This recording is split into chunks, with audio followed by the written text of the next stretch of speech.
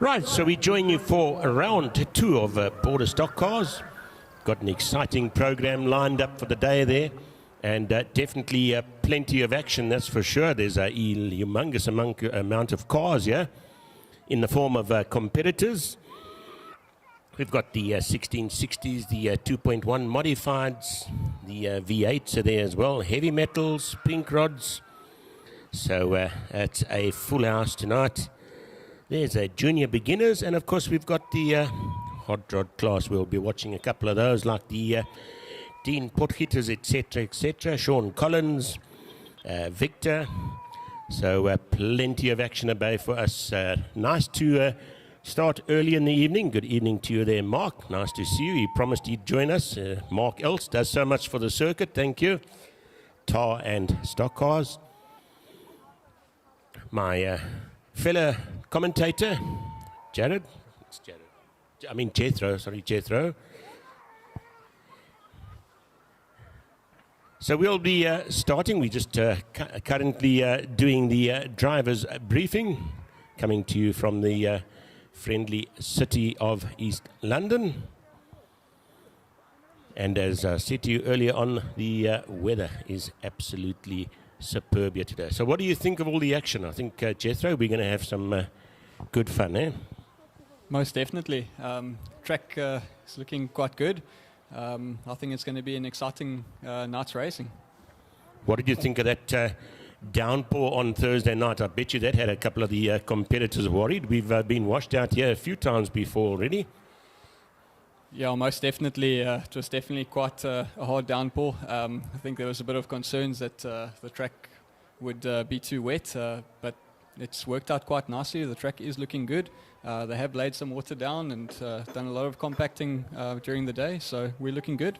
Well, you used to, you actually take part. For tonight you've taken off. You can watch it from the other end for a change. And what's important about a circuit? What do you like to see on a circuit? If it's too dry, it's not good. If it's too wet, it's also not good. Yeah, you know, I suppose a different circuit suits different people. So for me, I actually prefer a dry circuit. My car works well on a dry circuit. But there are the drivers that excel in the wet. And yeah, you know, you just got to make the most of the conditions, because it's the same for everybody out there. Yeah, from my experience, I know that's the big one that they complain about when the circuit gets a little bit on the wet side there. It does make things a bit tricky. And I would have thought with all that rain, it just shows you how much work has gone on here and how much has gone into it, because we had a large amount of water and the circuit is still looking absolutely superb, which means that not just the top layer of the circuit, the entire circuit has actually been well prepared. And it didn't get flooded out. So well done to all the chaps that were involved there that have got the circuit looking so superb. As I say, weather conditions perfect. It doesn't look like we'll have any rain tonight, I hope. Lights are on. We're ready for action. Probably kick off with the heavy metals at about 16:30. So just busy with driver's briefing. And then the first crowd of cars will be coming out onto the circuit.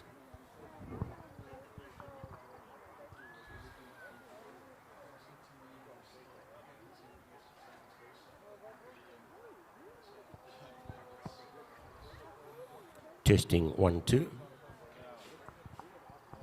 Testing 1, 2. Right. We are live streaming to you all the way from East London. And for those of you that are out of the boundaries of South Africa, it's all the way from South Africa. If you look at the map, Africa, right at the bottom tip, that's how far afield we are coming across. I know we've got some Australian listeners. We've got members all around the world that are listening out for us tonight. And they'll be watching the live stream courtesy of Andre. And he's really got a magic box of tricks that he's put together there. And, well, you'll spot it on the first heat there. We've got a couple of cameras around the circuit that switch. And you won't miss 1 second of the action there.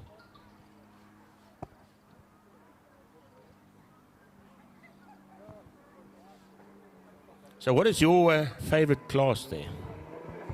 Most definitely the 1660 class. That is my class. That's your class, eh? Yeah. So a bit different tonight, sitting on the outside here and talking about the guys that I normally race against. But yeah, looking at the entry list tonight, the 2.1 class has got a very big field. So that's going to be quite interesting to watch as well. There's also a bunch of drivers from my home club, which is POTR, that are visiting here tonight. So it's going to be interesting to see what they can do on a different track.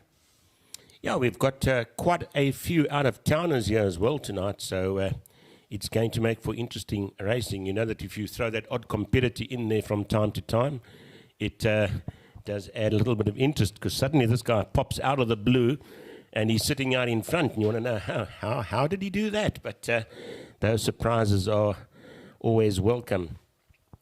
We've got a couple of sponsors as well. The 1660, so maybe we'll go through the classes here quickly. I'll be clever, I'll take the 1660s.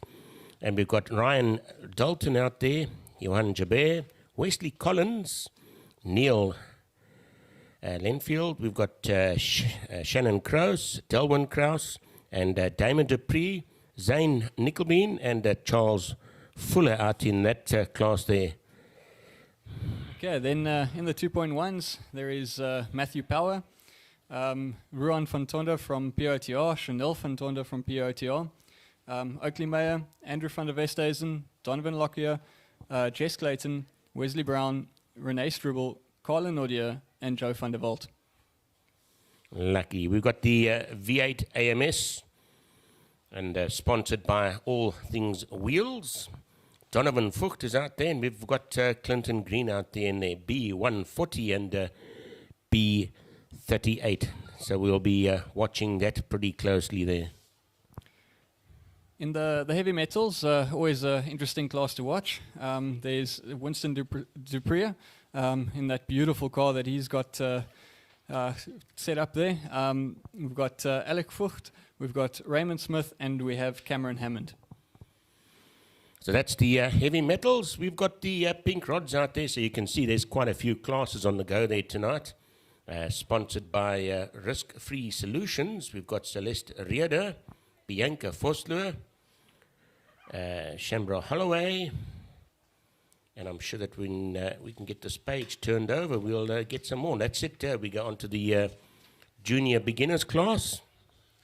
So we have Christine Power, and then we have Rebecca van der Westhuizen, and we have Shanine Collins. Then last but not least, the hot rod class. We've got Dean Potgieter, Tienus Vosloo, Jason Klopper, Ashley Victor with the rotary, Sean Collins with another rotary, Dylan Victor with another rotary, and then Corbin Holloway. So there you go. We've got a nice full class there.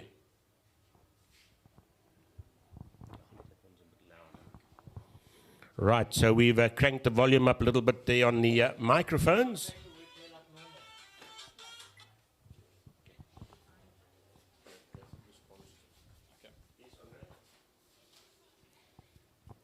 So just to go through the sponsors for our classes for the day. The 1660s are proudly sponsored by JP Bodyworks. The 2.1s by Aluminium and Glass Center. The AMS by All Things Wheels. The heavy metals by Custom Boys Garage. The pink rods by Risk Free Solutions.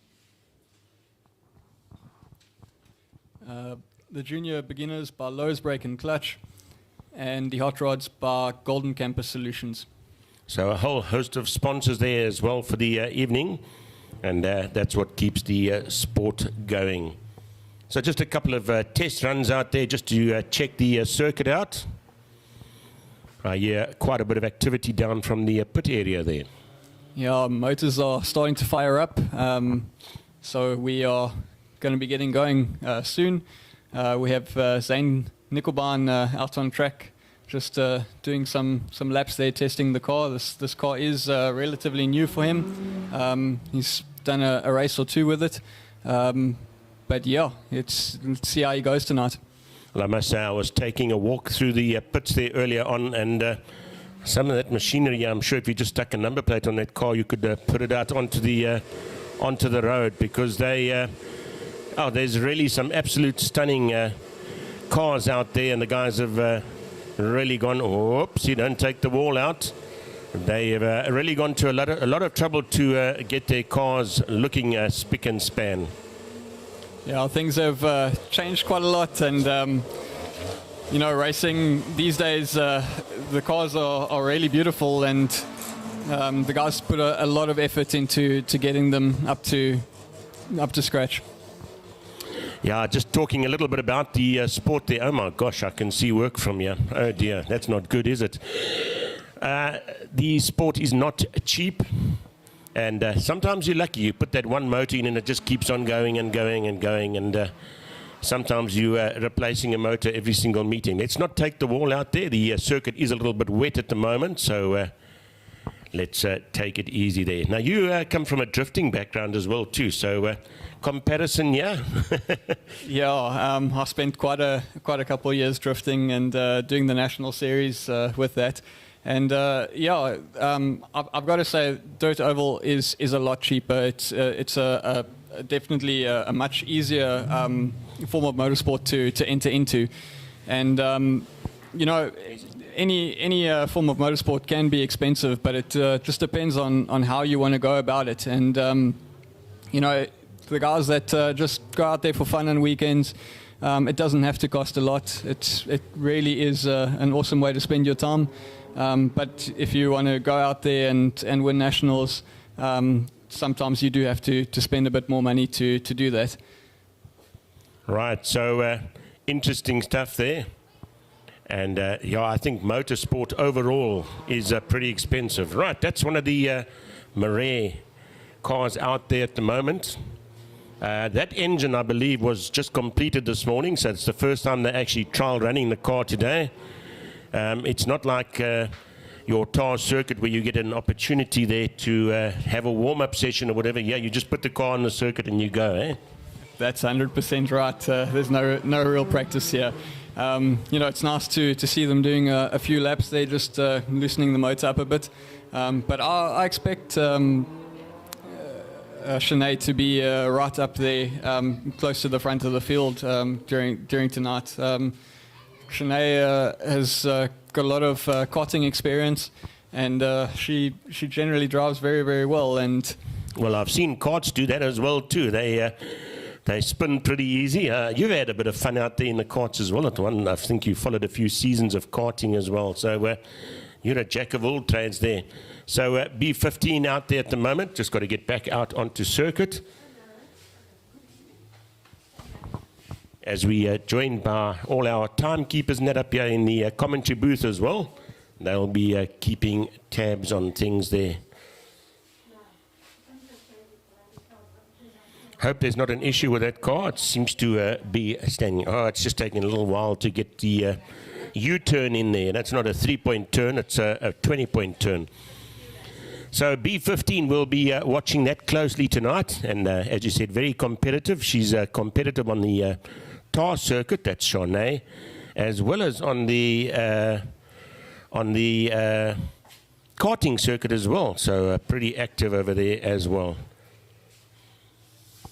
Yeah, at least it seems like she's got that car heading in the right direction again. I suppose they'll just check out what's going on with that. And then we've got Joe van der Walt coming out there now. Right, the Van der Walt car looking pretty cool there. That's a little Corsa, I think, eh? Opel Corsa, it looks like it. It is, yes. Once again, thanks to all our sponsors as well for making the event possible. Better weather we couldn't have asked for. Our cameraman, Andre Westhuizen, he's doing a superb job there. He's got the whole circuit monitored, and you'll see when we start live streaming some of the races, which will be happening in just a couple of minutes' time from now, actually. How good the coverage actually is there as well, too. Unfortunately, no spectators allowed yet. So we are applying, or MSA has applied, to try and get spectators back onto the circuit. Around the circuit, we can seat quite a few here, and it's definitely quite a good vibe to be right at the circuit. You get the smells, you get the dust, you get to hear the cars. Sound doesn't quite carry over TV unless you've got surround sound.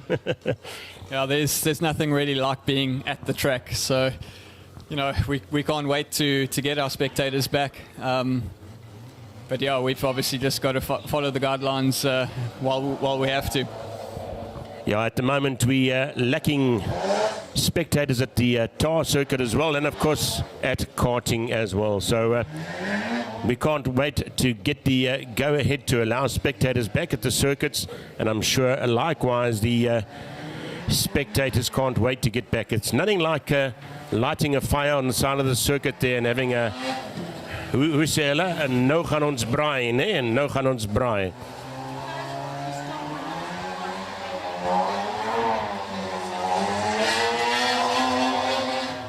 Right, out there on circuit, that's 177, B177. It's Ashley Victor. Jethro, who is that? Ashley Victor in the rotary. Can you hear it's a rotary? Makes enough noise. It's a glorious noise, though. Won't deny that. So the guy's just getting the feel of the circuit there at the moment, and it is rather slippery, but I must say they haven't put too much water on, so it's looking good. So by the time we get that first heat out there, we're going to have an absolute perfect circuit. So just a couple of cars going around the circuit just to get you into the mood.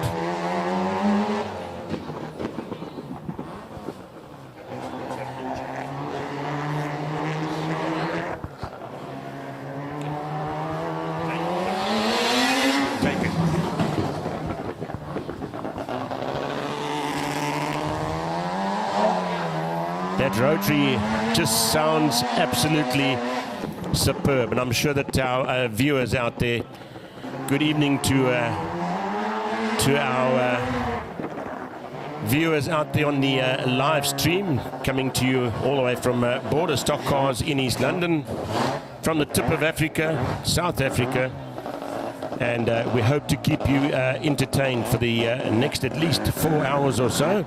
We've got a very full program. For those of you not familiar with the oval circuit, we'll be running three heats per class, and then we'll have the final championship, or the winner of that class. So it's actually 4 heats per class, and we've got quite a few classes. So we're going to be here for quite a while, and I'm sure we're going to see plenty of action. As one of the first, is this the V8s coming out? This will be the first heat of the night, so this is the heavy metals coming out. We have Raymond Smith on pole position, Charlie van Gent in second.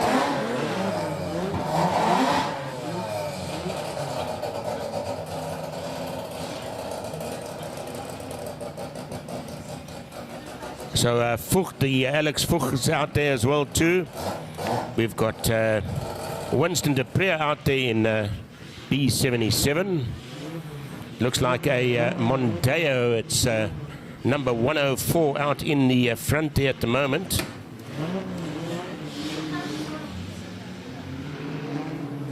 So we'll do our sighting lap there at the moment.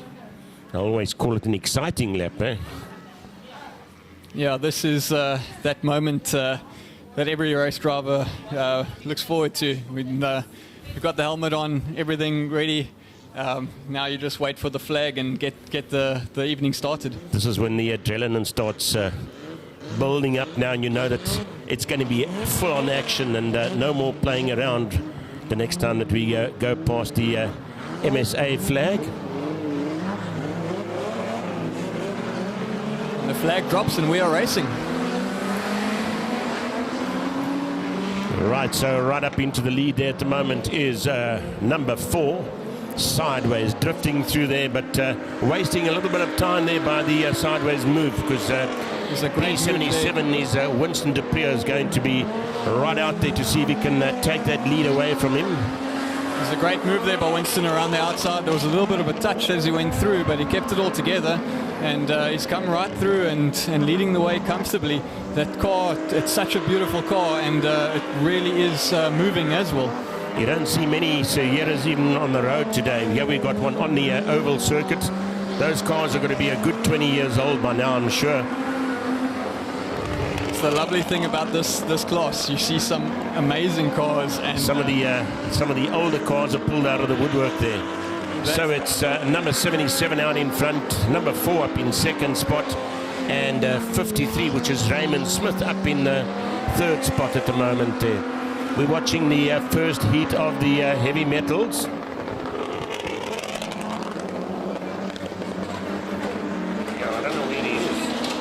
Winston Dupree is looking comfortable out in front. He's just opening up that gap. The car is handling absolutely beautifully. You got to like the fins on the back of that car. That's now really aerodynamics there. But the aerodynamics is working well. B77 opened up a good few car lengths between first and second spot there. Now the wing is really working well. You can see how stable that car is in the corners, and he's got great traction. So it really is working that's, well. Charlie.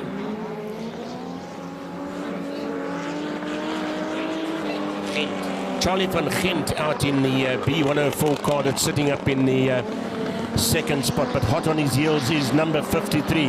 Yeah, that's Raymond Smith. And Raymond's ran a bit wide there, nearly touched the wall.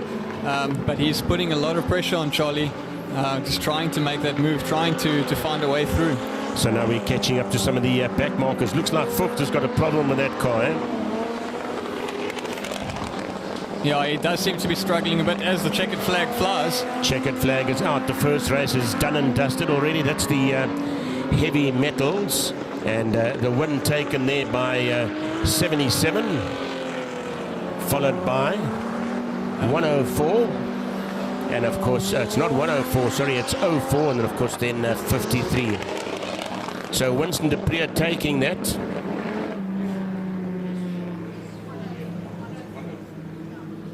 .104 is Charlie taking the second spot, and 53 there was Raymond Smith up in the third spot there. That's the heavy metals done and dusted for their first heat. As I said, there will be 3 heats per class, so plenty of action still at bay for this evening.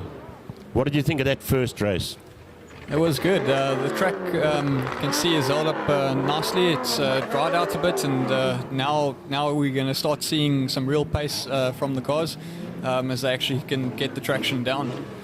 Yeah, as we build up into the evening, things get quicker and quicker. Eh? So by the time we see the second heat of the heavy metals coming out, the adrenaline would have been built up, and the guys are going to hammer even harder. By the time we get to the third, we're now going for the finals, and then the guys would really hammer it. And of course, you know it, when you're in the finals, now you're going to go for the win, and that's it.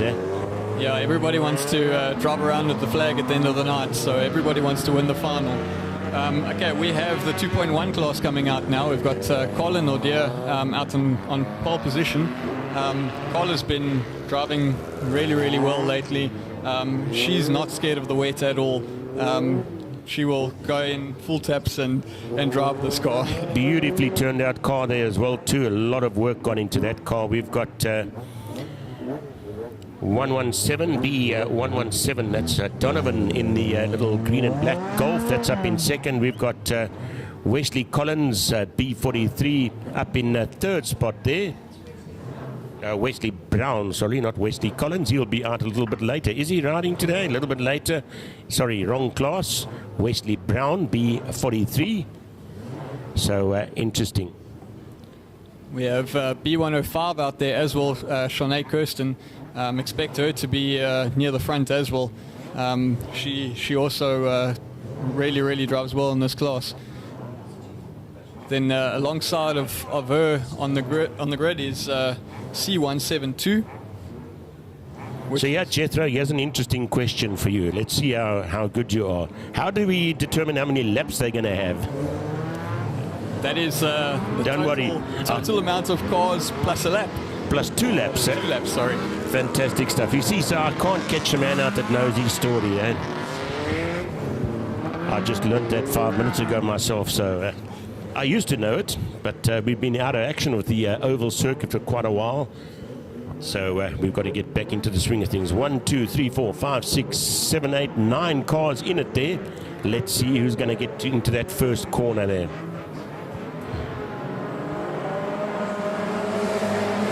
So it's number 23 at the moment. Well, and she's followed by Shanae Kirsten in second. So it's 23, followed by 105. We have Eddie Banks coming through on Cutting through on the inside there. Some real tight maneuvering through that corner. It's good to see that car of Eddie's performing. It was spluttering a bit in PE last race, and it seems like it's going a lot better now. We're looking good there at the moment, and a nice clean racing there. No stop, start, stop, start. We're going to try and keep it going flat out there tonight. And Wesley Brown sitting up, doing quite a nice lap there. Didn't know whether that car, he had a bit of an incident or a bit of a problem with the engine last time, and hasn't quite had an opportunity to put it out onto the circuit and test. But most definitely looking good from this side of things. So our leader is still number 23, That's Nordia. Yeah, Shanae Kirsten was right on the back bumper, but I see that she's dropped back a bit now, and she's actually... Oh dear, now she's just pulled off of the circuit. That's left the door wide open for Carla now to have an easy race home to the flag. Joe van der Walt in second, Eddie Banks in third, and Ruan van Tonde in fourth. Renee in B277 seems to have a bit of a problem with that Golf. There we go. She seems to be kicking off again as it comes flying past the start-finish line. So this is the first heat of the 2.1 modifieds.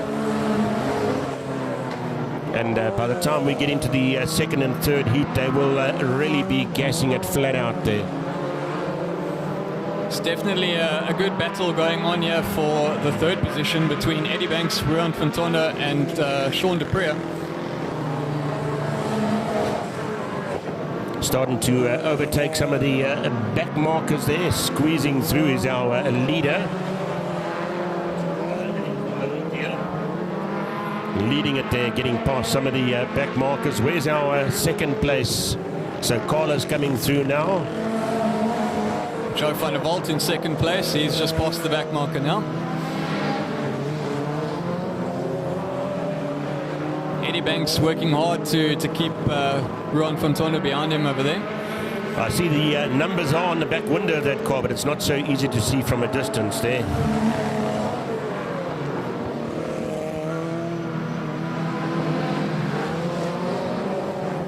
I know, there's a bit of a bang. A bit of an argy-bargy spin out there. Ruan van Tonde just getting caught out there by the back marker. A bit of contact made, and he's ended up spinning because of it. No damage there though, just the pride is damaged a little bit, but back out on circuit again. So the white flag is out at the moment. Yeah, there the checkered flag has just flown Colin Nordier with a nice cruise to first place. She's led from start to finish. Joe van der Walt in second, the legend Eddie Banks in third, and Sean de Preer in fourth place. Fantastic racing coming from our class there. We've got a field of 9 of them out there, and we should have 9 back in the second heat there. So fantastic stuff. Yeah, the 2.1 class has in fact been split for tonight because there are so many in the class. So yeah, we'll have the second half of that class coming out shortly. So we've called them the A class, and we've called it the B class. The B class will be coming out pretty shortly.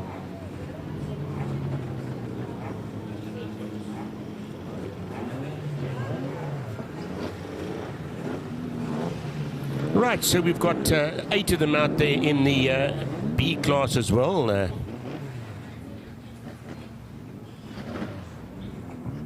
B B39 is Monet Julian. We've got Andrew van der Westhuizen, Christian de Jager.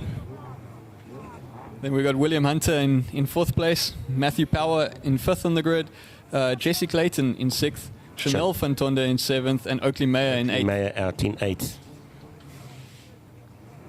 Right, so just 8 of them, so it's 8 plus 2, it'll be 10 laps as we wait for them to come out onto the circuit. Of course, we've got a recovery there quickly, that 105 doing so well, then suddenly it just pulled off. So hopefully nothing terminal. They'll obviously take it back to the pits now and see what they can do.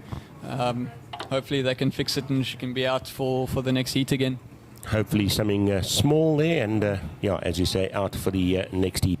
So it's the B class of the 2.1s. You're coming to, or we coming to you live on a stream all the way from East London, the Border Stock Cars, and what a good show they are putting on for us there tonight. Well, the crowd going berserk here. Not really the crowd, it's the pit crew. And it's a shame to actually look around the circuit and see absolutely no cars. They've actually embanked it and everything so that you can get a lovely view, and I don't think we've had the opportunity to even use that yet. Well, the track is looking beautiful for spectators, and like I said earlier, we can't wait to get the spectators back. Everything will be all set up and ready for them when we are allowed to have spectators again. We'll see how it goes. Monet Julian on pole position in this race, Andrew van der Westhuizen in second, Christian de Jager in third in his car, which he calls Springcon. Springcon there, I love it. Then up in fourth spot is William Hunter there. We've got in the B80 car, the B58 is Matthew Power, related to Kyle Power. I see we have a TT out there at one stage as well too. 173 there is Chanel van Tonde. Really looking smart. I can't even make out what that is. What is that thing? That is a Tigra. Is it a Tigra? I thought as much, but yeah, it's really stunning. If our camera catches a shot on that one as it comes past on the, what do we call this? The warm-up lap? Sighting lap, I suppose we could call it there. Formation lap is the right word. Thank you.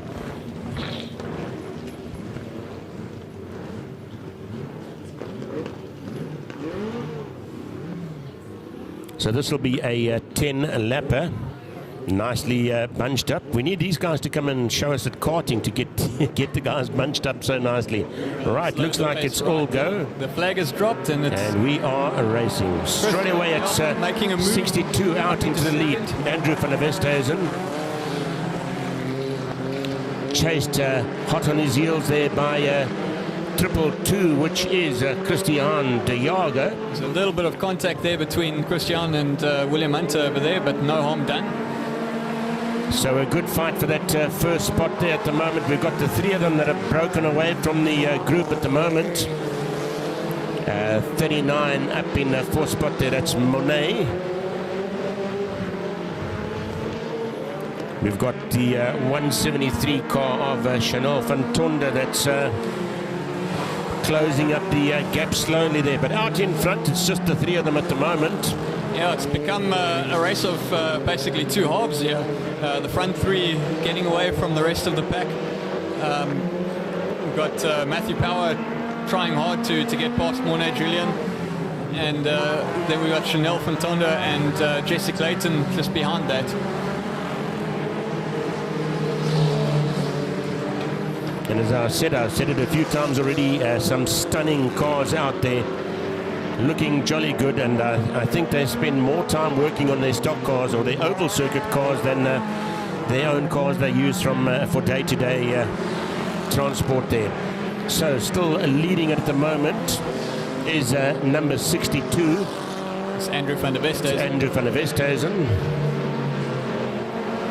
Still a huge battle for that first spot there. 222 slipping through into a second spot there now. That's the car of Christian de Jager. So a big battle here still for the win on this one. Chanel Fontonda's definitely got a major problem, and she's just circulating at the moment, just trying to pick up the points just for finishing. But at the front, we've got a big battle between Andrew van der Westhuizen and Christian de Jager, with William Hunter right behind as well. I can see that Christian is attacking quite hard and trying to make that move, trying to make it stick. He's just waiting for that first mistake or that gap, and I can already picture it cutting through on the inside. Coming up to a back mark at the moment, 173. That's the commentator's curse. I said it was running so well. Well, I'll keep my mouth shut in future. We don't want to be sending out any commentator curses there. Piglet is the name of the car as our leaders come. Now, 222 is going to try and cut through on the inside. That's Andrew van der Christian de Jager still trying to go for that first position for the win there. It's almost like Sky Electrics, this lot, eh? Yeah, and there Andrew van der Westhuizen has just pulled off. What happened? Oh, dearie me. He just lost power there or what? But that's opened the door for Christian, and he's now going to try and open the gap on William Hunter. Rear-wheel drive versus front-wheel drive over here. It's two totally different ways of driving. That rear-wheel drive's got so much traction out of the corner, and the front-wheel drive of William Hunter is very fast in a straight line. Almost taking the wall out there is number B18, but just before the checkered flag there. So de Jager taking the win there in 222. Hot on his heels is William Hunter in the B80 little Golf here, and I didn't see the third position there, if you picked that up.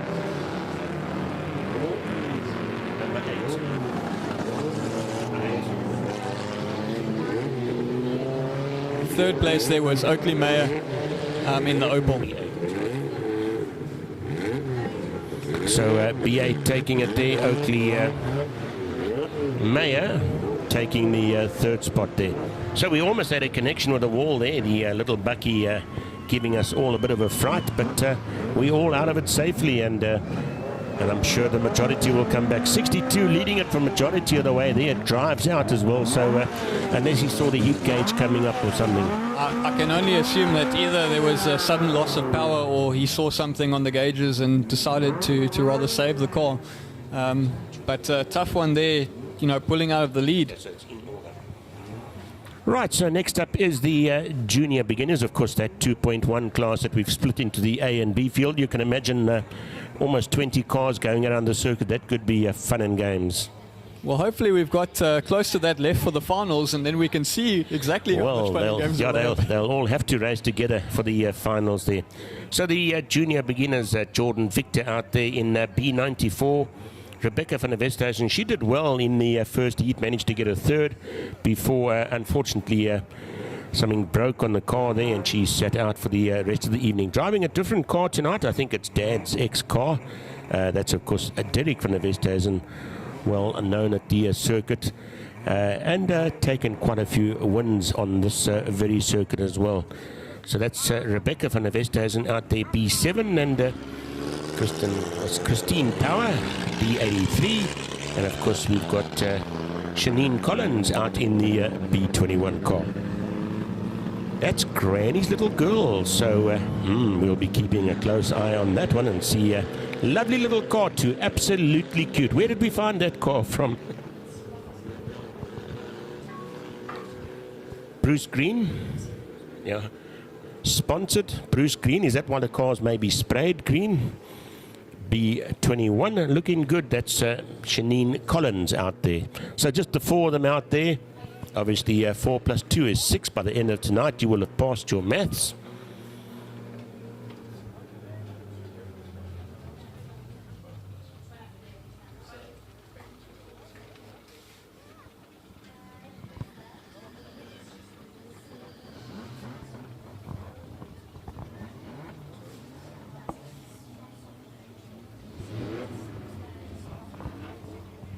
Can maybe bring them.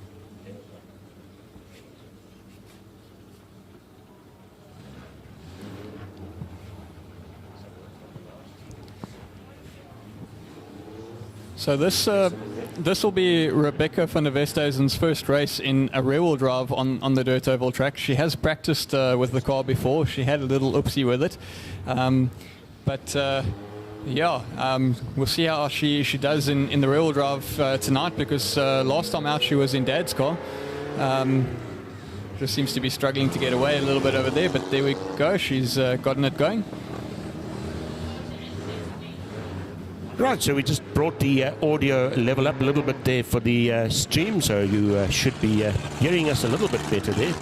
And possibly later on we'll be sending out a WhatsApp number there so that you can send us your comments from around the world. And let us know if you're enjoying the fun and the action there as well.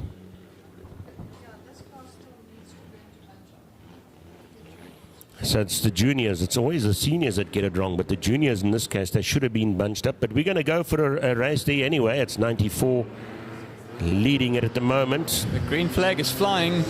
And B7 coming through there on the outside, and could, surprisingly enough, Rebecca van der Westhuizen could end up in the lead, up into second spot at the moment. But it's 94 that's leading it. Bit of a surprise start there. That's Jordan Victor out in the lead at the moment. Jordan is by far the most experienced driver in this class, and he's showing just what he can do. We've got Rebecca van der Westhuizen in second and Shanine Collins in third, with Christine Power in fourth. So just the four of them out there at the moment. This is the junior beginners class. Jordan Victor out there, Rebecca van der Westhuizen, Christine Power, and of course Shanine Collins. Leading it at the moment is number 94, Jordan Victor. Shanine Collins having a look there to see if she can't find a way past Rebecca. Jordan Victor coming up to lap the pack. He's going to find his way through. Jordan really showing us how it's done there. As you said, the most experienced driver out there at the moment, and most definitely waiting to move up a class or two, I'm sure. Yeah, it definitely won't be long, and he will move up a class. He is driving very, very well. Come on, little greenie, let's get going there. Shanine Collins in number 21. Jordan Victor now just backed off and just driving behind the rest of the pack. It's a challenge for second place between Rebecca and Shanine. Jordan Victor's taken the checkered flag already. So this is the last lap, the last corner. Shanine having a look down the inside again. Can she make it ahead across the line? It's going to be close. Well, for a camera shot, who took it? So 21 taking it there. What a wonderful ride there for Shanine, taking a win there. Second spot there was number 7, and then of course number 83. So 21 second and 7 third. So Rebecca coming up into a third position there. That's a great that was race the by the young ladies there. Beginners class. Dad just confirming there, well done. And that's where it all begins in this class. You've all got to start somewhere. That's 100% it. We'll have to start somewhere, and what a privilege to be racing at such a young age. Yeah, I think in definitely in my days, and possibly your days as well, it was not so easy to get sponsors. Today they're looking for drivers. In those days, if you didn't have the money, you didn't do it. That was it, eh? Well, we now have the 1660 class coming out. This is my class.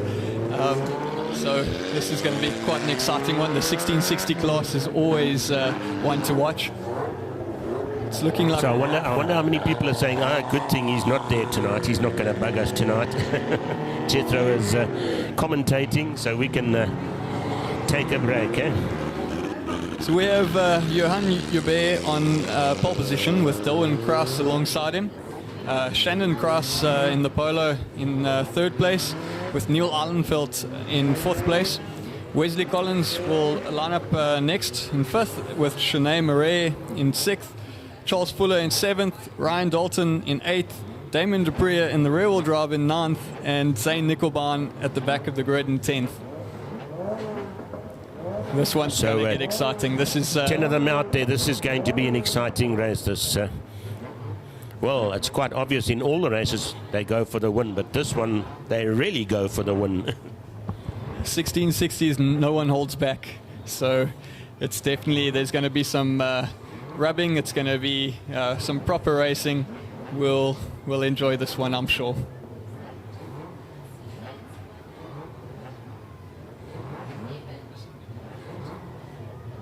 So, of course, the 1660 is sponsored by JP's Bodyworks.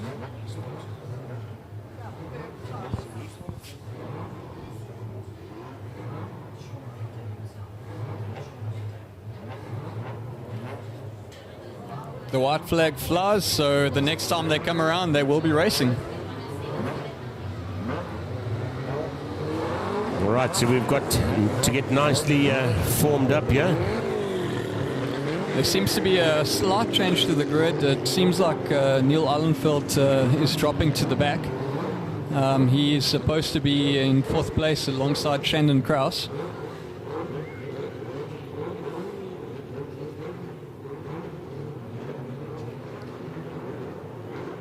Right, we're looking good for a start there. The green flag flies and we are racing. Now this is a gaggle of cars as we all fight through the first corner. Dylan Kraus was trying to go around the outside of Johan Joubert there, but just couldn't quite make it happen. So lots of pressure on our leader there at the moment. Number 93. Seen Zane Nickelbaum come through the field quite well already. He's now challenging Ryan Dalton. He's moving up to fifth place from the back of the field. Shanae Murray has pulled off the track. That's not a good move, that. So obviously that's an engine problem or something there. Yeah, that's not the way you want to start your night. You see Wesley Collins putting some big pressure on Shannon Kraus, with Zane Nickelbaum closing in as well.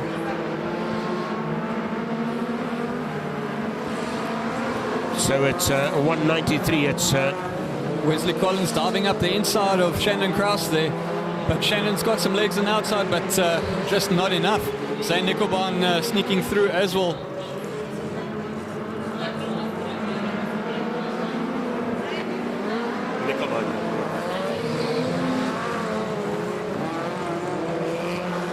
Right, so it should be 193, not 93, but 193. You'll see it as 93 out there, leading it at the moment. Up in second spot there is the little Golf 37. That's Delwyn Kraus, and he's trying to look for that gap to get through there, but I don't think he's going to have the legs to get past. Delwyn's keeping Johan very honest. See, he's just dropped back a little bit now, but he was right on the back bumper for quite a while. But now Wesley Collins closing in on Dylan Kraus, and he's bringing Zane Nickelbaum with him. Just beyond that, it looks like Dylan's actually got a problem. Wesley going around the outside there now.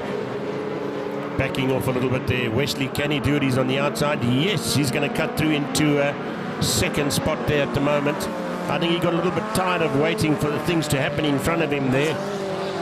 But it definitely looks like there could be a problem with Delwyn's. Yeah, Delwyn definitely seems like he's down on power at the moment, just dropping back from that battle. Damon Dupree coming through in that little rear-wheel drive bucky as well, driving it quite sideways and spectacularly. So 87 there, stuck in the mud there, or whatever. I'm sure there's a song that goes like that. That's Charles Fuller, I think it is. Something not so kosher there. Maybe we can get that thing back onto circuit. Or is there a problem with the car? It could just well be. So 193, that's Jabir leading it at the moment. Hot on his heels is 41, which is Wesley Collins. And up in third position at the moment, that's Nickelbean, I think it is, in the B36. Wesley Collins slowly seems to be closing the gap to Jan Joubert, who has led from the start. But he's going to be running out of laps. They're on the last lap now. And Zane Nickelbaum coming from the back of the grid. He's done well to get up to third. I think that's as far as his charge is going to go, though. Back marker moving out of the way for them as they come across to take the checkered flag. So Jabir taking it there, followed by Collins, and up in the third position there, Nickelbein in B36 there. So 1, 2 and a 3, and 193 pretty much had that sewn up from the beginning, eh? Yeah, he led from start to finish. I think he just controlled that race nicely. So it's looking good. Now the next heat he'll have to come from the back of the grid. So now we'll see what pace he has. That could make it rather interesting, yeah. So he's got a bit of work to do there to get his way through to the front there. That's the first heat of the 1660s, and definitely, as you said earlier, they're going to provide a lot of action for us tonight.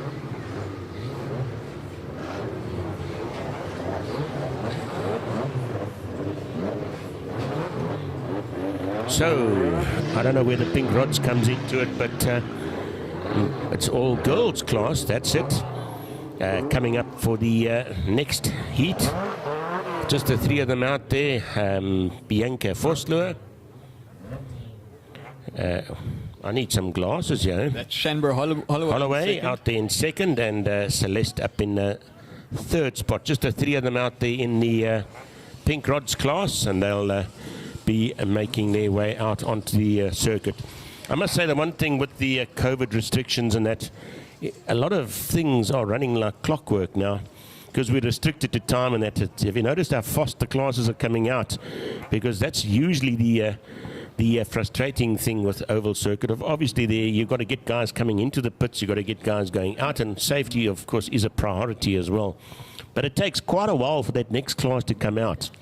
And it's rather frustrating, I'd say. Yeah, things have changed quite a bit. Things seem to be a lot more streamlined lately with the COVID restrictions.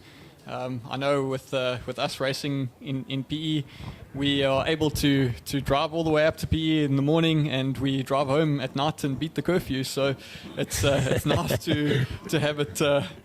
Have things going so streamlined. That's not bad going, but it's a full day's work, and I'm sure that you guys feel it afterwards. I was actually watching a little bit of that footage earlier today from it's at Victory Raceway. Is that in Port Elizabeth? Yeah, Victory's in Port Elizabeth. I'm actually racing at the other track though, which is POTR in Greenbushes. Okay, I know that one as well. We used to hold a couple of the rally stages on that particular circuit as well too, so well That's known correct. For that. So, waiting for those, what was I saying? Things are moving rapidly as we wait for the pink rods to come out. And it'll be just a 5-lapper, and they'll be joining us pretty shortly there. I think that must be another case of the commentator's curse. Yeah, I think I need to back off a little bit here. So we just, there's the actual delay. We're just trying to get the Marais car back onto circuit. Now, when you've done the engine and dropped it in, it doesn't mean that the engine's backed up. It could be the clutch, it could be the gearbox. Maybe you forgot to put 1 or 2 bolts in. Hopefully it is something small, and I'm sure as soon as the car gets back to the pits, they'll be hard at work trying to get it ready for the next heat. So we're getting the nod from our MSA steward here, looking after us and just watching out for the naughty boys. Van der Westhuizen. Hello there, dear. Whoopsie daisy. We need air conditioning, but not like that. Will we have that car back for the next heat, do you think? Just a minor glitch on it, eh? So we should have it out. That's the Marais car. And, of course, Gary really working well. He does all the karts down at our karting circuit as well. East London's fortunate enough to have a karting circuit. And he looks after a whole host of karts. And I must say the 1600 classes perform well, and we don't have a lot of breakdowns in that class either. So Definitely a hot mechanic, if you want to call it that. That could be the name of a new book, car magazine, Hot Mechanic. Could be interesting. So we are just waiting at the moment for the pink rods. If you look at the circuit there, what do you say? Looking good? It's looks like it's going to last well for the evening. Yeah, the track is now dried up nicely, so we've got no more standing water around there. There is a little bit of mud on the inside of the corner, but that's not really where you're supposed to be driving anyways. So, yeah, hopefully the track holds up and it doesn't break up, but at this stage it is looking good. Right, so what was I saying a little bit earlier there? Did I hear that we have some withdrawals there? Wesley Brown, and who's the other one? Clayton, eh? Jesse Clayton having problems with their cars, and it looks like they out for the rest of the evening there.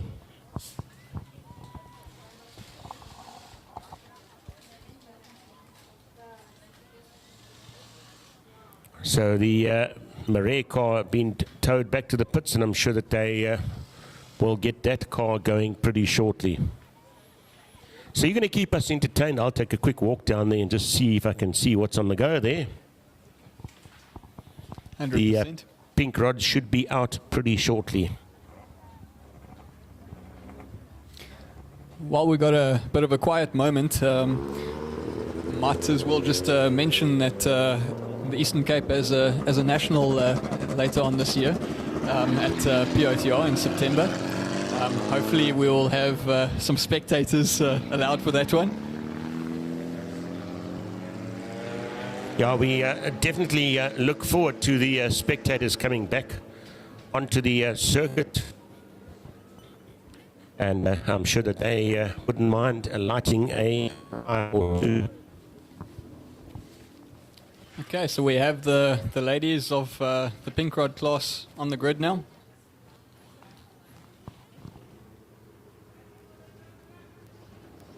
They're just waiting for the tow truck to get back out to the middle of the track before they can start this race.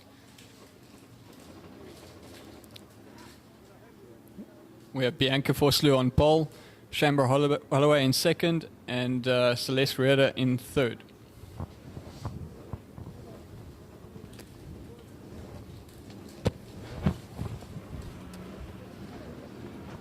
So the Marais car, B15, kind of started coughing and spluttering, and then we lost all power there. As we join you from down on the grid, the pink rods, B14 pace, B51 and 106, so we've lost one of them. There's just the three of them out there at the moment. Actually, not too bad out here. Not too bad commentating from out here. You can actually do it if you can remember the name. Yeah. You know the name.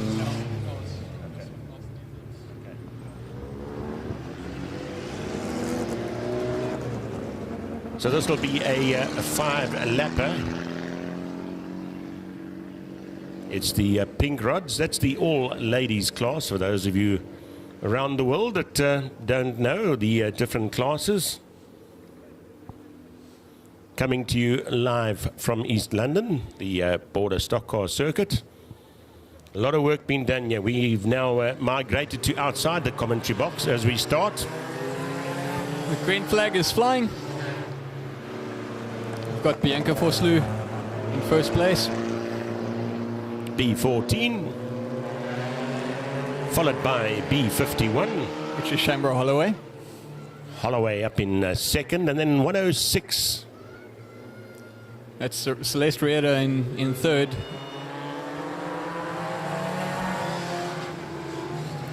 So a nice little dice coming from this field at the moment, pretty much staying in the same sequence for the second lap.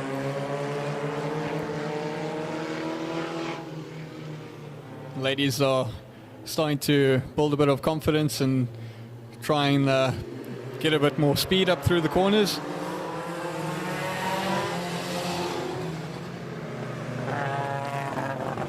Looking good from down here. Bianca Vosloo is controlling this race very nicely. Shamber Holloway just sitting there waiting for a mistake to try and find a way through. And Celeste Reda is keeping them all honest there as well. Well, the one way to look at it is you're going to end up on the podium with a 1, 2, and a 3. So you just got to stay in and don't get a DNF, and you into the points there. Probably about 2 laps or so to go. We can't quite see that scoreboard. 1 lap to go after this. Thank you. Onto the last lap board, or flag if you want to call it that. You can see that Shamber Holloway is looking quite anxious to try and get this win. If she can get a gap there, she can still push it through there, but not enough speed in it there. It looks like it's pretty much going to end in the same sequence it started. Yeah, there the checkered flag flies, and that's exactly how it's ended.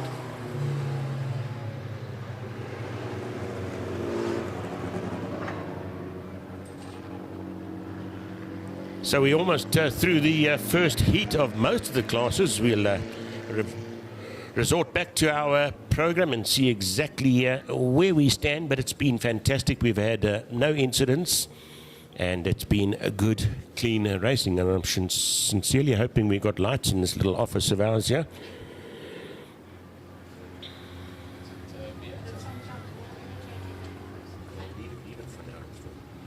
Right, so it's the V8s, and maybe you can tell us, Jethro, the AMS. It's American standards, I think. American saloons. That's it, yeah. So we've just got how many in that class? Just 4 of them there. Cameron Hammond, Donovan Vogt, Clinton Green, and of course Sean Victor's in that one as well too. So that could be pretty interesting stuff. It's going to be a good dice, this one. So we'll notice now that they race in the opposite direction. Do you care to tell us exactly why this happens? Not? I used to know. I've forgotten. Rob, why do the V8s race in the opposite direction? Do you know the answer to that one?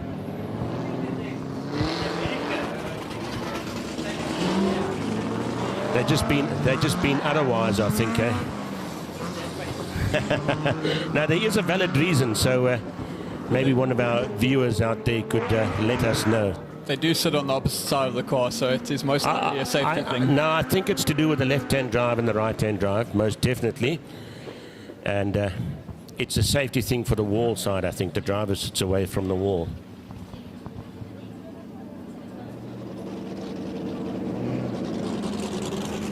That's exactly it. We've come up with the answer. How's that for you, eh? So those viewers out there that didn't know that, here we go. That's why these are called the American, the AMS class.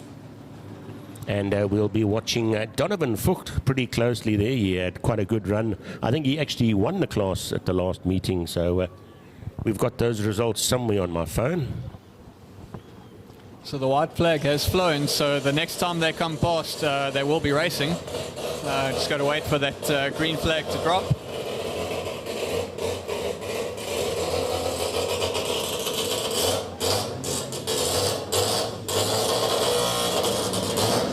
Very slow start from Cameron Hammond. Flag has dropped and they are racing.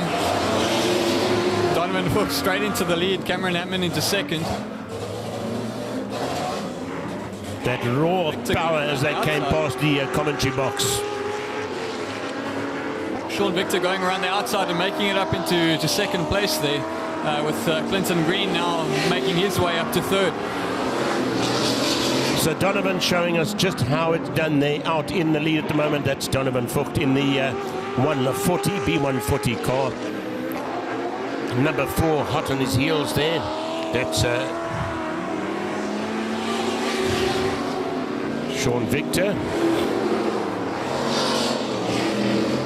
It's meant to be 104.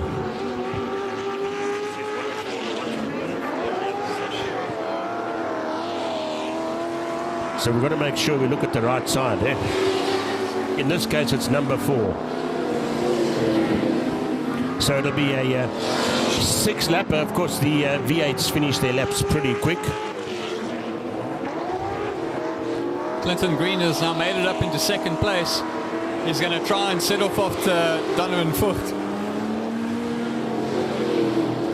But he's got quite a big lead that he's got to try and chase down. Clinton Green fighting for that lead there, but there's a huge gap, as you say, between first and second spot there. Donovan Vught quite comfortably running away as the white flag comes out, indicating me on the last lap. Let's see the order that they come across the start-finish line.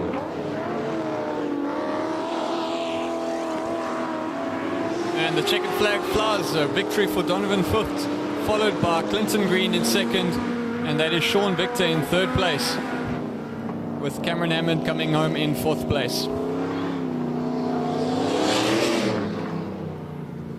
Right, so well done to Donovan. Nice lead there. He took a comfortable lead there from beginning to start, or start to end.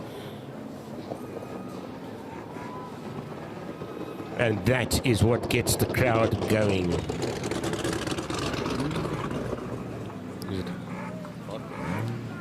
Right, it's good to see Andy Wiggle in the mix there as well, too, in the hot rods.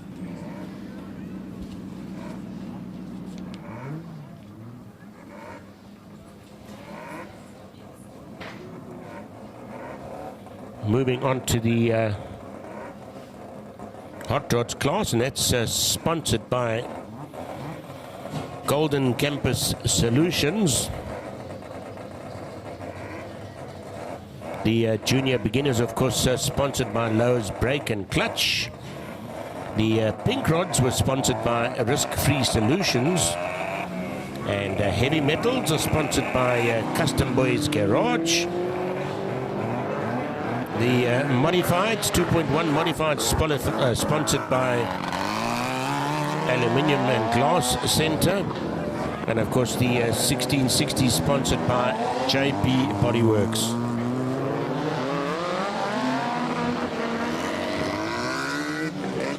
So we've got Andy Wiggle in the mix there, Amy Storm up in second, Holloway up in third, Ashley Victor up in fourth, Tiernas Fossler up in fifth, Joshua Victor's in the mix as well, up in sixth position. Sean Collins is out there in B22. Dean Potgieter, that should be quite a nice one to be watching, a nice little dance between the two of them. Jason Klopper in B34, Dylan Victor in, we'll pick up, that's B66. So a nice field on them, 10 of them out there in the class. Yeah, there's Corbin Holloway is requested to start at the back. It's his first race back in a while, so I'm sure the nerves are kicking in at this point. Yeah, he's been out of it for about a year now, and he's decided that he'll join again, and he's back in the mix again. So starting from the back end of the field. So it's Andy Wiggle out in the pole position there. Nice to see a TT out there as well. That's Amy Storm. And then up in third position, the B177, that's Ashley Victor up in third spot.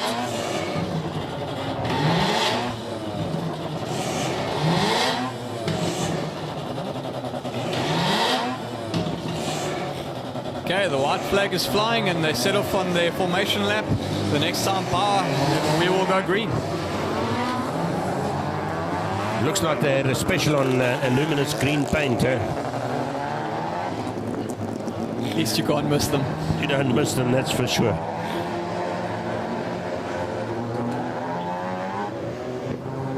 Nice to see and hear a bunch of rotaries in this class.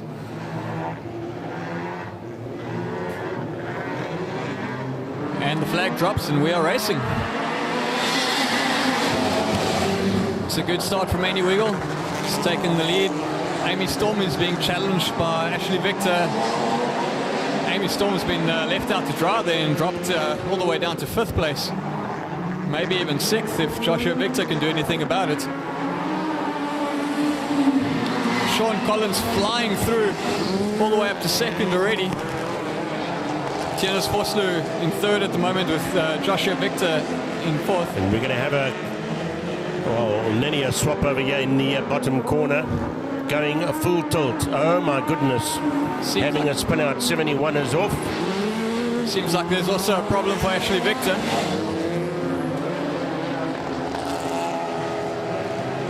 So 22 leading it, a lot of smoke coming from the TT. I think that's got a Nissan motor or something in it, I'm not too sure. Storm car, that's not looking good at all.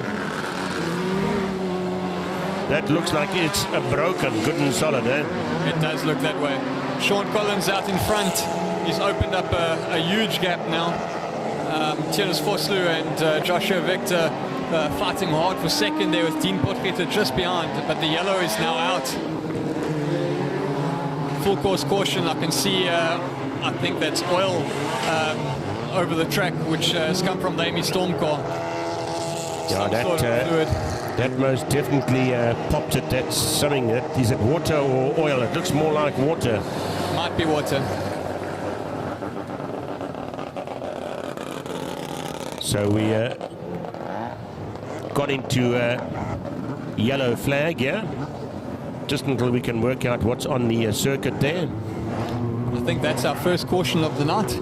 It's been fantastic. We actually ran a full heat without any caution, so it's looking good from down here in East London. Nice, good, clean, cool racing. As I say, plenty of competitors, good weather, and things are looking jolly good from down here. Plenty of action still to go. 3 heats per class. We've basically polished off the first heat. Let's hope the whole of the second heat doesn't go like this, but we're under caution at the moment, yellow flag, and we're just trying to distinguish if it's oil or water down on the circuit there.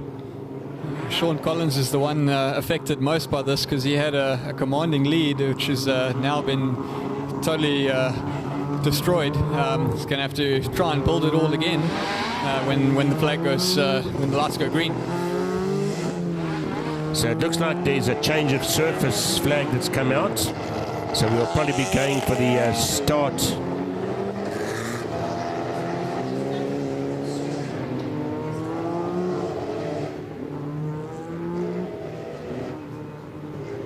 Looks like we could be going for a restart there. Let's just have a look. Looks like we're going to have one more slow lap there. Yeah, the white flag is out now, so the next time by they will go green. So Sean Collins will need to bunch the field now and get ready for the restart.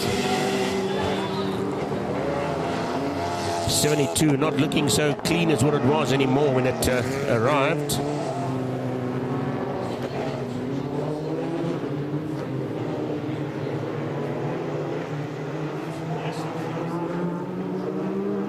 Flag drops and we are racing again. It's a great restart by Sean Collins. Joshua Victor having a look on the inside of Theunis Vosloo, but Vosloo closes that door.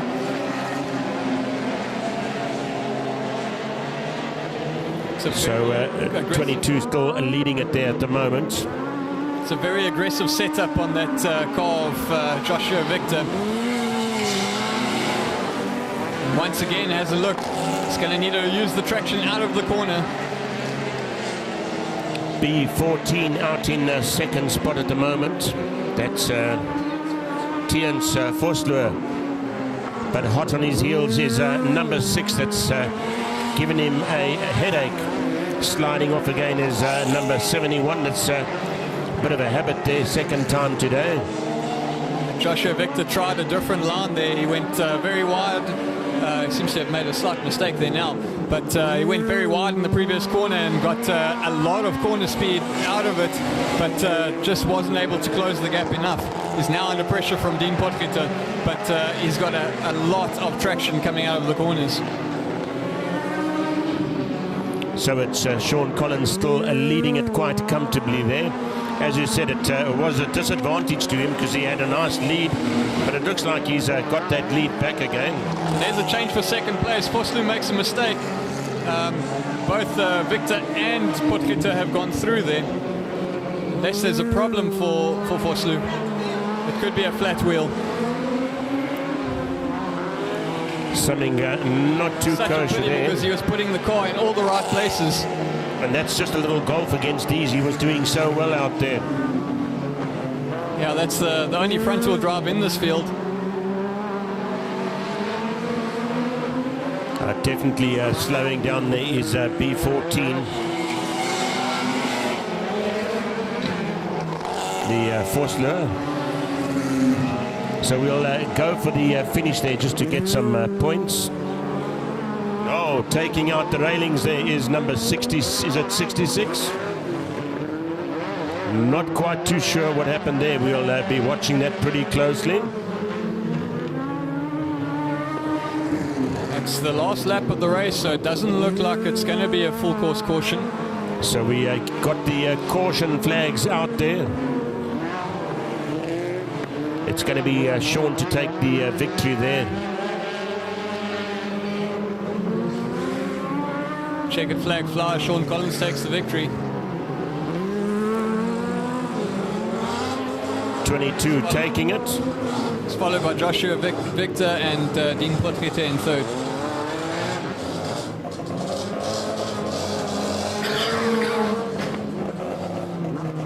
It almost looked like something broke on that car and it just slipped sideways.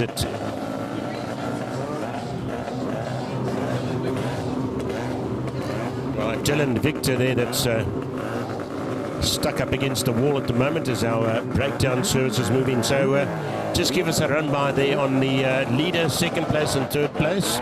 So it was Sean Collins that took the victory ahead of Joshua Victor in second and Dean Potgieter in third. Nice racing there. That was an exciting race, definitely. Definitely was. I think we're going to have a little bit of a hold-up now while they try and get that car recovered. That's the first heat done and dusted, eh? That it is, yes. So we start from the beginning of the program again, and that's going to be the second heat of the heavy metals. And we had a good race from them first time round.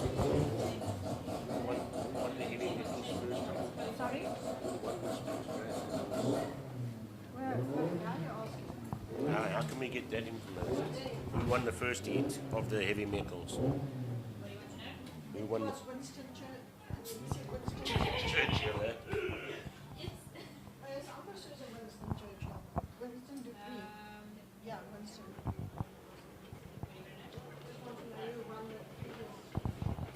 So the Winston taking the win of heat 1 there. Let's see what can happen in the second heat as we just do a recovery.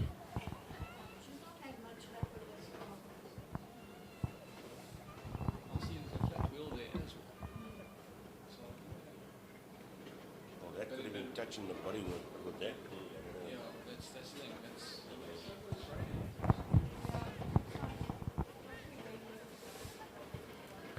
So as we recover 66 there.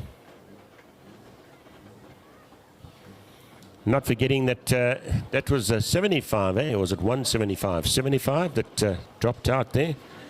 Yeah, it's something collapsed there. Look at that back rim. There's quite a lot of damage on that car. Quite a bit of damage there. Yeah. Something broke.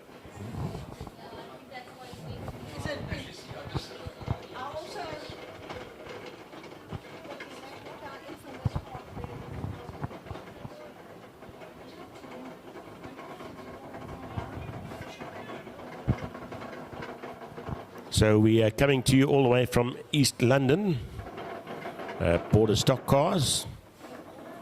Quite an interesting, huge variety.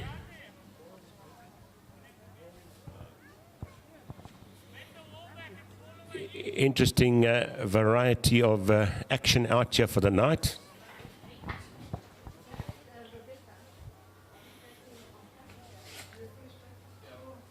So it looks like we've got some damage to the wall there as well, and as a safety feature, we'd have to have a look and see if that's still safe to use like that, or are we going to have to do a quick repair on that one there. So the TT standing in the middle of the circuit, we are still trying to work out exactly what the problem is there. And that was basically the first heat that we've gone through. We're going to be moving along into the second heat pretty shortly. Suffered a few damages there through that particular one, but went relatively well, I'd say. Yeah, hopefully some of those cars that were damaged in that round, that first round of heats, they will be repaired now for the second round of heats, and hopefully we can see some full fields back on track. So if your buddies or mom and dad or granny or whoever is a stock car fan and they're not down at the circuit, tell them that there is a live stream going out at the moment, and you can actually watch this on your cell phone, or if you're clever enough you can watch it on your TV set. There is a live stream going out of the race meeting tonight. So if your buddies are at home, let them know, and they can pick up a race or two there for sure. We'll be streaming the entire race meeting from beginning to end. So get that link, it'll be worthwhile watching. And I think it's also been recorded onto the YouTube channels as well. Right, so we just need to see now exactly what's happening on the far end of the circuit there. Our COC, Robbie Collins, taking a good look at it there. And of course, safety is the key factor here. We'll make quite sure that that is pretty safe before we let the cars go back out on circuit. It'll be the V8s next, eh? I think it's the heavy metals up first. Or heavy metals, yeah, heavy metals, yeah.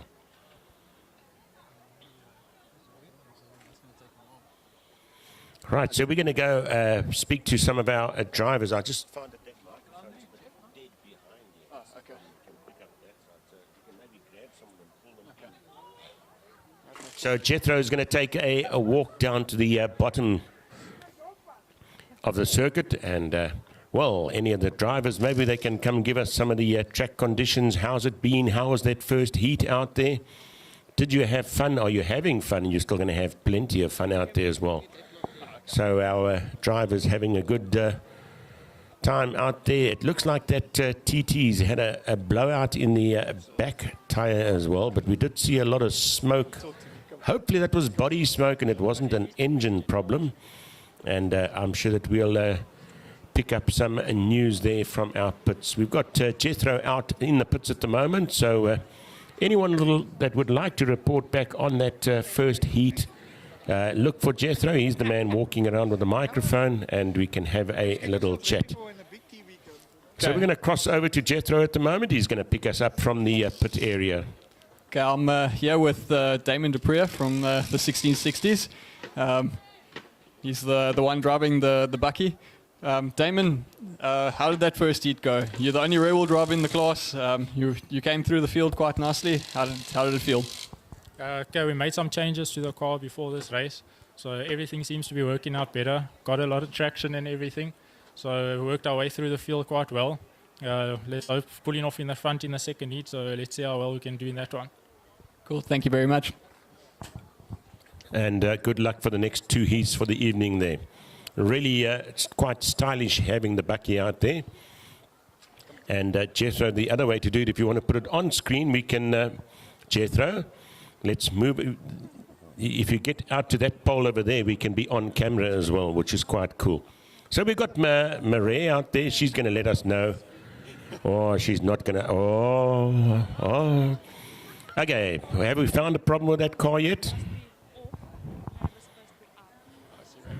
We're going to be sorting that out. No, Dad, feel out fields. Okay, so I've just had a little chat with Shanae Maria there.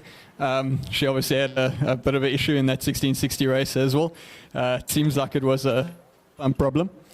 So it looks like all fixed and ready for the next heat.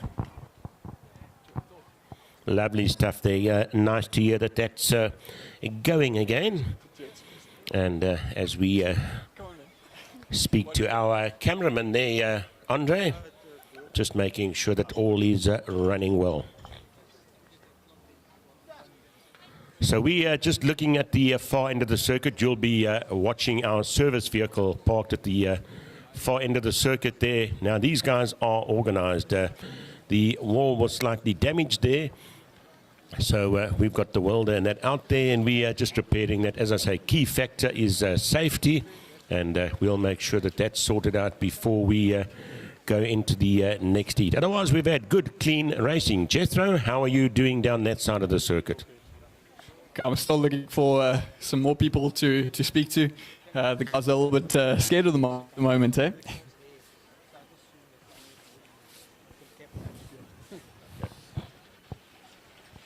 Right, so Jethro out there in the pit area. So if you'd like to tell us your story all about the first heat and how the racing is going for you, look for Jethro, and we'll put it out. Remember, we are doing a live stream at the moment. So this is going out worldwide, and I'm sure by now each and every one of us has got family overseas and abroad. Maybe you can send them the link and say, hi guys, all the way from South Africa. Just a few minutes to go while we repair that fence, and it also gives the guys a few extra minutes just to make sure that their cars are in tip-top shape for that second heat that's coming up pretty shortly. Shanae, are we going to see your car back on circuit? All sorted out? Lovely stuff. Well done to Gary there. He's our main mechanic, and he's found the problem. He's got it sorted. What happened is we lost power completely, and then it died. So well done. We've got that going, and Shanae will be back out for the second heat. So the camera is panned down at the far end of the circuit. If you're wondering what's going on there, the railing has been damaged, and we are currently doing some repairs. Just remember that you need to be wearing your mask at all times. I know I'm not at the moment. I'm doing commentary, and a little bit muffled if we've got the mask on, but I'm standing my distance away from everybody. But those of you that are in crowds and that, just remember to observe the mask. We need to be making sure that we abide by the rules that we are given permission to have this particular race meeting. Lots of hammering and banging going on the far side of the circuit there. So hopefully we get that sorted out. How we're looking there? Does it look like we're going to get it sorted? All welded up and together again, eh? Fantastic stuff. A few minutes and a few welding rods.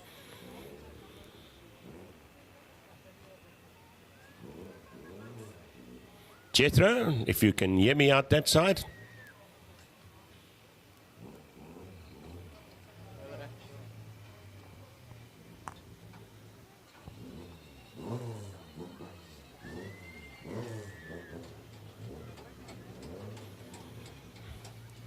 Coming to you live from the Border Stockcars circuit in East London. Still plenty of action at bay for the night there. All looking good. The circuit condition absolutely superb. It's almost like the entire track has been widened slightly, and the tires are placed quite strategically as well. So it looks like the guys have got a good clear run and good overtaking opportunities as well. We're not going to suddenly meet up with a tire. They've been placed pretty well.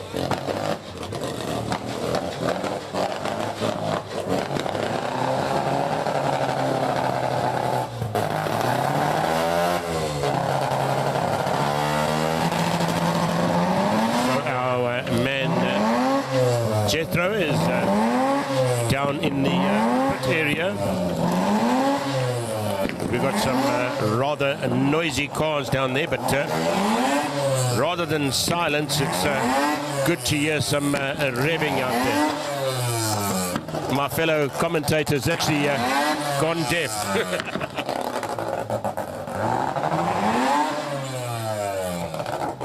Right, so the story is that the railing has been damaged on that side, and it's going to take a few minutes to get that all back in action and sorted. So we were about to start, or we were in starting stages, I think, of the second heat. Yes, all the cars are lined up on the dummy grid, ready to go. We're just waiting for the repairs on the railing to be sorted, and then we can get going again. I'm sure that we could pick up some commentary from down that side too, if you wanted to. When you get down to the bridge, you can't hear anymore. No, I think if you go up onto that stand, then you're okay. But it's pushing it. Yeah. Put that thing up here, then you'll get noise. So thanks to the gents for the PA system as well too. That's working jolly well. It's all been set up, and we've got some long distance mics. So we may as well talk a little bit about the circuit while we wait for the action to start again. And as we said just now, MSA, which is our governing body for motorsport in South Africa, has just put through an application, and hopefully pretty shortly we'll see our spectators back at circuit again. Yeah, it will really be lovely to have a full house of spectators, or at least some spectators in some form or another back at the tracks. You know, as a driver, you do miss it as well, because it's always nice to see the people cheering from the stands, and yeah, it just creates that whole atmosphere. There's nothing quite like Dirt Oval with the braais going and everything, so it's always good. I must say that the guys are pretty festive down at the Oval Circuit. We've got the TAR Circuit at East London as well too, one of the historic Grand Prix circuits. In fact, we ran Formula One races, and some championships were actually won in East London as well. Some big names come to mind there as well. So East London is famous for its racing circuits, but I remember the old days of the V8s and the West Bank saloons and all that. The guys used to be very festive with their braais. I remember one specific incident there where one of the guys' braais got out of control on the main straight, and it was just absolute smoke in the middle of a West Bank race, which is one of the main races that we have. Fortunately, the fire department were there pretty rapidly, and the smoke disappeared pretty quickly. But yeah, it's good because you save fires. It's nice to see the guys have their braais net around the circuit. It really becomes festive, and we do get a couple of thousand people into the circuit.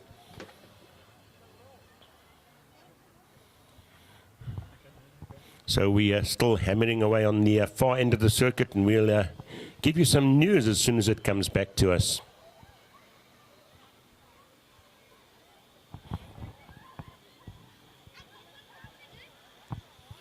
And I must say, maybe I can talk a little bit about the circuit there as well. Am I imagining things, or has the circuit kind of got a bit wider? Is the runoff a little bit wider on the outside, or they cut a bit of the inside of the circuit away?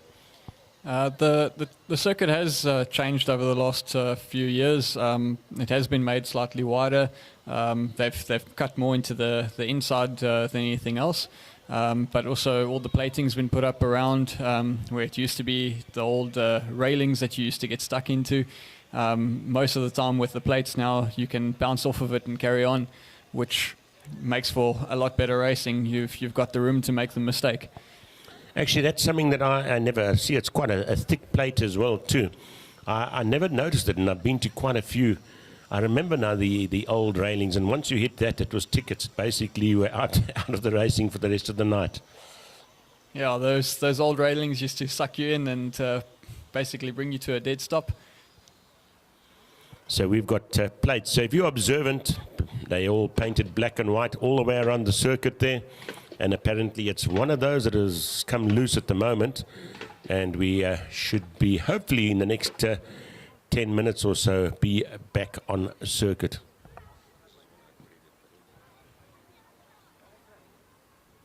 The racing tonight so far, Jethro, what is your comments on that? It looks like it's been a good, clean racing, and definitely no protests coming out of that lot.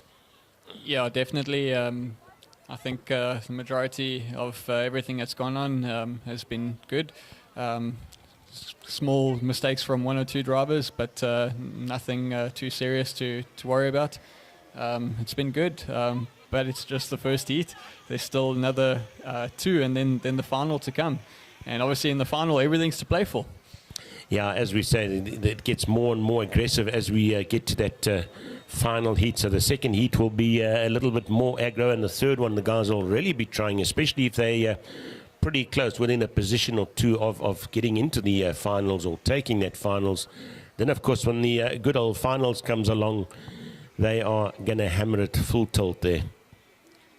We are working on points tonight, as far as I'm aware. Not first over the line in the finals for the trophies.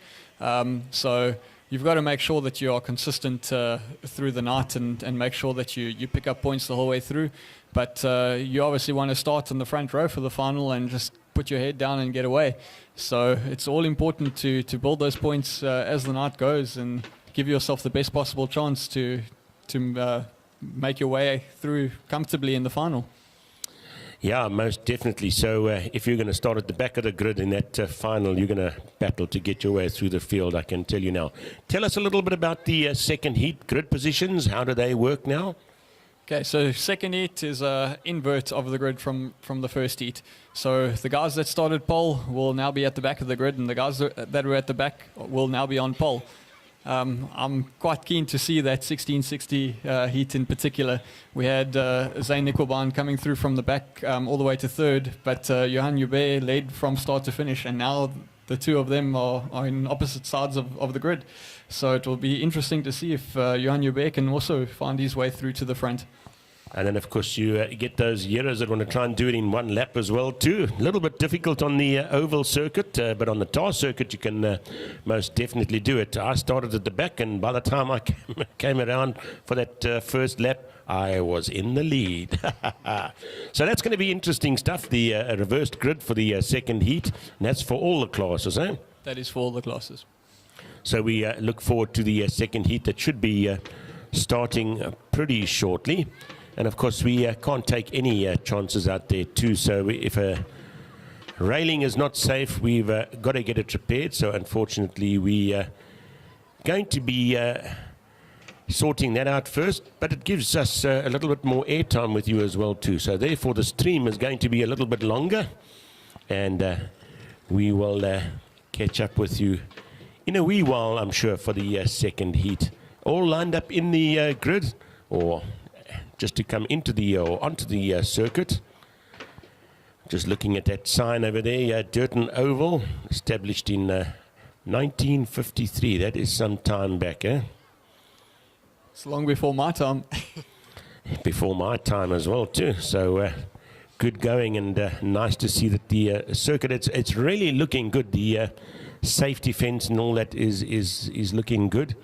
And the circuit itself is looking good, and the facilities are looking good. So in these difficult times, remember that when you lose your spectators, it doesn't only affect the driver of the car, because the driver likes to get the support from the spectators and the cheers and those really exciting races. And that's what we want to bring back to our circuit. But if the spectators are not there, there's, of course, no money coming into the circuit as well. So it makes it extremely difficult to maintain and keep that circuit going through those difficult times. And, of course, we do thank our sponsors out there, remembering that our sponsors are also going through a difficult time as well. So for them to find that little bit of extra cash to throw our way, just to make sure that when we get through this lot and back to normal again, we've still got all our circuits in action. 100%. Just getting back to the history of the place, you mentioned earlier our main circuit and its Formula One history, but this circuit as well, it's been around for a long time. There's a lot of history here, and we are privileged to still be here and be part of this history. Yeah, if you're looking back at 1953, we're talking generations, eh? And as you can see here today, there's fathers and sons and fathers and daughters of daughters that are actually racing at the moment. So we have a few generations, in fact, one or two of them racing in the same races as well. Dead silence out there. Nobody's using any fuel. Nobody's revving those engines. They saving them for the second heat. And the tension, I can feel the tension in the air there. And hopefully we get things up and running pretty shortly. Evening to you there, Mark. Good to see you down at the circuit. And he's also one of our drivers on the TAR circuit. He's got the MX-5. And always good to see them in action there.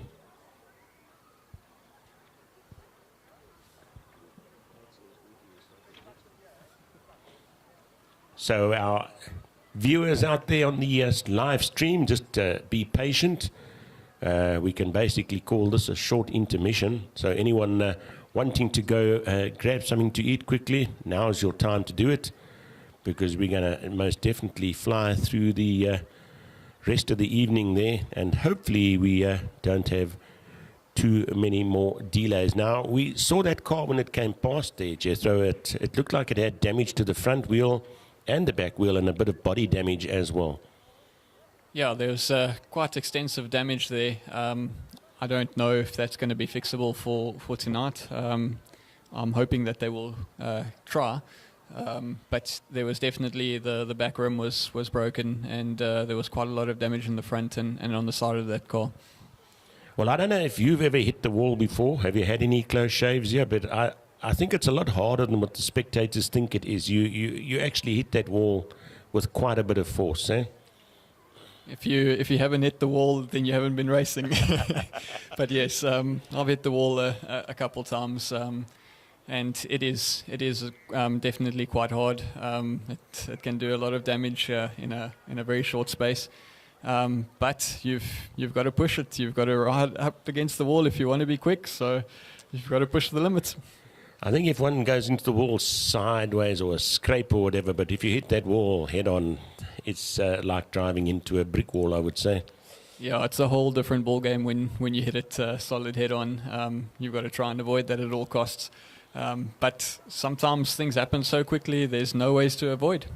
And I must say, with the circuit looking a little bit wider there's probably very little reason why any overtaking should cause any problems. It should be pretty easy to get through that gap. I remember when the circuit was a little bit tighter, there was really space for maybe 1.5 cars to get through there. Then you had to do things rather carefully.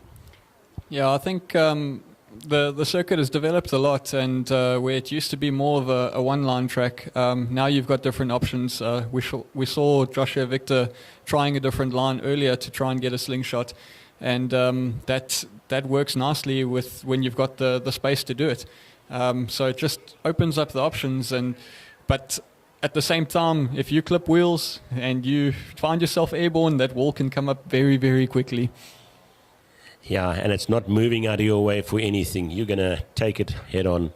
So it looks like we've got some progress on that side of the circuit. I see some of our marshals coming back this way and carrying bits and pieces of car. Oh, my goodness, okay.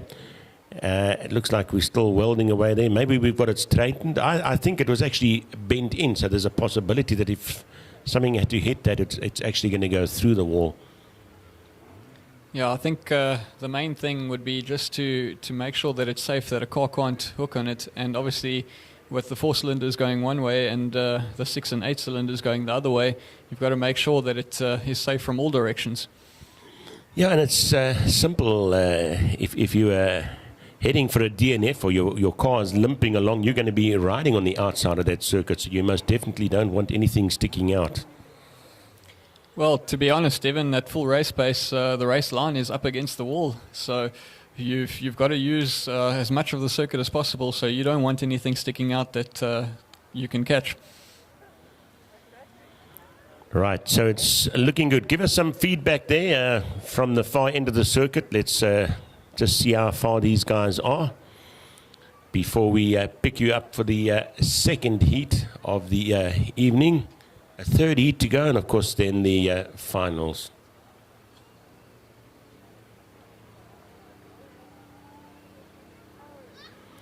Farmer Brown. Right, so they are welding away flat out there. Looks like we still going to be a wee while. Let's go and speak to our marshals there and just see how serious the damage is there. Of course, we are live streaming to you all the way from East London. How's it looking out there? Is it badly damaged? Are they coming right, or what's happening? So we've got about 10 minutes to go and we should be in action, 5 to 10 minutes. All right, so we're going to put a extra plate across there, welded in, and everything should be safe and ready to go. As I was saying, speaking to Jethro earlier on, the impact hitting that wall is not so cool. So we've got to make sure that everything is in tip-top shape. Our COC, Robbie Collins, coming back across the circuit. So he's obviously happy. He's happy that it's safe. And we should be racing in the next 5 to 10 minutes. Just looking at the lighting on the circuit, I'm quite impressed there. That's looking rather good. And, well, in South Africa, the sun is now gone. We now are riding under floodlights. And the track surface changes when it gets under lights. It's got a whole different feeling from in the afternoon. So it definitely gets faster as the night goes on. So hopefully that's a good sign for the racing to come. Does it get faster or do we get braver? One of the two, eh? I would imagine too in winter you'd probably get a bit of dew dropping onto the circuit as well. So the traction is not as good as what it used to be. Maybe it's when it gets a bit darker you get a bit braver, eh?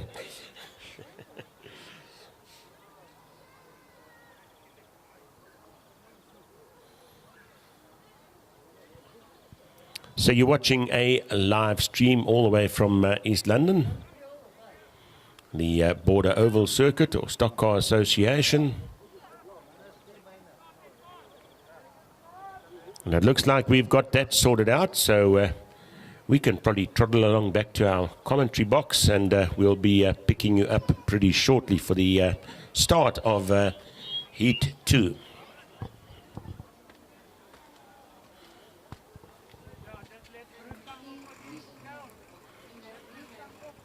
So it's pitch black up here. We'll need some lights here. Anyone know where the lights are? I know it's... No. Let's just try. No, I don't want to squeeze out.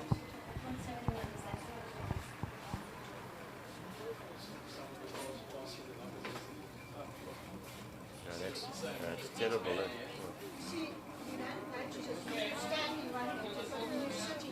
No, you're looking straight into it. Huh?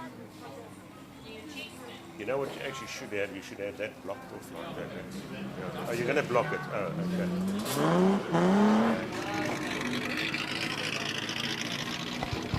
So, good old duct tape there as our class comes out. It's the heavy metals. Can't go to racing without duct tape and cable ties. They always come to the rescue, eh? Right, so just for the 5 of them in the mix there, we've got...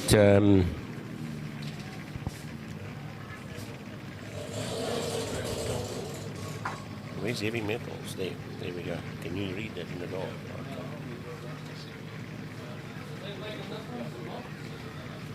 We have Andre Olivier on pole with Winston Dupree in second.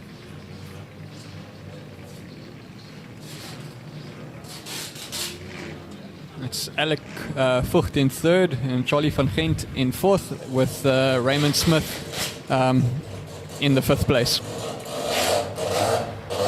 So this will be the reverse grid that we were speaking about during the break.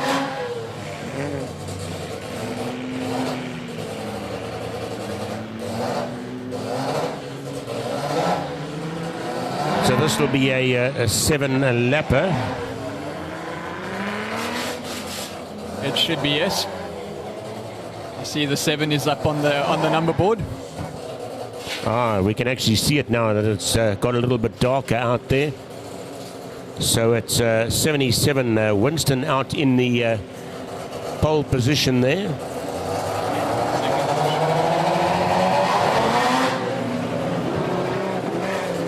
You may hear the noise of a rotary engine behind us as we fire off for the first lap of the heavy metals. So Winston de Pree streaking away from the field again with Andre Olivier in second. See Raymond Smith forcing his way through there on Charlie van Gent. So our back markers have got to try and work their way through the field, but I can tell you that the guys out at the front, that a little bit of work done in our commentary box here, and we have light, and we have a pleasant light, not disturbing us in any way. Charlie van Gent has moved up to third place, and he's setting off the Raymond Smith. So our leader is Winston, Winston is leading, yes, Winston de Pree. Winston de Pree leading it at the moment. Our second spot man is number 53, which is Raymond Smith. Raymond Smith. Charlie van Gent in third place. Charlie up in third. There was a mistake from Charlie on the previous lap, which put him under pressure, and it's allowed Raymond to get away. But now Charlie is finding his rhythm again and closing that gap. But Winston has pretty much got this sewn up, and that gap is getting bigger and bigger at the moment. So it's pretty much a fight for the second spot at the moment. Now Winston's car is handling beautifully. Doesn't seem to step out at all. It's just on rails. The fight for second is becoming quite intense. Charlie having a look down the inside of Raymond there, but not quite making it stick just yet. In the meantime, you've got the Ford Sierra right behind them, just waiting for that mistake, and he'll be popping his nose through. So he's watching the two cars pretty closely in front of him. But meantime, Winston is just opening up that lead. And we are on to the last lap. Sometimes being in that spot just behind the battle is the best place to be. When things go wrong in front, you just pick up the pieces. You may just be handed a surprise package, So Winston taking that in our first position. Second and third, did you pick them up? Yeah, so Raymond Smith finished in second, Charlie van Gent in third, and Andre Olivier in fourth, with Alec Vogt in fifth. Fantastic racing there for the second heat of the heavy metals, brought to you by Border Stockcars, or the Border Stock Car Association. So has anyone been here since 1953? I doubt that, You just missed it, So this circuit's as old as you. We're not going to give that your age away, are we? Damn, if anyone can do any maths, work it out yourselves. But yes, definitely good to see it growing from strength to strength. And when you hear that things are not going too well and you come and attend an event and see how good they're actually doing, and the improvements that have been done around the circuit, it's really fantastic to see. So next up is the 2.1 modifieds. We can step under the light here. So once again, the 2.1s will be split in this heat. Inverted grid of the first heat. We're seeing now Eddie Banks on pole position, with Ruan van Tonder in second by the looks of things. So Carla Nordia out in the mix there. Donovan, is it Lockyer?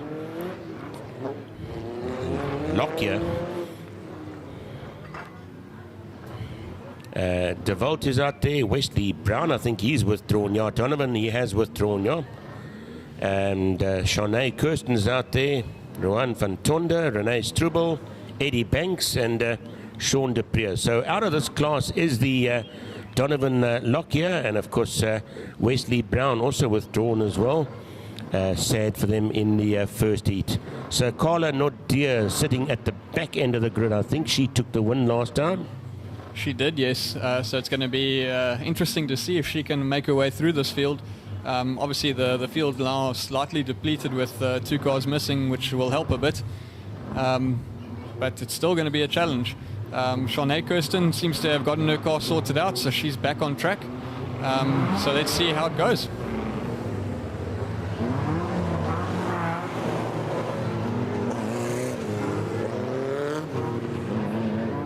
So just 7 of them out on the circuit at the moment. Can we worm our way from the back end of the circuit?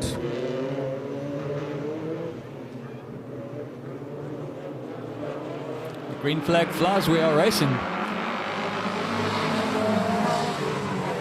So this Scribble taking the lead. This must be pretty nerve-wracking for those back markers, eh?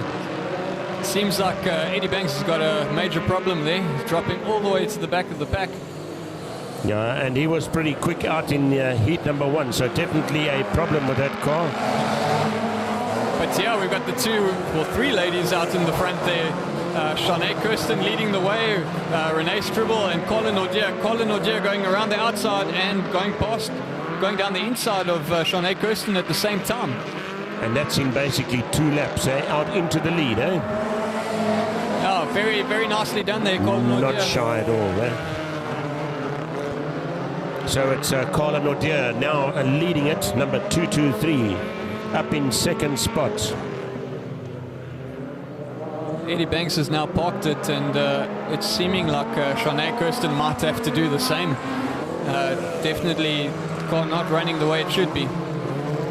So if they carry on dropping like this, we'll be able to join the A class and the B class together pretty shortly.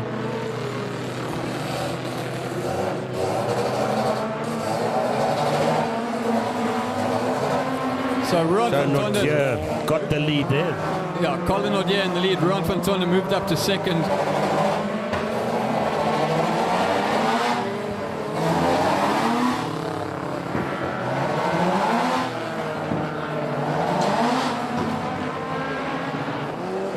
Four laps to go.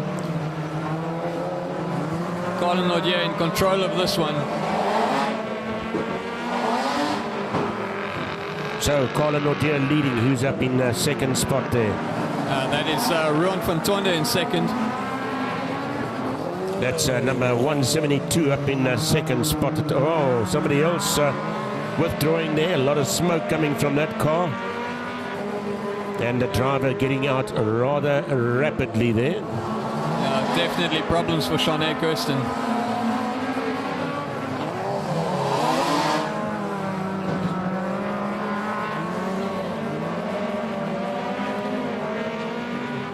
We are moving on to the last lap of the race. Ruan van Tonder has closed the gap dramatically on Colin Audier. But I think Carla has this one under control. Just 2 more corners to hold on to that lead. And to come all the way from the back end of the circuit like that, she's not going to give it away too easily, that's for sure. Definitely not. And she rounds the final corner. It's just the dash to the line.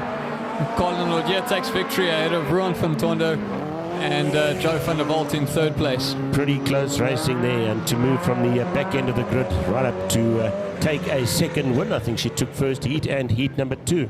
Yeah, so it's been a perfect night from her so far. 2 from 2. Maximum points. Right, I didn't catch the number of that car that came off there. I don't know if you can see it from your side, but it looks like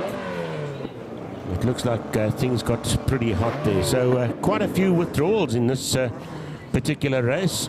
So this is going to make things pretty interesting for the 3rd heat there.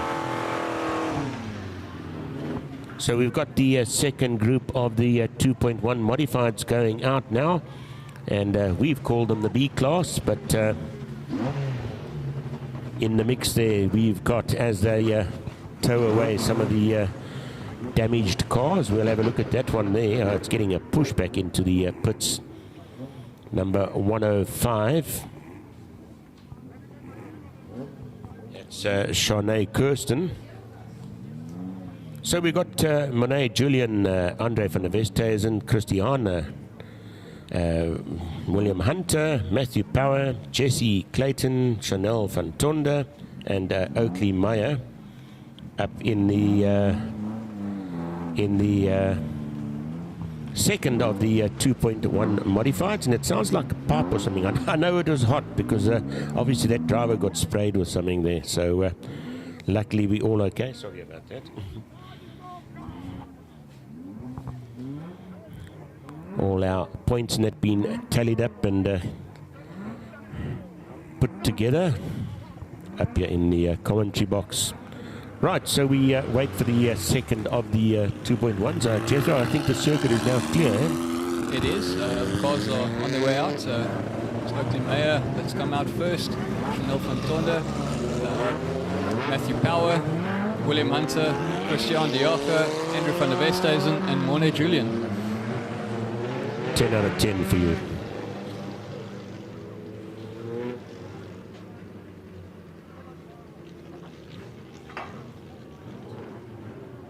So it was Christian De Jager that took the victory in the first heat. Now he's closer to the back of the field. He had started third in the first heat, so not quite at the back, but he's got to work his way through now. See if he can do it again. Right, who's that at the back of the grid? Number 39, I think, eh? Yeah, that's Morne Julian. Morne sitting at the back end of the grid there. So this could be quite an interesting race. Now it looks like we've had quite a few dropouts in this particular class. So what's the possibility of joining these two up for the next heat? It all depends on how many official withdrawals there are, but there is a good possibility that for the third heat they will all be together. And most definitely, as you say, for the finals, we'll definitely have them all out there together. We couldn't split the finals. That wouldn't work too well, I would say. Yeah, no, finals, they're always all together. So then you've got everyone on track, and that's when the action happens. So a good one. We are watching the second of the 2.1 modifieds.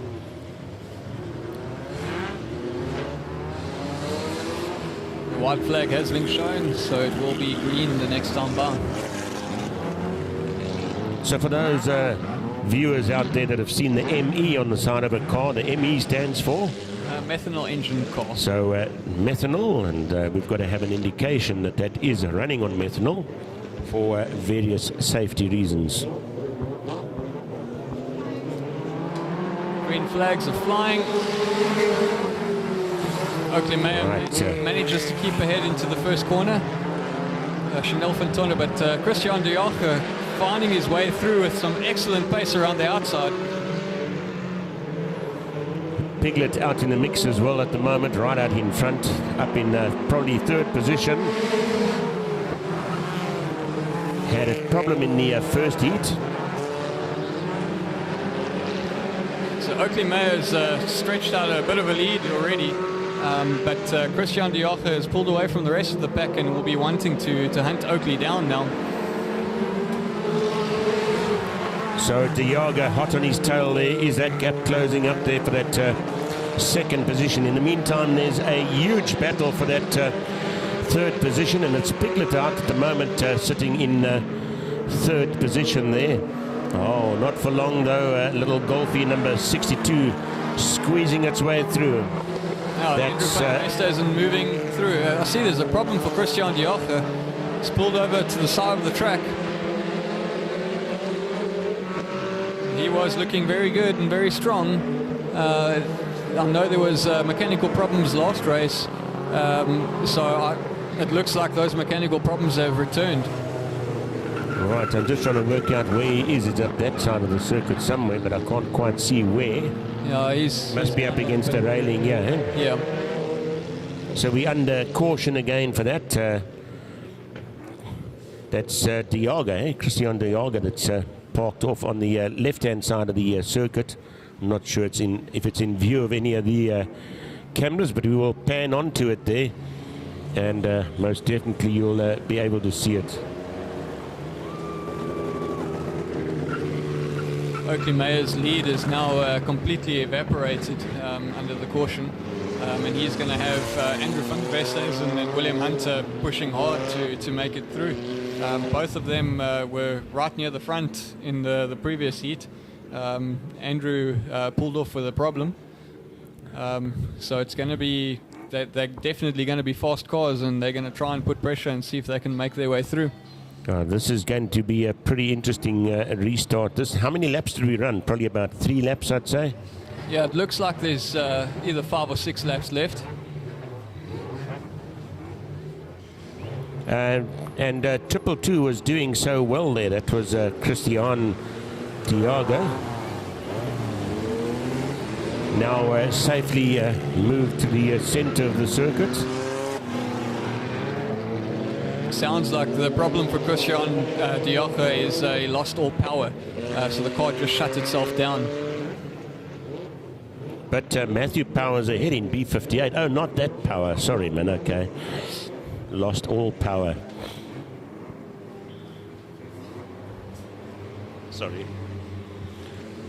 So it looks like we just got one more lap under caution and we'll be racing. So the next time they come around the bottom corner. Now this is going to be a crucial restart for Oakley Mayer. He's going to want to just get through turn 1 ahead and try and open up as much of a lead as he can. Yeah, because Van der Westhuizen's going to be hot on his tail, that's for sure. Green flag flies. Here we go. It's a perfect restart from Oakley Mayer. And he's got a good drive out of the first corner as well, opening up that gap exactly as he would have wanted to. We've got Van der Westhuizen hot on his heels though, and fighting for that third position at the moment is number 80 in the mix there as well. Yeah, I think William Hunter in third is the man to watch here. He's looking very racy at the moment. Not so many laps left, but I'm sure he's got time to make a move or two. Putting the pressure on there. Nice to see that Chanel van Tonda has got Piglet going so well there.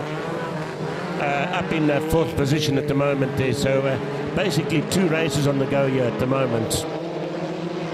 Matthew Power keeping Chanel very honest over there as well. And Warner Julian just hanging in there waiting for the cars ahead to make a mistake. And there's a mistake from William Hunter. That's dropped him right off of the lead battle. Well, he's definitely not going to get into the battle for that lead, that's for sure, but still going to hold a 3rd position. But I can tell you that second group of cars are catching up pretty quickly there as the last lap flag comes out. Yeah.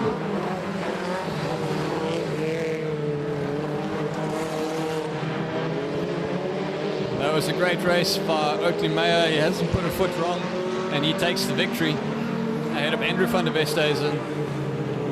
And William Hunter is coming home in 3rd. And nice to see Piglet doing so well there. It's a beautifully turned out car there. 173 Chanel van Tonda taking a 4th spot there. And those are all valuable points that get added to your list. It's better than a DNF. So that was the second part of the 2.1s. We'll see if they combine those two for the 3rd heat, but I'm sure that we'll hear pretty shortly as to what their decision will be there. So moving on to the junior beginners.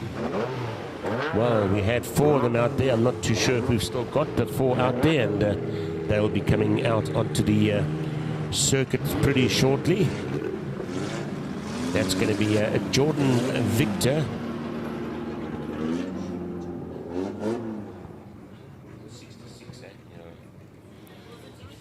Yeah. So Rebecca van der Westhuizen still out there in B7 as well. I think that was Dad's old number, Derek van der Westhuizen. And then we've got Christine Power in 83, B83. And Shanine Collins in B21. She did very well in the first. I think she took a win in that first heat, if I'm not mistaken. 2nd spot, yeah. So sitting with some valuable points there. And of course, when those are added together, 1, 2, and 3, heat 1, 2, and 3, that is, it will put you in a good position for the finals. As we were discussing in the break when they were repairing the railings, the crucial thing about the final heat is to try and be at the front of the grid. You don't want to start fighting from the back end of the grid. Yeah, it's always going to be difficult if you got to fight from the back. So you want to try and be as high up as possible to give yourself the best possible chance.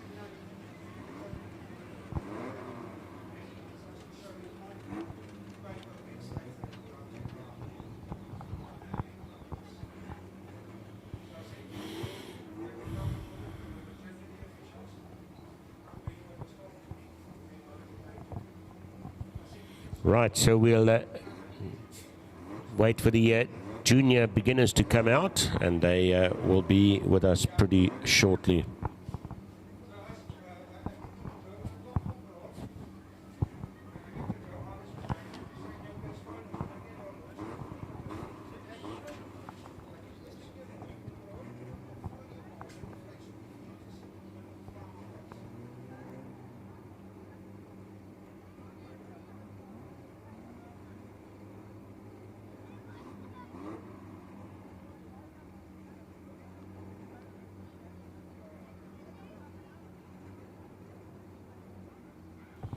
Right, so we join you again for the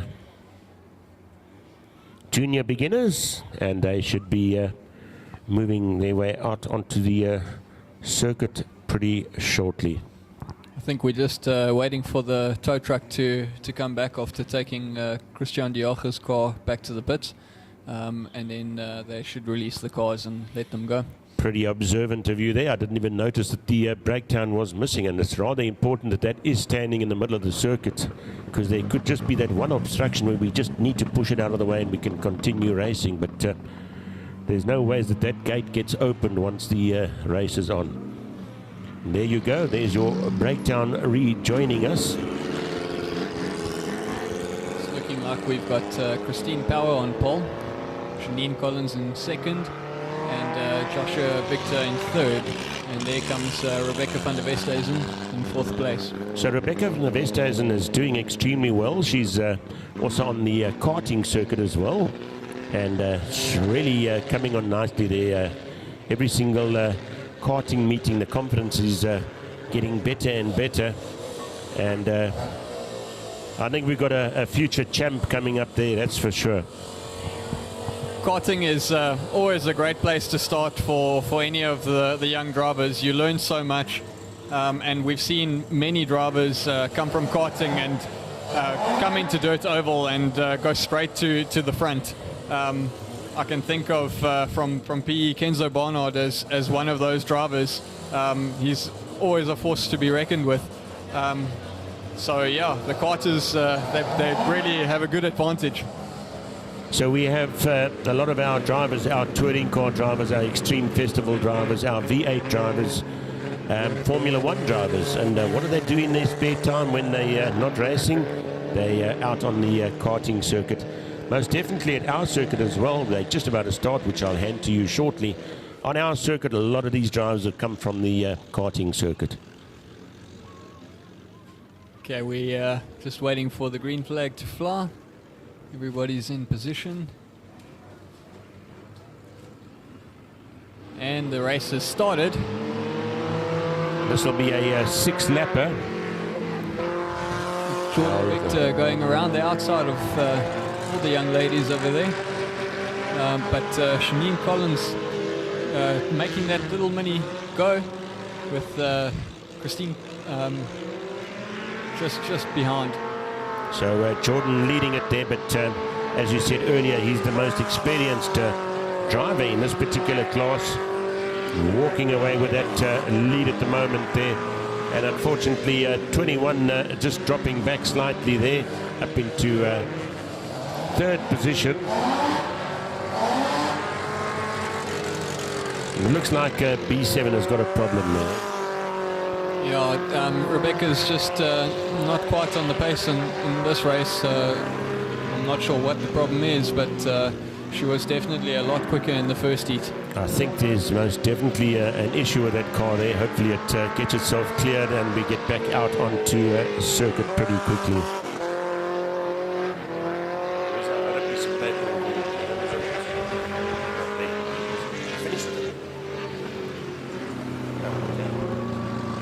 Jordan Victor coming up to take the last lap flag. Last lap already as Sean, it's Joshua Victor.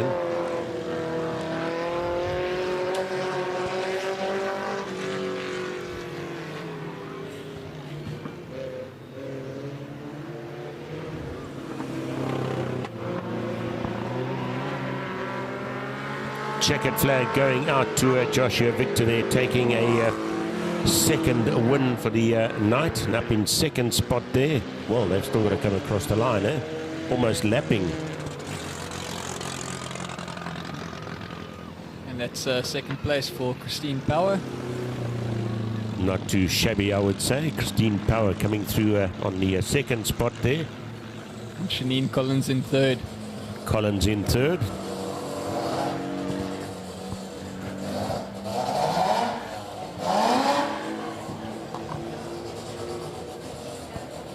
So you're watching a live stream from the East London Grand, or the Grand Prix circuit, listen to me, the Border Stockcars circuit.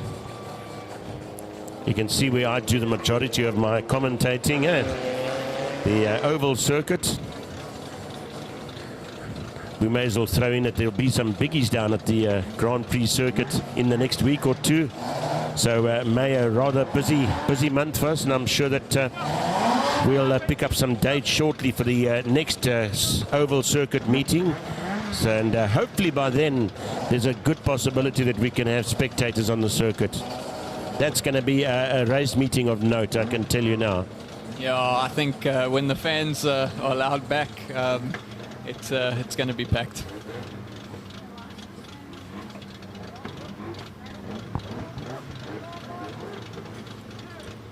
So next up is the 1660s, I think it is.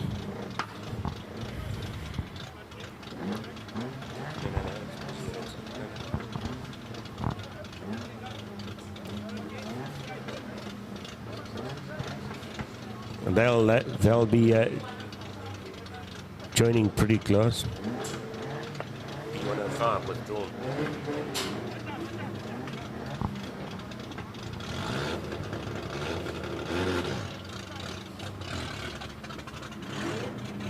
Just a little bit of a delay getting the cars off the circuit, but I know that the 1660s all lined up on the dummy grid and ready to go. Right, they'll be going through the exit gate pretty shortly. Overall, exciting night, and that third heat is coming up. The guys are going to go full tilt for that one.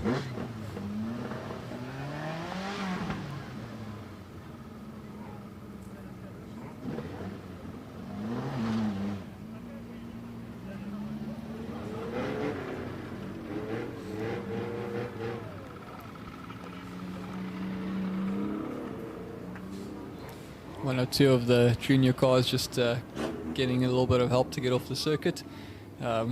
These drivers are very young, and they're still all learning how to drive and control the clutch and that kind of thing. But when you see them on track, once they get going, they go.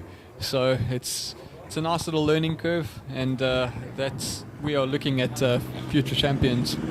Well, Van der Westhuizen is a mere 12 years old. And at 12 years old, I don't think I could see over the steering wheel. I'm not quite too sure if she can. And with these cars too, the seats are a little bit lower as well. So aim and go, eh?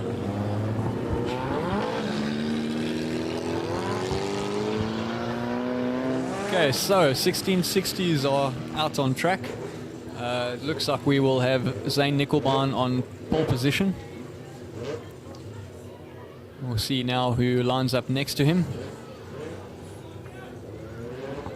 This little bucking is a stunning piece of machinery. Yeah, this B28. Damon Dupree in the bucky. They've got 3-link suspension in there, so they've done a lot to it. And being a driver that drives a rear-wheel drive, I shouldn't be biased as a commentator, but I'm always going to be rooting for the rear-wheel drive in the class.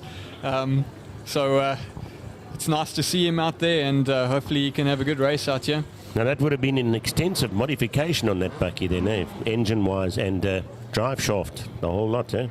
They had to do quite a bit of work to get it to where it is now, and it really is performing really, really well. Now, if you look at the handling of that bucky, it's not a bucky, that's for sure. It really handles well.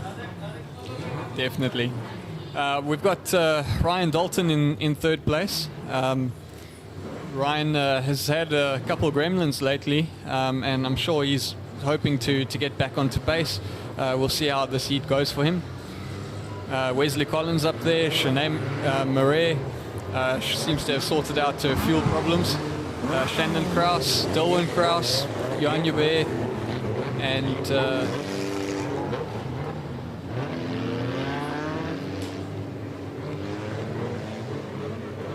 Neil Allenfelt on the back row. Thank you. The green flag is ready. The race is underway.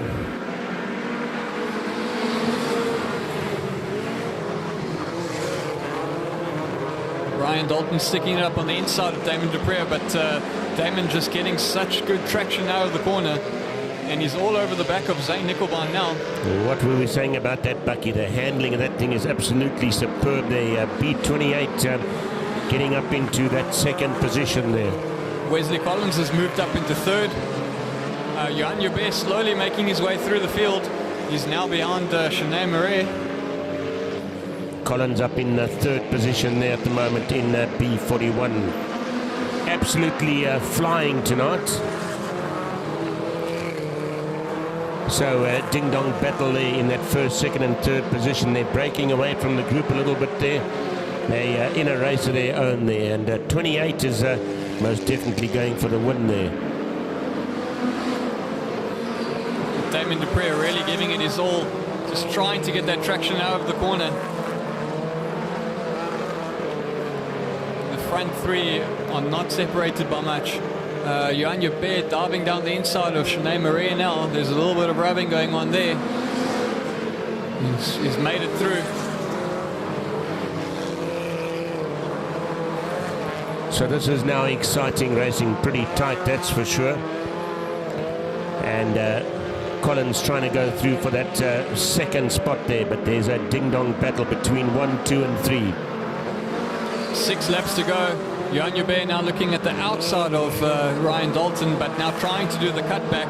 Not getting through so easy, that's for sure. So those two having a real battle there for sure. B15 just behind, watching all the action in front. Little nudge on or two on the exit of the corner to show him he's there. Trying again the same move.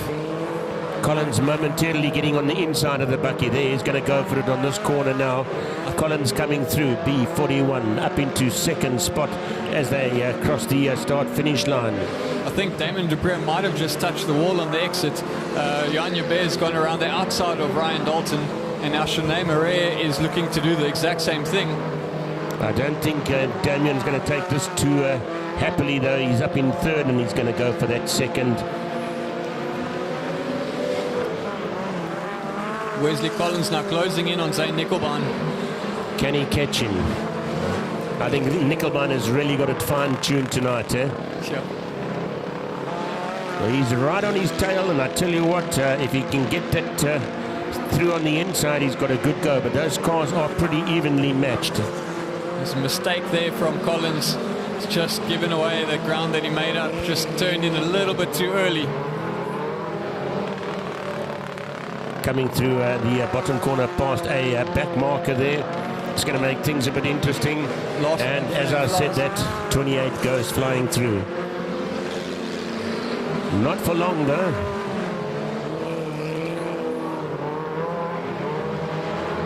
Onto the last lap board, and the checkered flag going out. And that's victory for Zane Nickelbaum from first on the grid. Wesley Collins takes second, Damon Dupree in third, Johan Joubert in fourth. So now things are starting to get exciting. You can feel that tension in the air, and we're building up towards that third heat, which is going to be ever so exciting. So next up is the Pink Rods, Bianca Fosler, Sandra Hellaway, and of Celeste Rieda will be coming out shortly.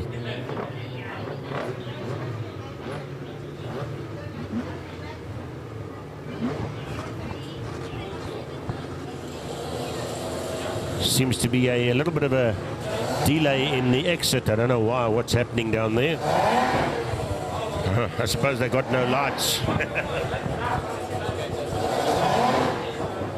So that was full of action, that one. Plenty of action, and I must say that B28, that little rear-wheel drive bucky, is flying down the circuit.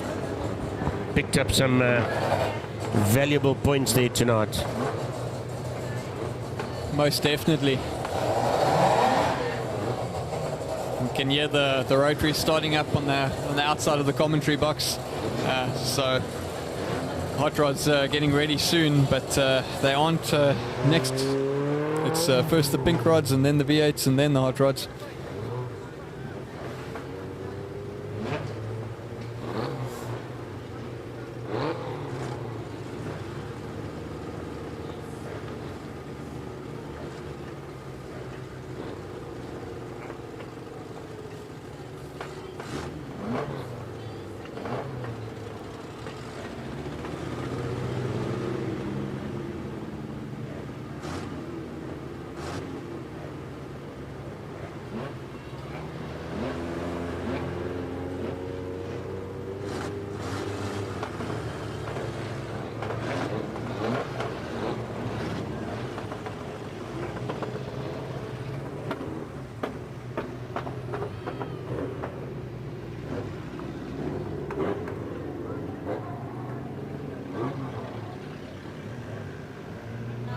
So the gate seems to be the hold up there, but majority of this class going through, and then the pink rods coming through for the second heat of the night.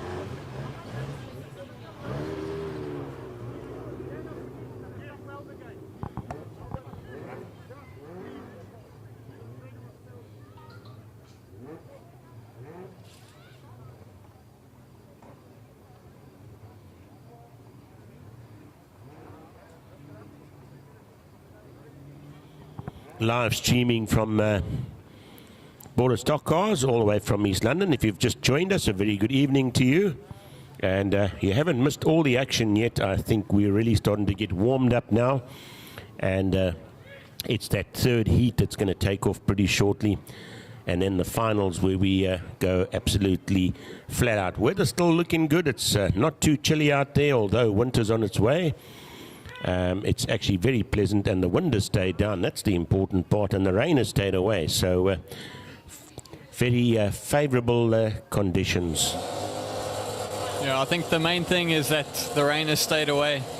Everything else we can deal with, but when the track gets flooded, then we can't go racing. So we're grateful. We're always grateful for the rain, but just not on race day. The only event that you can hold on a rainy day is swimming, eh? I think even boat racing doesn't happen. Formula One, you see, as a matter of interest, Formula One powerboat racing has started up again. So the first event is now. I think it actually ran today, if I'm not mistaken. I know beginning of May, somewhere around there. Nice to have the Formula One powerboats back in South Africa again. Brendan Kelly, one of our Port Elizabeth commentators there, of course, doing the commentary for that event as well. So we wish them everything the best, and hopefully they come to East London Harbour. It used to be one of the favourite ports for Formula One powerboat racing.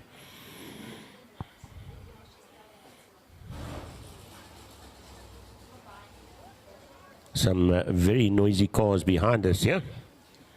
Just waiting for the next class to exit the pit lane there. Not too sure what's happening there.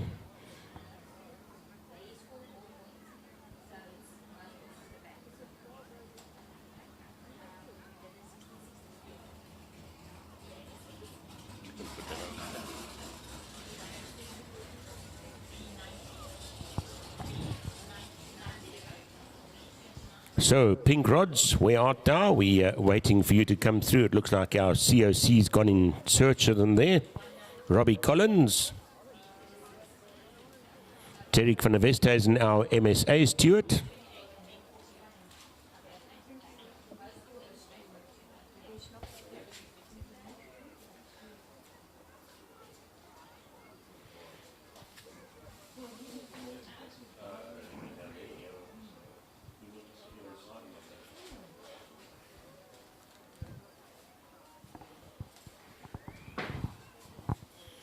Well, Jethro, we wait patiently for the next field to come out. Yeah, we're just waiting for the pink rods to come out. So looking at our B22 is out. The oil cooler burst on that one. That's the little Golf.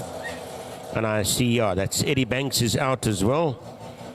So we are losing the cars one by one. It seems like the delay is caused by the pit gate. There's some sort of a break in the pit gate that they're trying to fix at the moment. A little bit of welding. Looks like the hinge or something is broken there. Hinge? Oh my goodness. Okay, so good thing for welders, inverter welders. Looks like Jesse Clayton has also withdrawn there. Wesley Brown, B43. Not too sure what happened with that one. Sad to see him go out on the first heat already. Donovan Lockyer, B118 or 117, is also withdrawn as well. So we had a short interval there to fix the boundary wall. And now it looks like the gate is on the blink there as well too. So we'll get that sorted out in the next couple of minutes there. So it was an burst oil cooler, so that could have been pretty hot, eh? That's why I've never seen somebody get out of a racing suit so quickly. B22, I'm not sure if that was B, yeah, it was B22.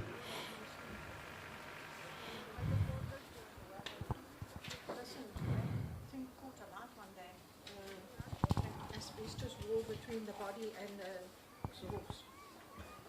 And you race him, he's one first, and he says, oh, my house is burning. Very hot at the time, you know, he says, but you and then she he burned crystals on his bedside. And see, back.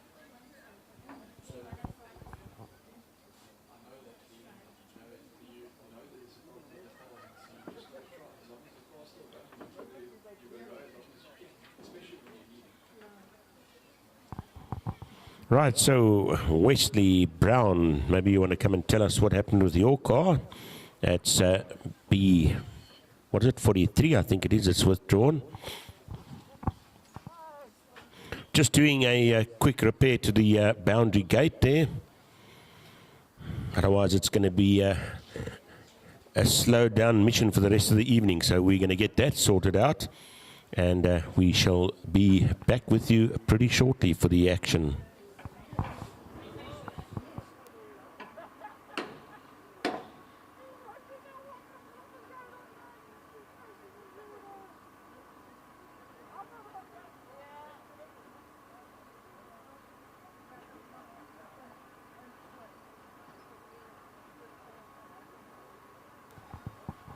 So we're just going to take a quick walk out in pit lane. Maybe I should put my mask on.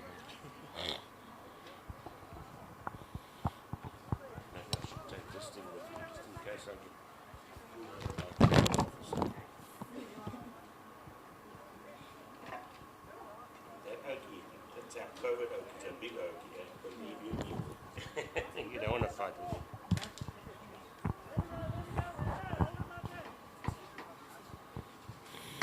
So we're just doing a quick repair to the gate there. That's the reason for the delay.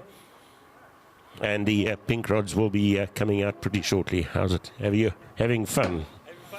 Good, good.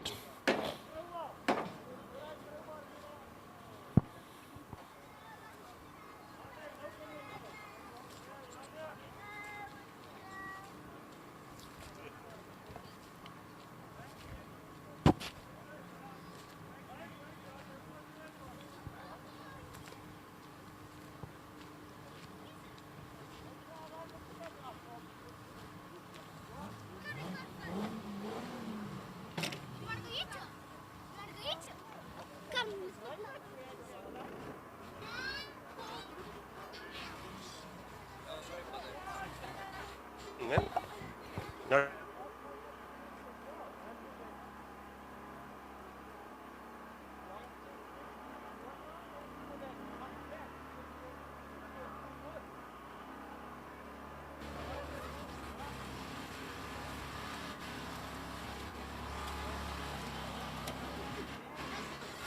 Right, so we are just doing a repair to the gate here quickly. Right.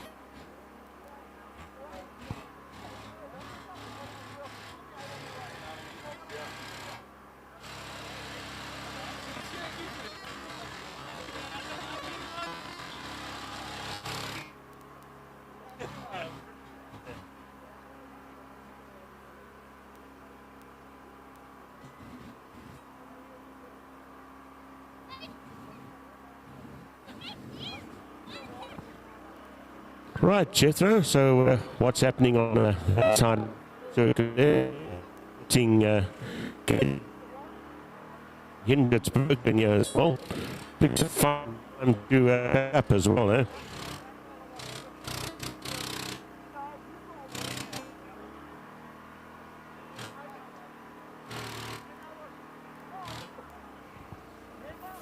Can see a bit of welding going on that gate. Hopefully it won't be too much longer. It's looking good though.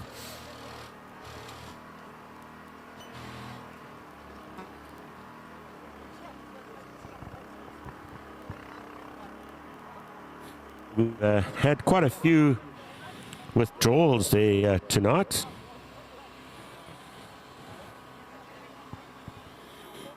For various reasons, oil filters blowing, a couple of other minor problems there as well, suspensions.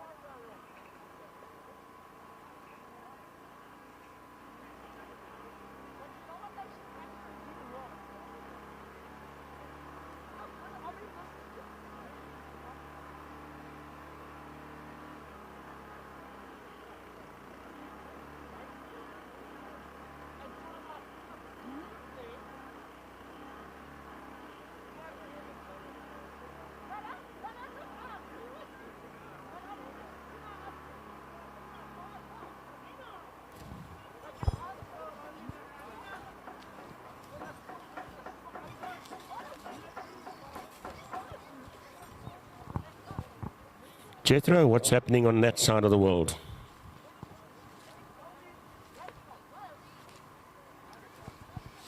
It's all quiet here at the moment. I've got the officials over here. Is that an official trip, sir? Got the MSA steward with me. MSA steward, what is that in Afrikaans? Nogal MSA nog.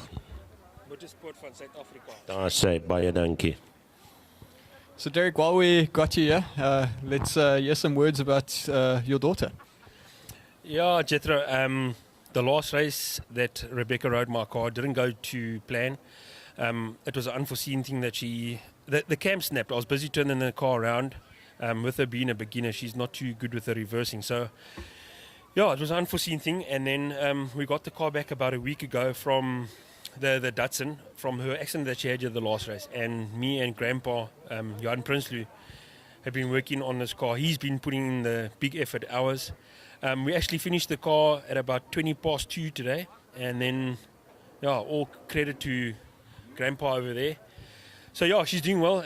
She's learned a lot from the tall circuit with the go-karts and that. She's actually leading the championship there at the moment.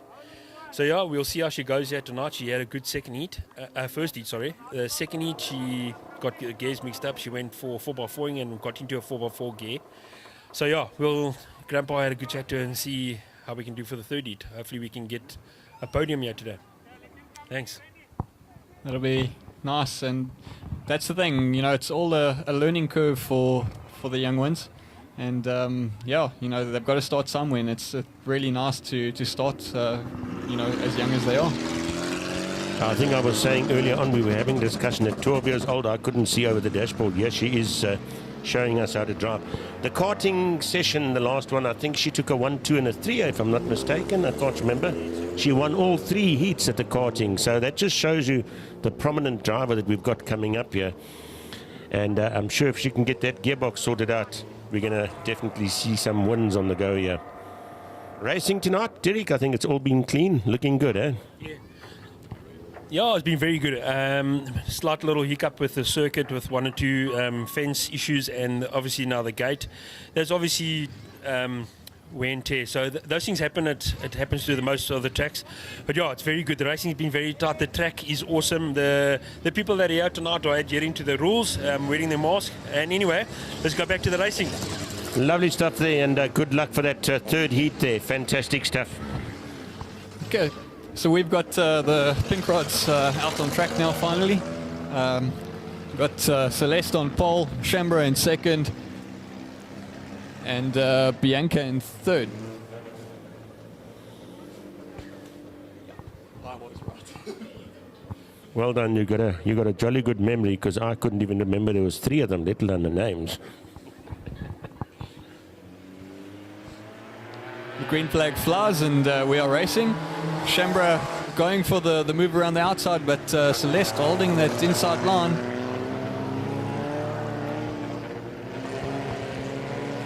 So Celeste leading it there as we come through, and just coming through to finish 1 lap there. This will be a 5-lapper, 51 up in second, and the little Golf. Second of the Golf's B14 up in third position there. You got the names. Yeah, so that's Shambra in second and Bianca in third, and they seem to be closer together fighting for the position, because Celeste seems to have pulled a bit of a gap in the front. Really got that car running extremely well there, and if she can keep that up, I'm sure that could be a win there. Some valuable points.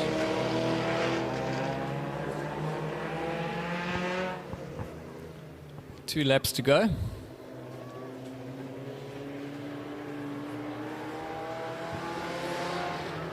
Celeste looking very comfortable out in front.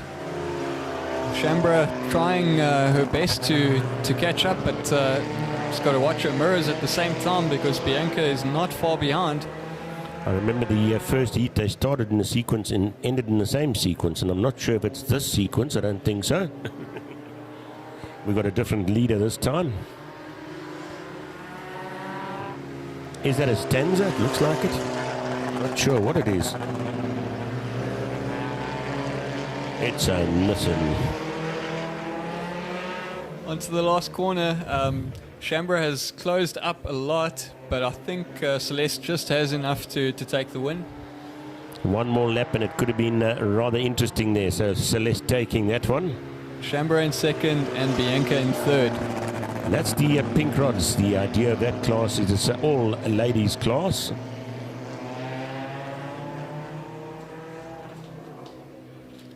The pit gate is back to its normal operation and is open, so no more delays. So we will have the V8 AMS class up next. Those are roaring V8 class. And we asked a question earlier, why did they ride in the opposite direction?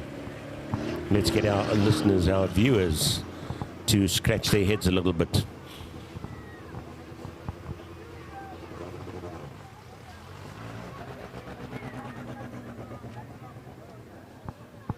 Still rather pleasant outside there. Just trying to see. Unfortunately, no bra fires on the go at the moment, but I could probably guess that that smoke would be going straight up at the moment.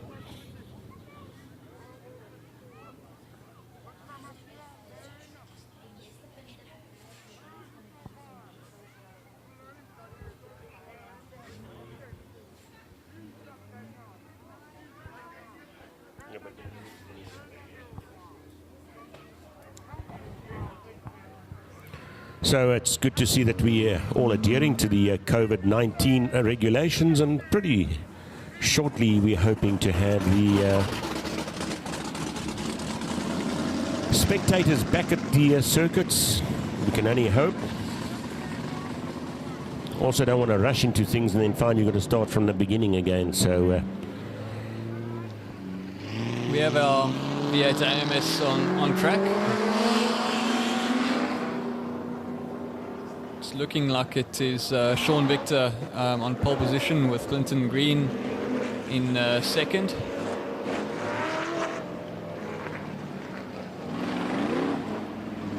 Our race winner, Donovan Vught, is in third with Cameron Hammond starting in fourth position. White flags out, so next time around we will be racing. So are we anti-clockwise or clockwise? Anti.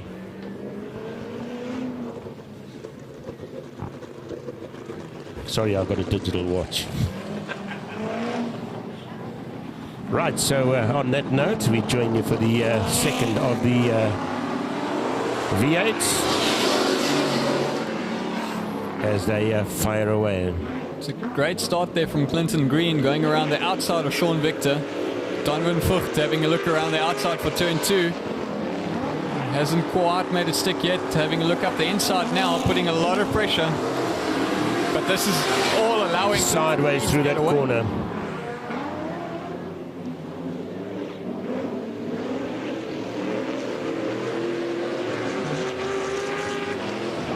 Just hasn't got the legs to get past. Oh, a little bit of a touch there, and getting through is 140. Bit of a bump over there in that corner. But Donovan Vught has moved up to second. He's now going to go and try and chase down Clinton Green, but Clinton Green has commanding lead already. Can he close that gap up? Of course, Donovan taking the first heat. I'm quite confident he can close that gap up if we don't run out of laps. Only 2 more laps left, so not a lot of time available. Cameron Hammond trying to close up to the back of Sean Victor now.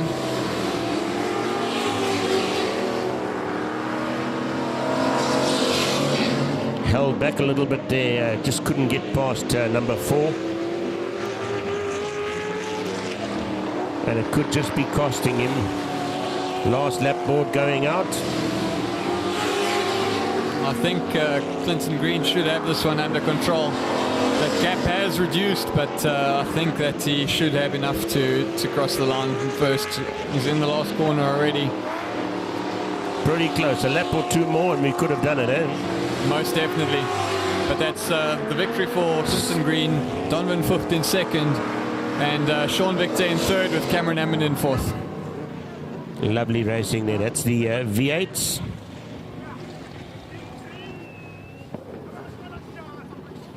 And that sound just travels, believe you me. It's absolutely fantastic sound. The pit gate is repaired. One thing I can say is the guys are, rather rapidly to get things sorted out. And that's the idea.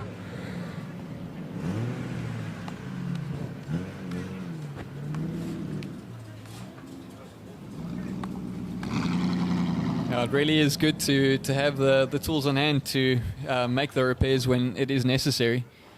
Up next, we're going to have the hot rod class.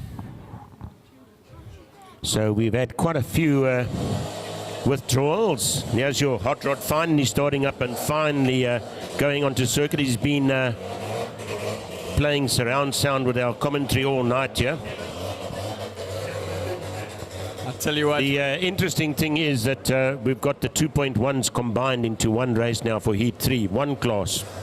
Yeah, I think that's going to be quite an interesting one because it'll be a slightly bigger field than it was with the two splits. There's obviously been a lot of withdrawals in that, but it should still be bigger than what it was with the splits. But I tell you what, when these rotaries start up behind our commentary box, we can barely hear ourselves think. And that's just at idle. So out on track, it's a whole nother ball game.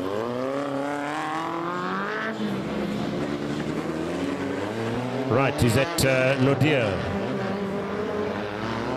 Oh no, this is not. This is the. What have we got out there at the moment? Oh, it's the hot rods out there. 34. It is Jason Klopper. Jason Klopper out there. That's Potgieter.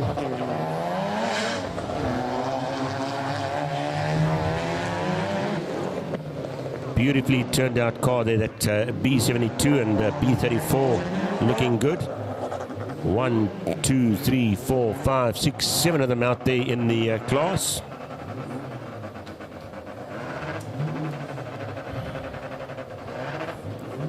This is the hot rods.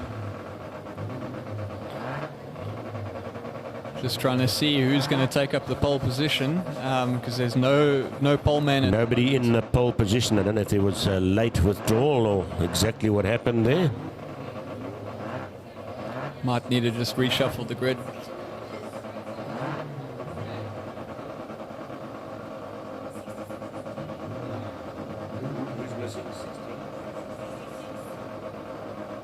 This pole is missing, whoever that was.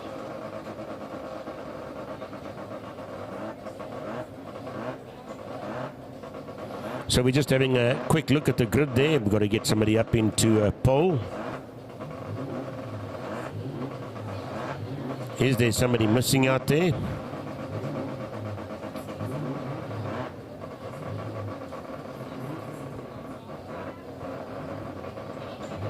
We can talk about Jason Klopper while we're sitting waiting. He's obviously new to this car. He had a Golf before, so making the jump from front-wheel drive to rear-wheel drive. It's a beautifully turned out car. And obviously he's just taking a bit of time to get to grips with it. But when he does, I think that car is going to be extremely quick. So he's got a bit of pressure on him now as he got all these fast cars behind him because it's a reverse grid. So the nerves must be working overtime there. Most definitely. It's looking like the pole slot will be left open, and he will be the pole man on the outside. Although the field isn't bunching up, so just wait and see what's actually happening.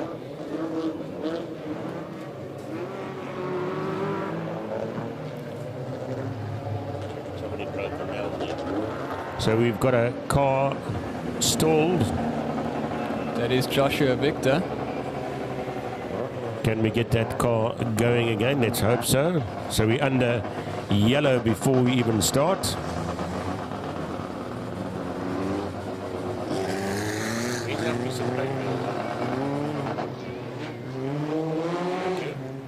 Our piece of paper we're sharing again.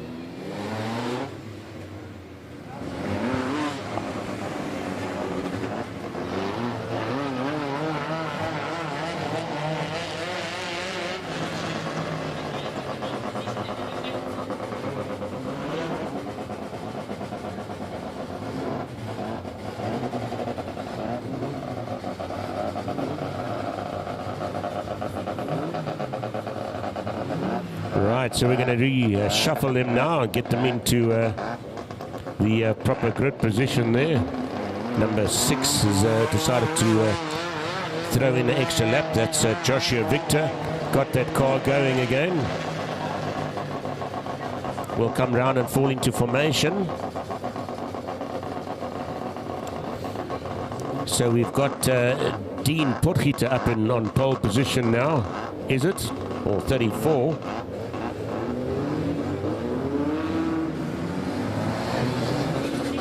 I notice a very soft suspension on that car. It seems to bounce around quite a bit. Not sure if there's any particular reason why. They are set up like that to give a bit of traction. Right, so we're looking good for a start now. And the flag goes, and we're racing. Dean Potgieter should cut through on the inside, taking the lead.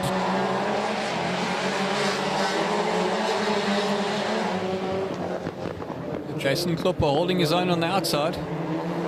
Number 34. Joshua Victor wants to find a way through, and he's trying everything he possibly can at the moment. Tiens Vosloo hanging on in 4th place. So Joshua moving through into a 3rd there, number 6. Still Dean Potgieter out in the lead there at the moment. Tiens Vosloo finds his way through on Joshua Victor. That little Golf is running really, really strongly. Yeah, that's number B14, absolutely flying now up into a 3rd position. He, of course, had a puncture in the first race and was lying right in the front in 2nd or 3rd place at the time. A lot of backfiring coming from that back marker. So Dean with a comfortable lead now. Number 34 up in 2nd spot there. That's Jason Klopper. Jason seems to be getting more and more comfortable with this car after every lap, and is really holding his own there in 2nd place.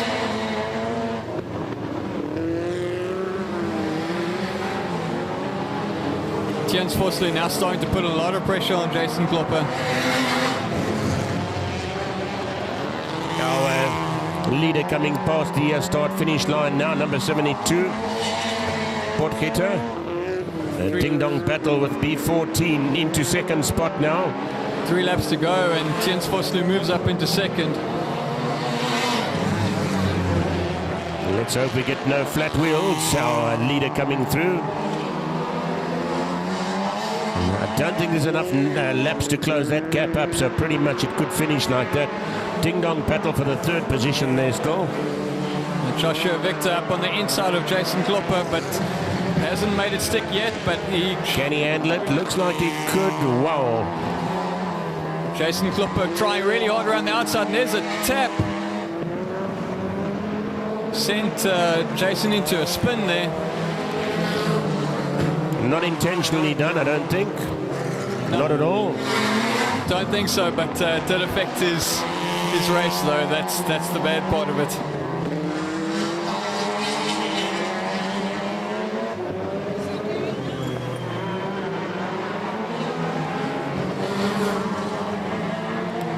Okay, and that is the checkered flag flying.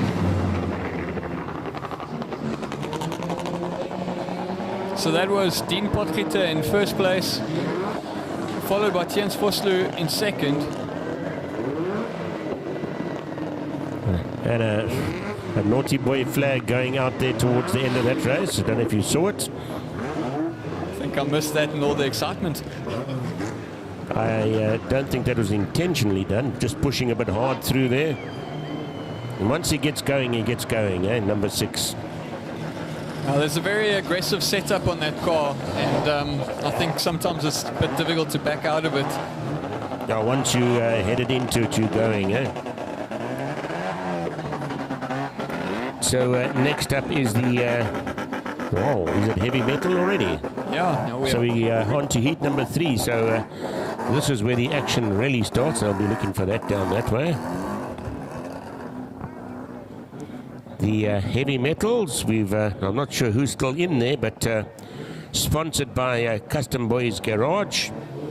Winston de Prier, we've got Alex Vogten in there, we've got Raymond Smith, and we've got Cameron Hammond. I'm not sure if any of those did retire, but it's just the 4 of them in the heavy metals. So we'll be watching them pretty closely. And of course it's heat 3, so now to get into the finals, this is where the action starts.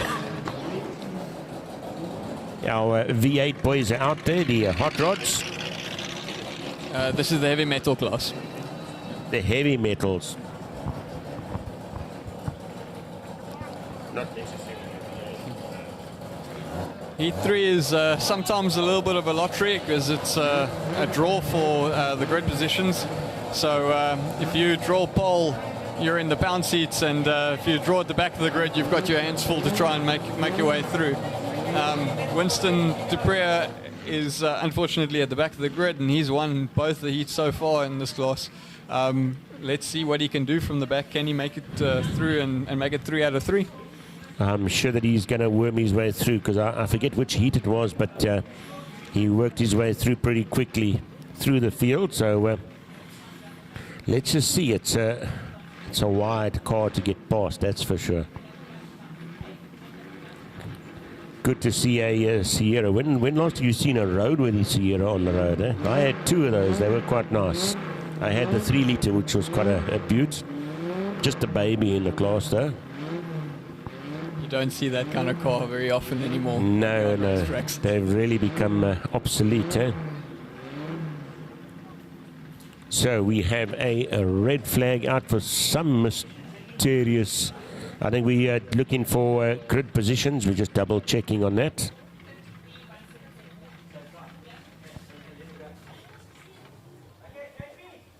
So we are just checking on the grid positions there. They are all looking hunky-dory.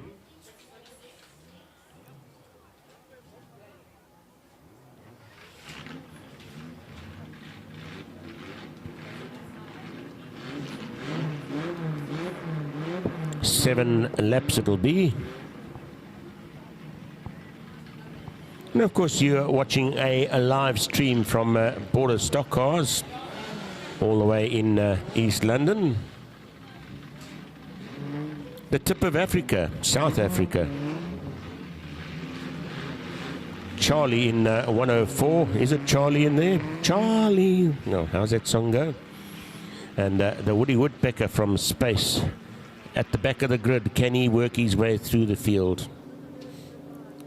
The white flag has been shown, so the next time bar we will be racing. Winston Dupree starting right from the back end of the grid here. Can he worm his way through? He's taken heat 1, he's taken heat 2. Can we go for a number 3, a hat trick? It's not going to be easy, I can tell you that now. Definitely not. The green flag flies. Who's going to come? Who's going to get the whole shot on turn 1? It looks like it's Andre Olivier.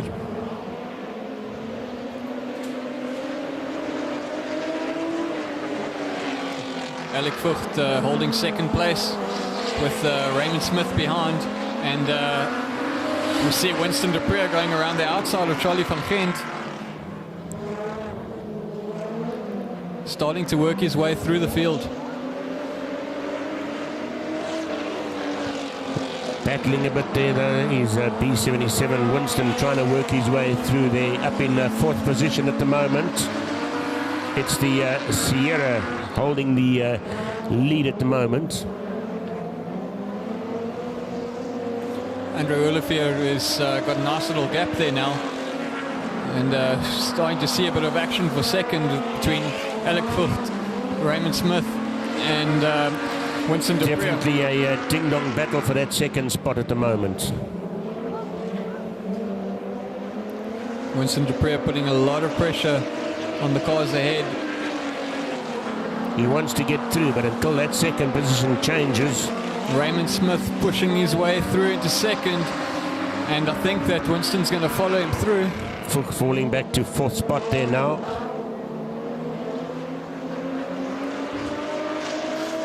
And 77 now fighting for that second spot. There's enough laps to possibly do it in.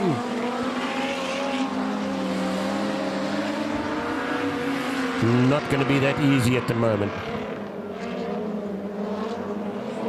He's gotten a good run here, and he sails through into second.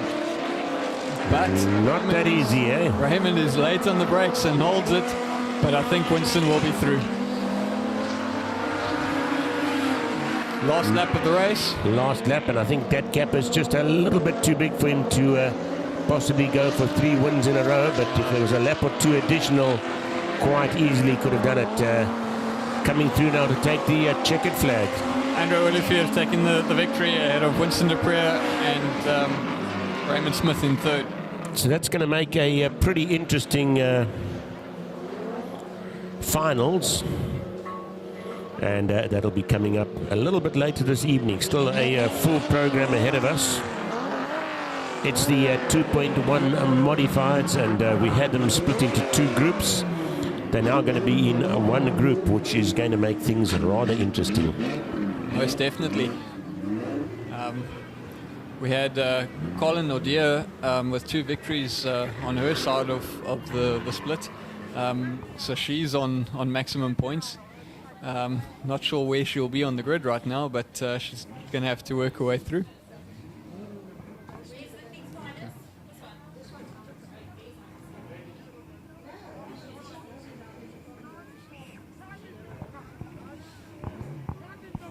Right, so we're just working out the grid positions then for that 2.1. That's going to be pretty complex as we now combining them all into one. But they should be joining us pretty shortly. So I was a little bit wrong earlier when I said it was a draw for Heat 3. It's not. It's most points at the back. Most points at the back of the grid. Rules, I wouldn't say they chop and change, but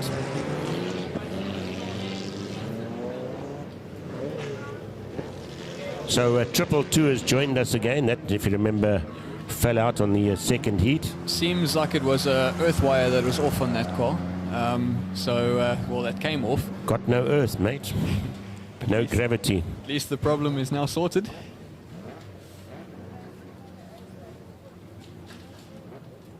That's more than likely the reason why your earth has got a lock washer underneath it. Because we take one wire off and nothing works.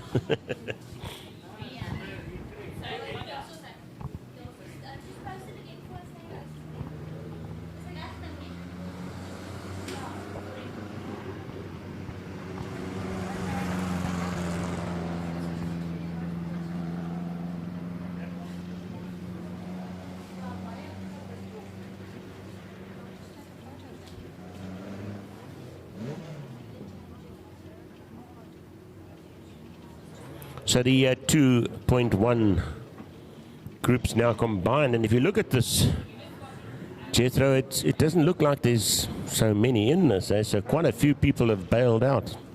Yeah, it seems like it's been a bit of a war of attrition tonight. So let's look after these cars, guys, so that we've got enough for the finals.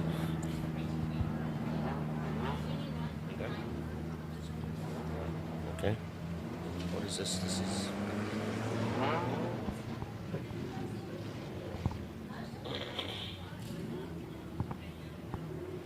Andrew van der Westhuizen up in pole at the moment. So we just wait for the others to come through. Well, he's actually in second. We're waiting for our pole position to come through. Is it possible that it can be 222? Strange.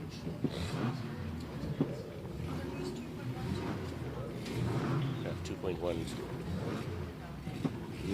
Ah, here we go. So we've got them all combined into one class.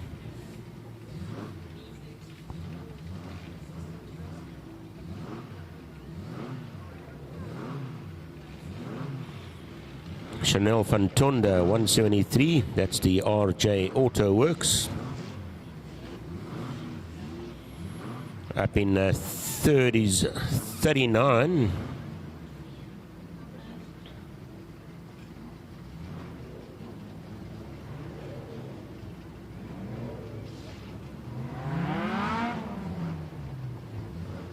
So not such a huge field left out of all the 2.1s.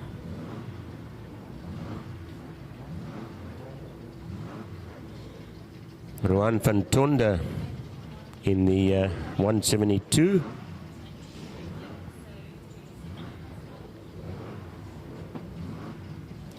Okay, the grid looks like it is sorted. Looks like we've got that All our ducks in a row. Quack, quack. We are ready to race. It's going to be a biggie. It should be about 12 laps this. White flag is flying.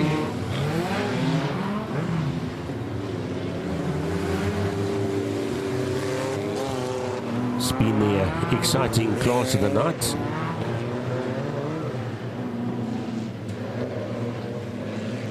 Christian de Jager has had good pace tonight, and starting from pole, he might just run away with this one, but it's going to be interesting to see what Colin Nordier can do from the back of the grid. Green flag flies, we are racing.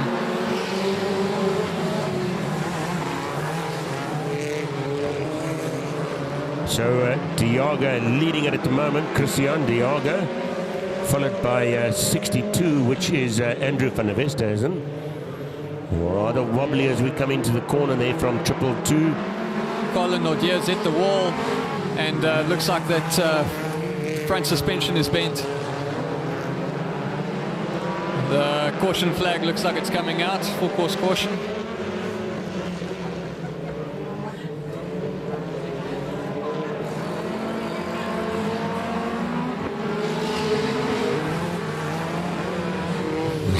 Not sure what happened there, if it's just popped out or...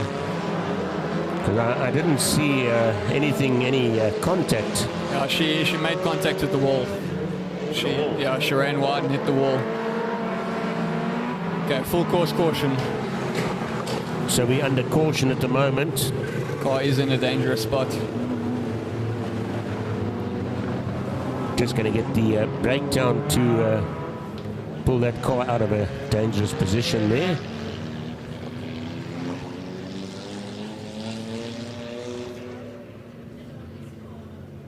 That's the Nordier car. Just doing so well.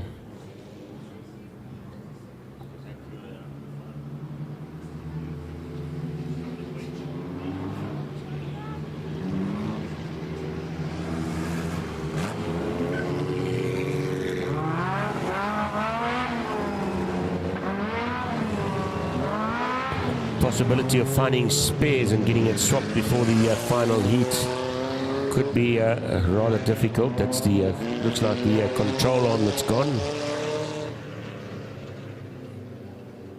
Unless you can get under there with a very big hammer.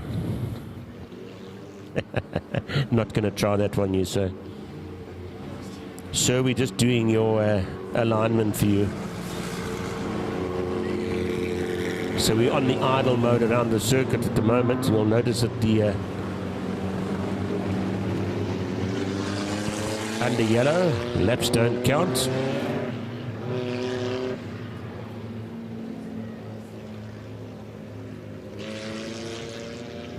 So hopefully we'll just pull that back into the center of the circuit, get it out of the way, and we'll be racing again. Can't do too many additional laps here. There's only so much fuel in the cars, but it's your responsibility to account for those additional laps. A lot of people get caught out with that.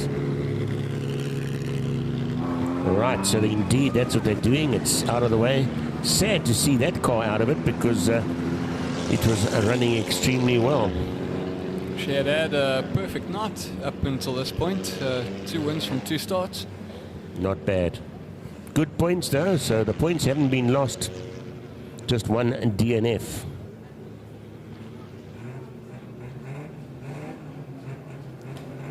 Okay, the white flag is out, so the next time by we will be racing.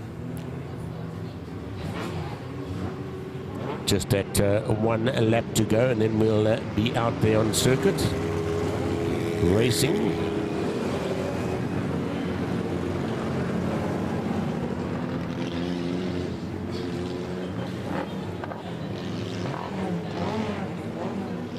Triple 2 on pole there at the moment.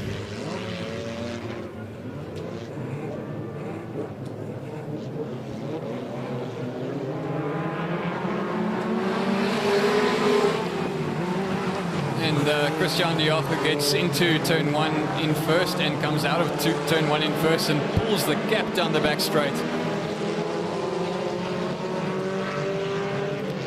Andrew van der Westhuizen is in second. Ruan van Tonde in third, Chanel van Tonde in fourth. It's going to be some tight racing. I see a huge battle there for the 4th, 5th and 6th spot there. William Hunter and Oakley Mayer having a look there.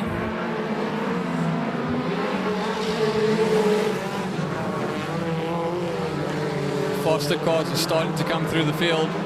William Hunter looking for a way past Chanel Fantonda. Diogo still comfortably out in the lead there. Hot on the heels is number 62, which is Van der Westhuizen. There's contact there between Chanel Fantonda and William Hunter. And Oakley Mayer has run very wide and just kept the car out of the wall.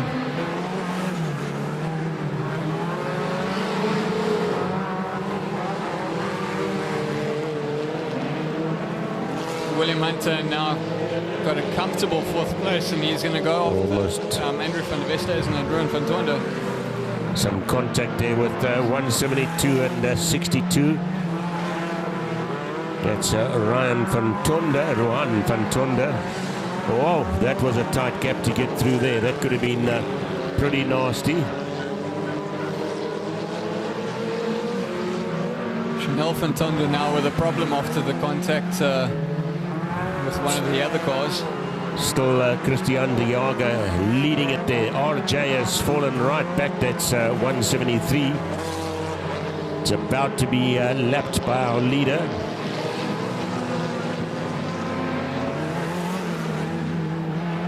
So Christian de Jager in 1st, Ruan van Tonder in 2nd, Andrew van der Westhuizen in 3rd, William Hunter in 4th, Joe van der Walt in 5th, Matthew Power in 6th, and Mornay Julian in 7th. 2 laps to go. Just idling around the circuit for the points there. Something definitely gone wrong with that one. Yeah. But it's a smart thing to do, just idle around and collect any points that are available, because anything is better than nothing. The last lap flag just going out at the moment. Still 222 leading it there. De Jager.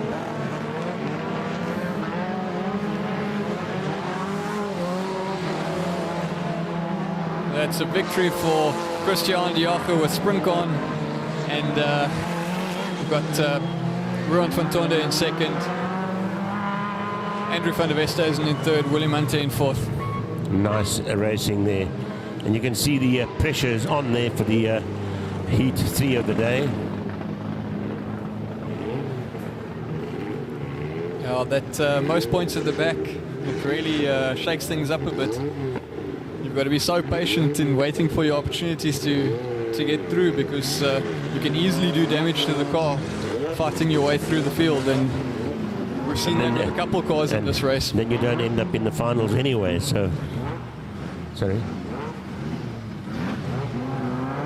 So it's the junior beginners coming out next.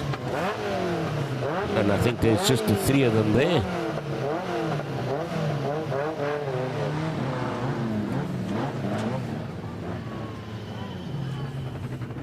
It's Christine Power, Rebecca van der Westhuizen. She's done extremely well. Battled a bit with the gears there on the 2nd heat, but hopefully we've got that sorted, and we'll see how she can do on the 3rd heat. And then Shanine Collins in that beautifully turned out B21. Greener than that you don't get, eh?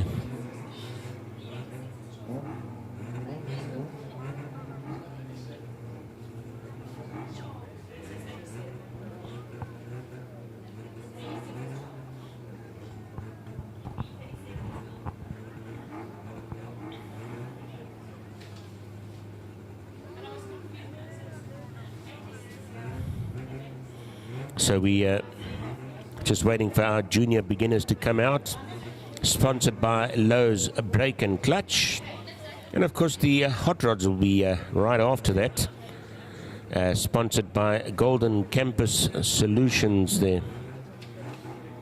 The 1660s sponsored by JP Bodyworks.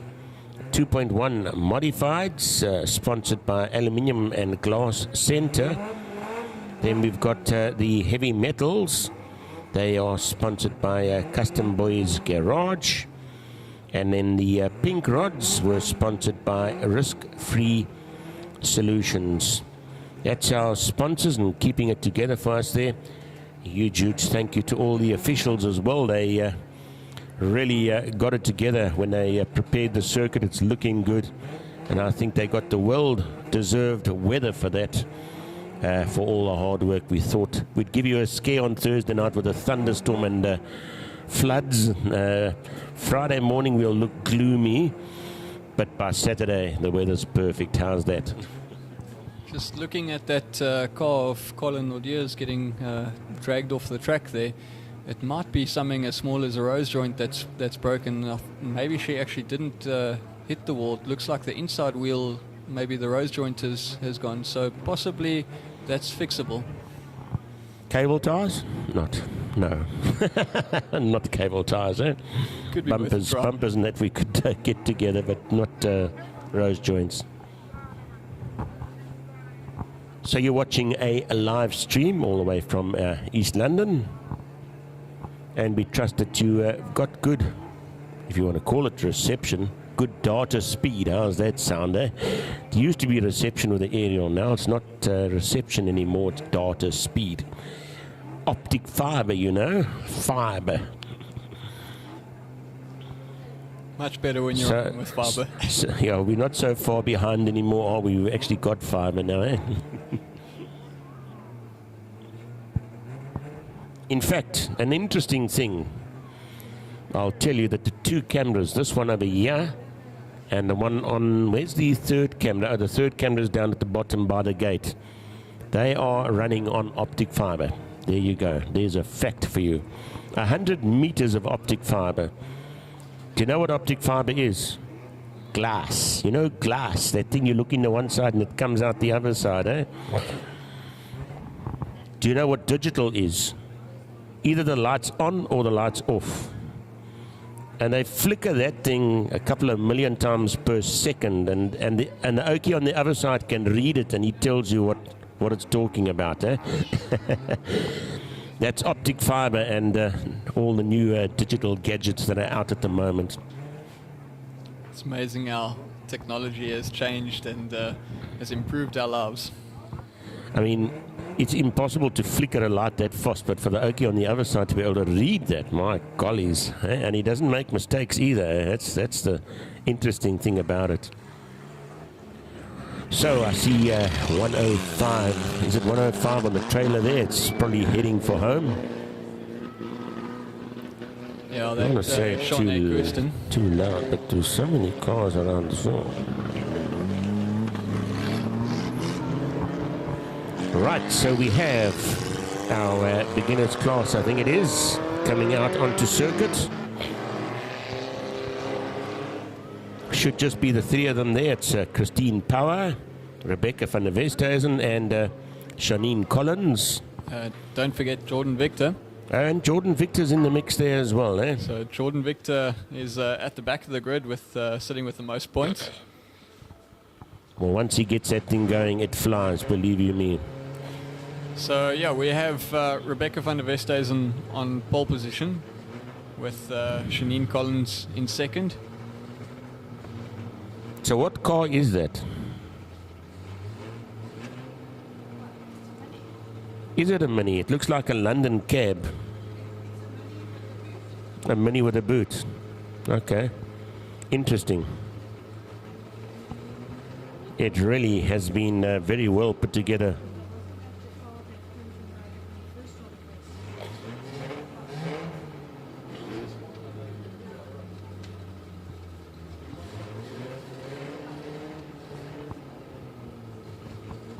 So we're just waiting for the all clear from our COC. It's the third heat of the junior beginners, sponsored by Lowe's Brake and Clutch.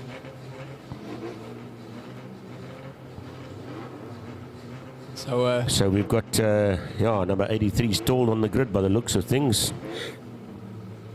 just had a little birdie whisper in my ear that that issue on Colin Lordier's car is a rose joint, and they're busy trying to find one. So the issue will be out for the final. And So who's going to commentate with me next time when they make you the chief mechanic here?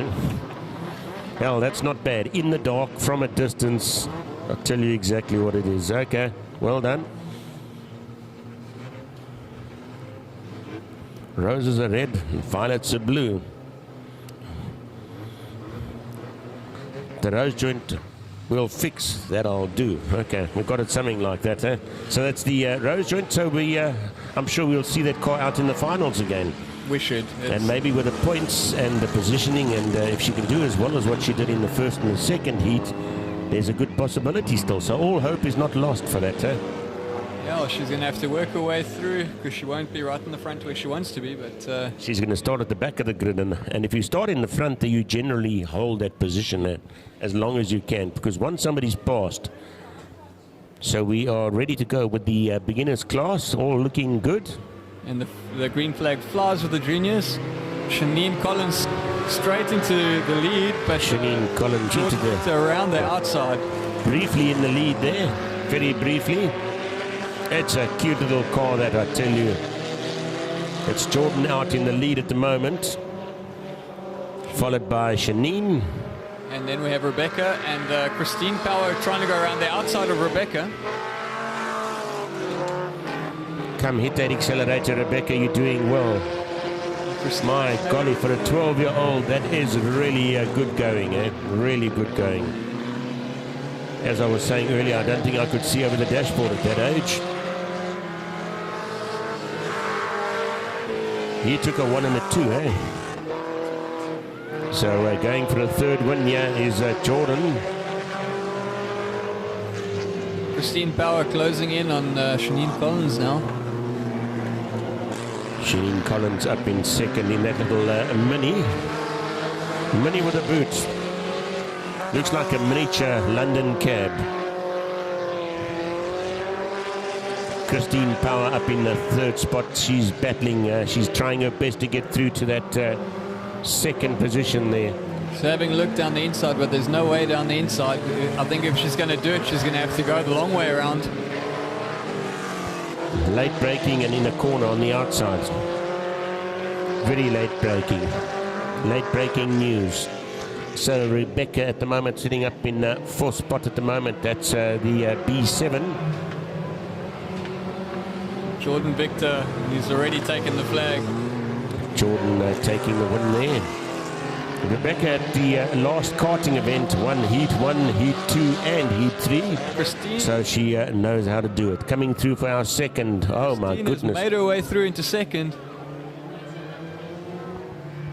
That was a steal, eh? That was a steal. And Shanine Collins in third with Rebecca in fourth.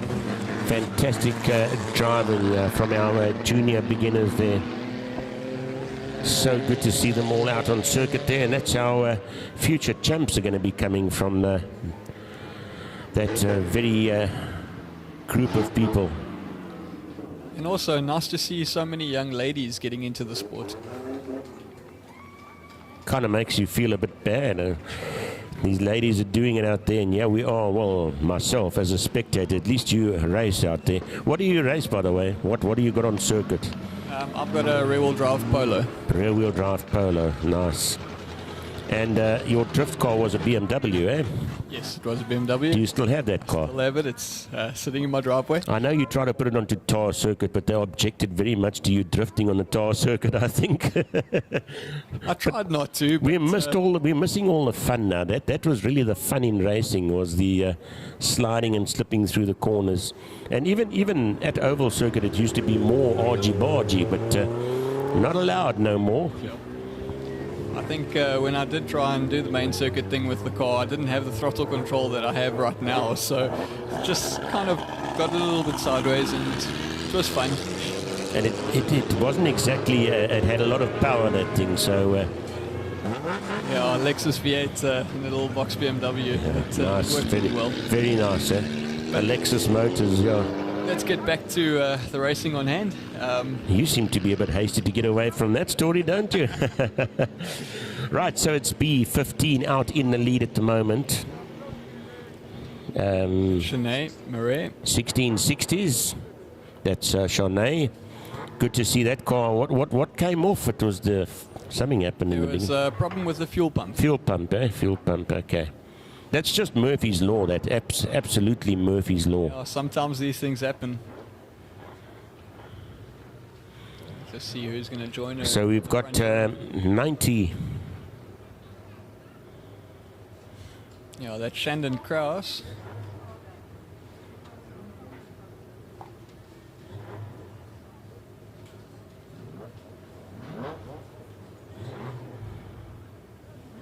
That's 29, isn't it? I can't see. 28 or 29. So we've got in order at the moment. Okay, so Shanae Murray looks like she is on pole.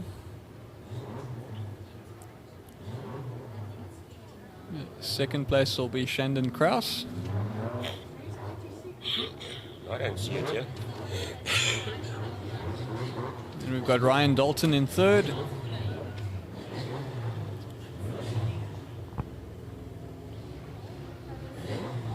Damon Dupree in fourth.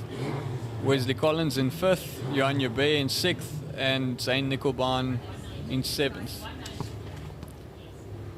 With Neil Allenfeld starting off at the back.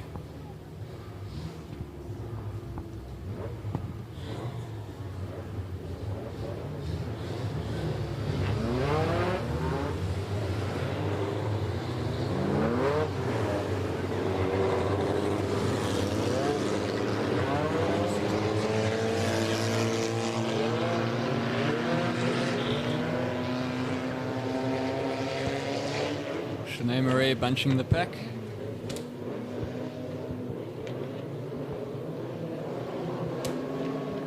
Flag drops and we are racing. Right, this is Between Zane Nickelbaum and Johan Jube at the back. pretty tight racing as they go through there. But Shanae Murray has gotten into the front. Got that car running like a dream now. Ahead of Ryan Dalton in second. We've got Polos 1, 2, 3 and 4 at the moment. Wesley Collins up in third at the moment. Going to be pushing for that second spot.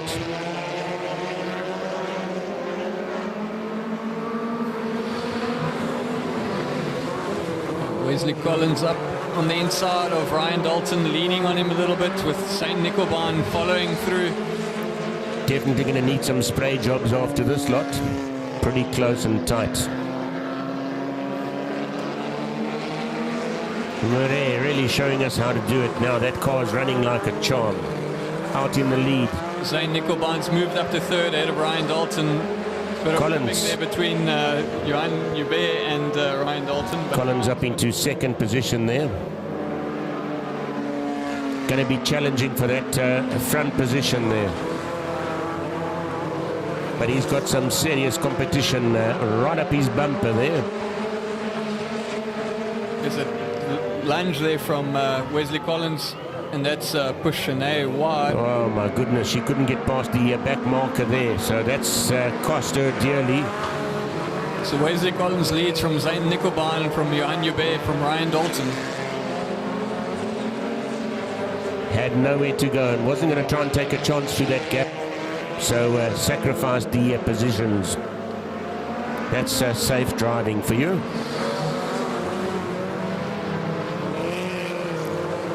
Collins leading it at the moment. Wesley Collins' car has got very good pace at the moment. Nickelbean The gap a bit there. right up behind. Second spot.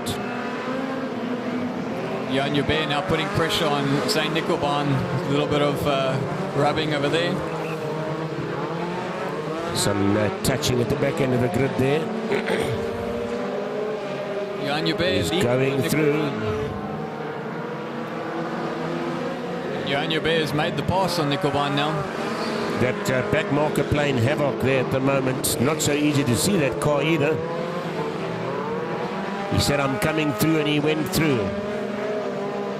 Now he's on the hunt for Collins now. But Wesley's pretty quick on this circuit. Knows it well. Last lap flag is out. Looks like Wesley Collins has got enough of a gap now. The battle is between Nobody's going to get past him. the battle is between Johan Jubé and Zane Nickelbaan. So Wesley Collins taking the win, Johan Jubé in second, Zane Nickelbaan in third.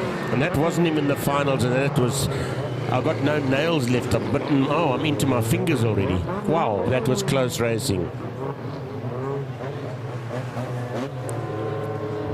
I wasn't... We can get the tins of Duco out and do some respraying, I'd say. That's how tight that was. Probably not, eh? They were very close, up close and personal, they say. You can read the engine serial number from behind. That's how close you are.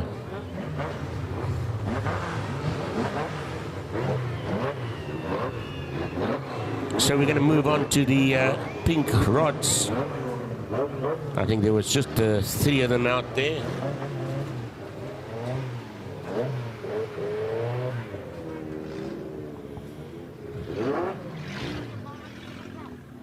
The sponsored pink rods are sponsored by Risk-Free Solutions. We've got Celeste Rieder, Bianca Vosloo, and Sandra Holloway.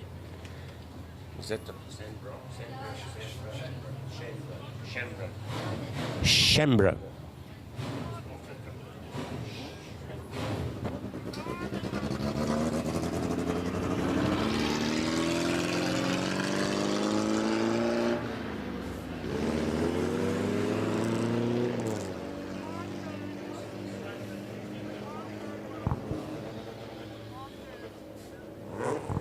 So, where are those pink rods? There they are. 106, Celeste Rieder. 51, Shanbra Holloway. And 141, Bianca. Is it 141? Yeah. Or is it 14? 141, eh? Bianca Vosloo.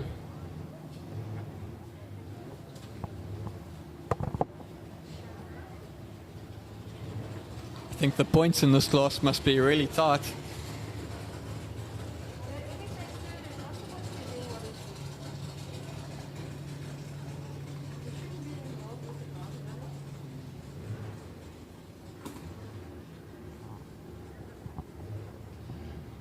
So Shanbra Holloway starting on pole position, Celeste Rieder in second, and Bianca Vosloo in third.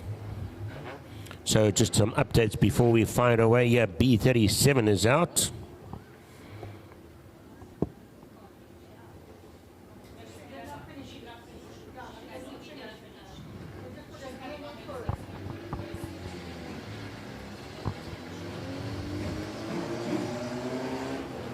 So it's the pink rods at the moment.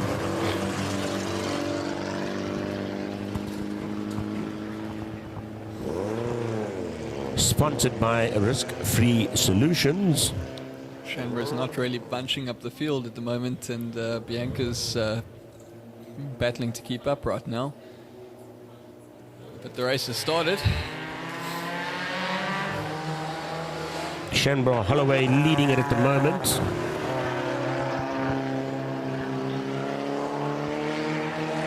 Looks like there could be an issue with 141.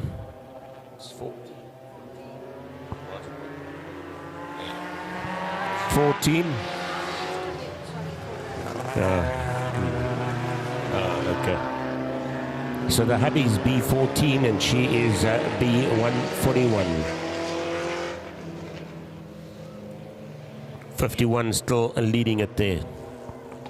Shanbra's looking quite comfortable in the lead of this one. It's going to be 5 laps. Can she hold it?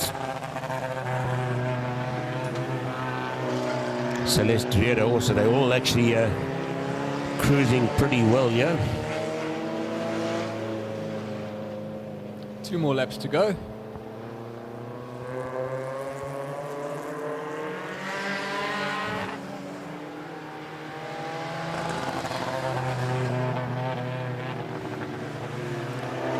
seems like Bianca's found the right gears now and up to speed again. Our leader coming through should be taking the last lap flag. That's the white flag.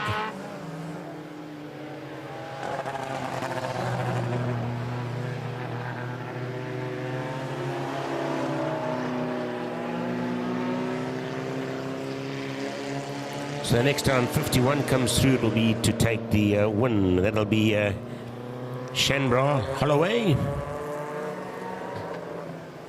Comfortable win there. I like the purple light inside the car.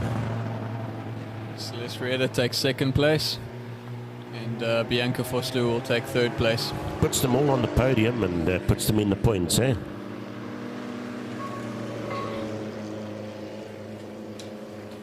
So it's the V8 AMS. We call it V8 Flexi. Have you heard of that one?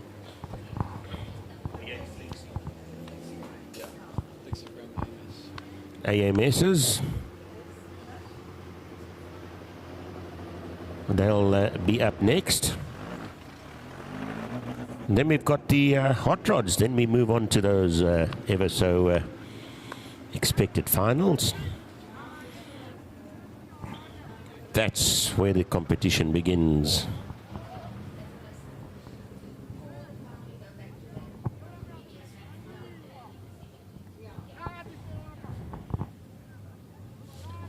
Glorious night down here in East London. Starting to get a little bit of a nip in the air now. But winter's on its way. Thanks to our cameraman, Andre Westhuizen. We have Hammond on pole position. Very fancy setup he's running with. Got Sean Victor on the front row in second place. We have Clinton Green in third and Donovan Fucht in fourth.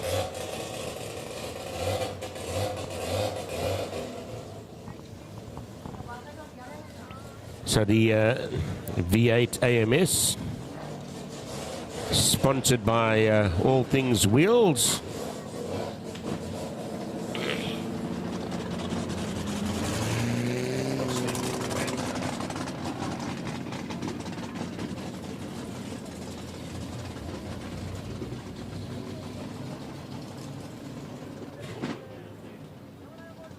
What's obstructing?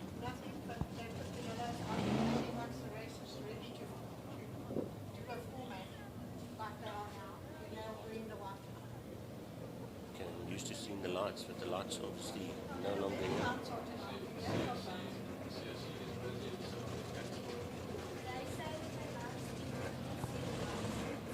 Okay.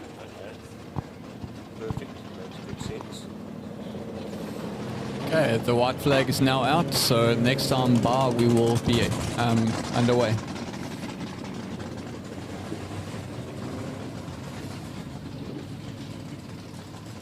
Can Donovan Fucht got himself blocked there on the second heat, and by the time he managed to get his way past, just didn't have enough time there to take that win. But coming through in second position and taking a win on the first heat. Let's see what happens on the third and final heat before we move on to the finals. Green right at the back end of the circuit, Clinton Green.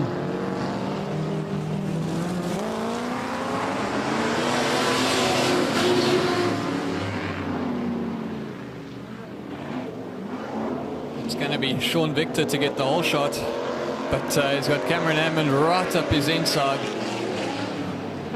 Donovan Fucht hanging on to third place with Clinton Green in fourth.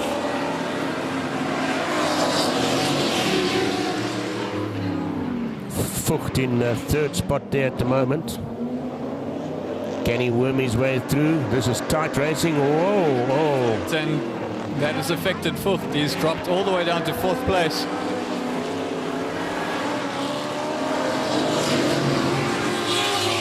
Still got enough laps to try and get into the points there.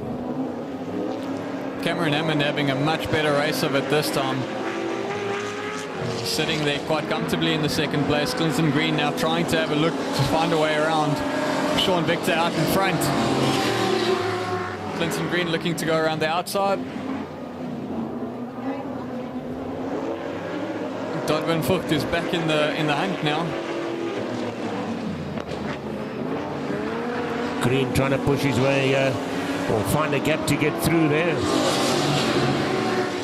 Super tight racing. Vught is up the inside of Green.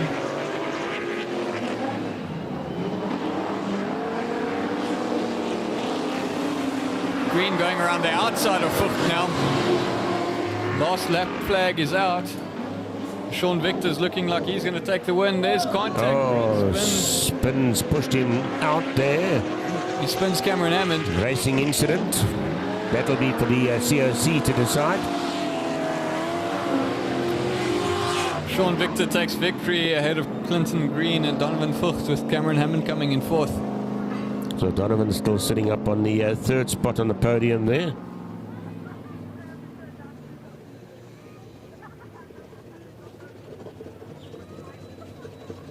It was quite an exciting race, even though there was only four cars. Only four cars. We are getting quite excited up in the commentary box here. And I'm just waiting to see what is said about that last little incident there.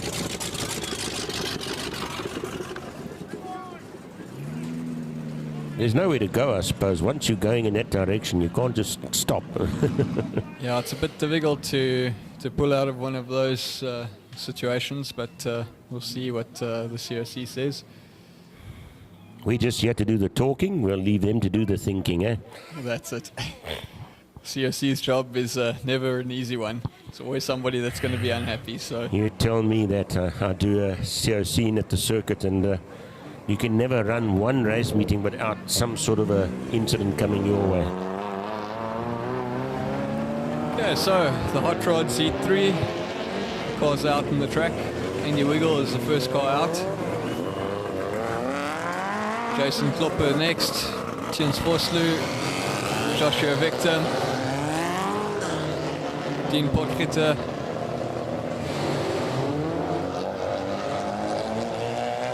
Ashley Victor and Corbin Holloway.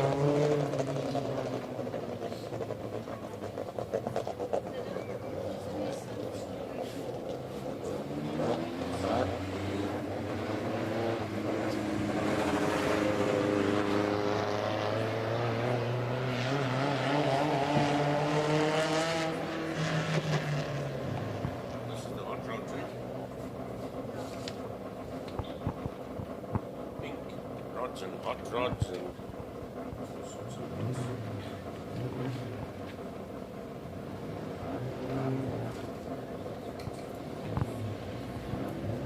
right, let's see who takes pole position there. Jason Klopper up in second spot. Tiens Vosloo up in third. We've got Dean Potgieter. Let's see where number 5 squeezes his way through. Ouch, that was tight. Looks like he's got no brakes, so he's going to move to the back of the circuit. That's actually Victor, I think 177 was asked to start at the back of the grid, but we can't quite see that far. Looks like the grid order's been sorted. So we have Andy Wiggle on pole. We have Jason Klopper in second. Tiens Vosloo in third.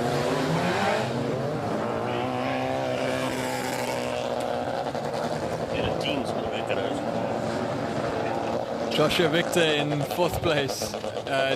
Dean Potgieter in fifth place. Ashley Victor and Corbin Holloway.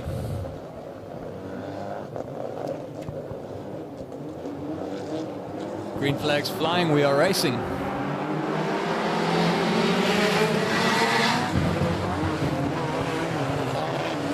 Andy Weagle gets through turn 1 first. Dean Potgieter up to second. Tiens Vosloo in third. Joshua Victor in fourth. It's a 9-lapper. Potgieter up in second spot at the moment. Going to come through for first.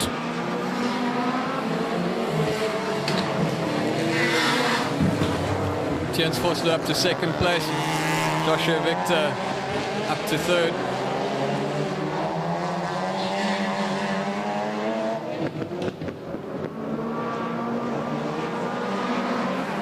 So Dean has got to the front and he's up and away. Nobody going to catch me now. Yeah, he's opening up that gap very nicely. I don't know how much of an answer Tiens is going to have for Dean. Oh, Tiens has got a problem. It's pulled off to the side. Slowing down. Joshua Victor up to second, Andy Wiggle up to third, Corbin Holloway in fourth. The rotary of Ashley Victor is now going to move up to fifth. Jason Klopper in sixth. Meanwhile, Dean Potgieter's running away with it, and it won't be long now, Neil. Be looking at those back markers.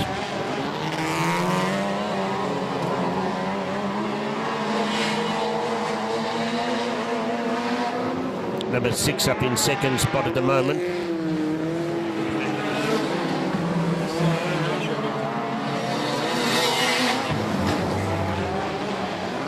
Joshua Victor.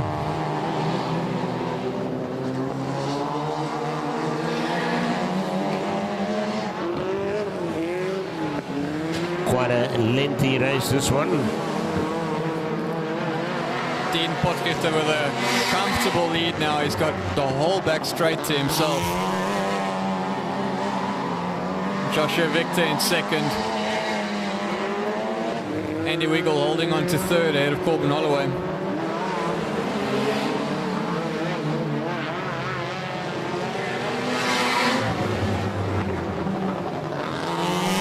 Last lap flag out for Dean Potgieter.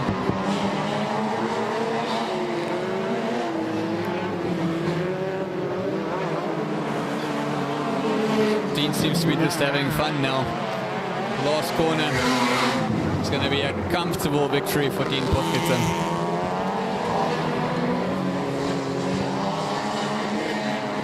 Second place goes to Joshua Victor. Third place is Andy Wiggle ahead of a hard-charging Corbin Holloway. Pretty close racing, another lap or two, or even one lap, and that could have been a bit different there.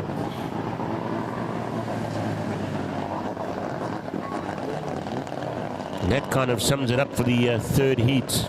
Yeah, that's it. So now we're going to sit and tabulate and calculate the points, and we'll do the calculations for the final heat for each class, and that'll be coming up in a couple of minutes or so.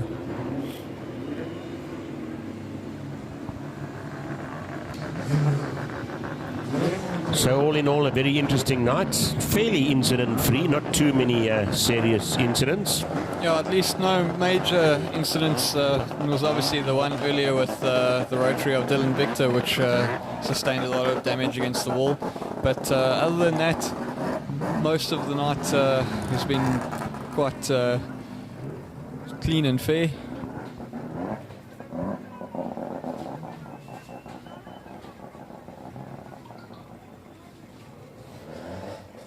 And I must say the circuit has held out absolutely perfectly. It's looking jolly good.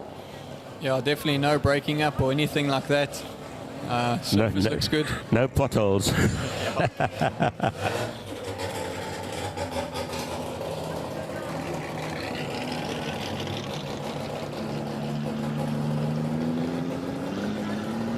the heavy metals are already on track for the final.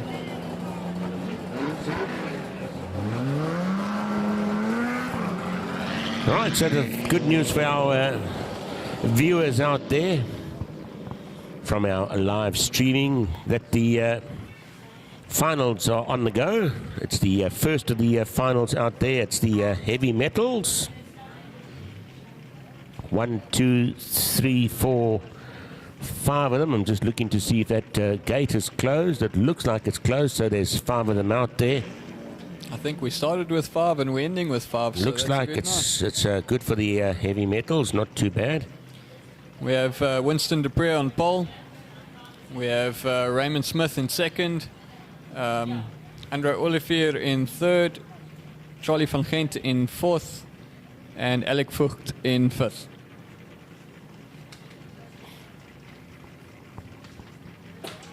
Right, so here we go. This is now where the pressure's on. And the guys try their best to go for the win. And this is what it's all about.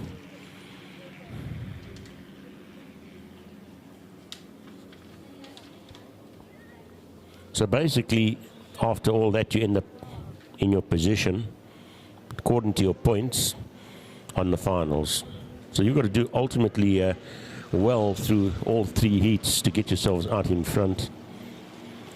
That's it. In theory, if you're sitting in front there, you should be the winner, but it doesn't always work out like that, eh? Now you got to do the job and get it over the line. Oh, Winston Dupree's bonnet's come up on the start. That's an absolute disaster.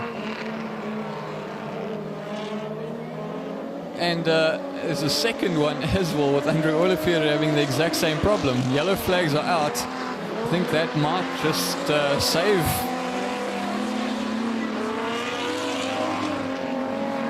That bonnet blows off, it's going to be a problem. So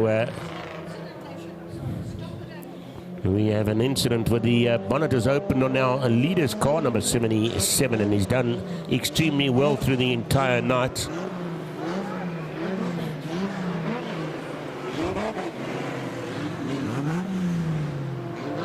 So possibly we'll have a restart on that one. Rob, let us know. Rob, we're going to do a restart on that. Fixed up. Good one. Thanks.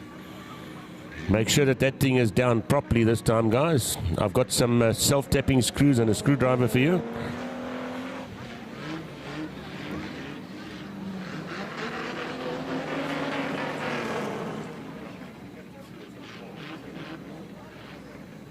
So fortunately, on the first lap incident there, we lucky for some and unlucky for others.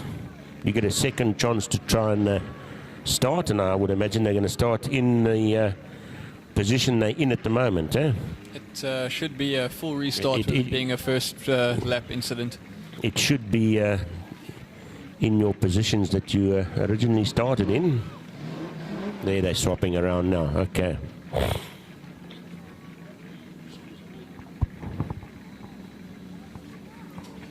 Yeah, he was doing exceptionally well, considering he had limited view, but you can imagine that bonnet coming off could cause absolute chaos. Well, throughout all of that, he didn't lose the lead.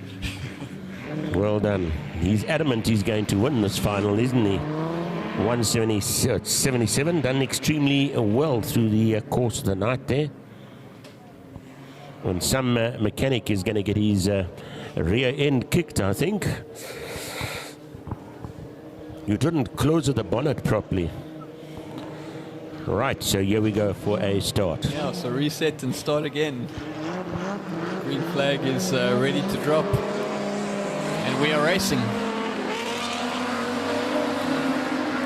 Perfect start there from Winston. And there's a bit of a touch. An action replay without the bonnet this time. It's got legs, that's 177. He's held on to the lead. Raymond Smith in second, Charlie van Gent in third, Andre Olivier in fourth, and Alec Vogt in fifth. Winston leading it at the moment. Winston opening up the gap now, looking comfortable again. And it's just one scary moment there for him. So the car got a bit sideways out of turn one. But he's back in control now and opening up the gap nicely.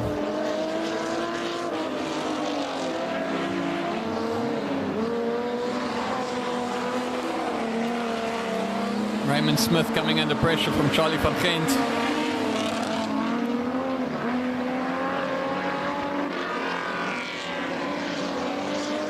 Winston Dupree leading it there, followed by 53, Raymond Smith up in second. Opening that gap up quite extensively. So the battle's now for that second spot.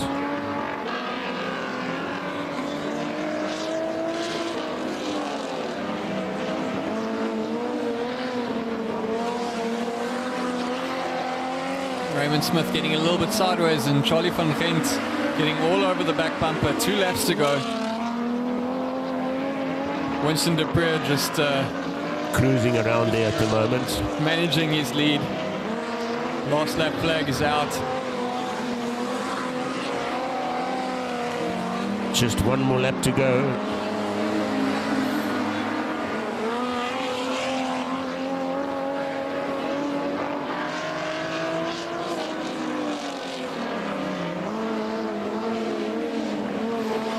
That's a comfortable victory for Winston de Preur.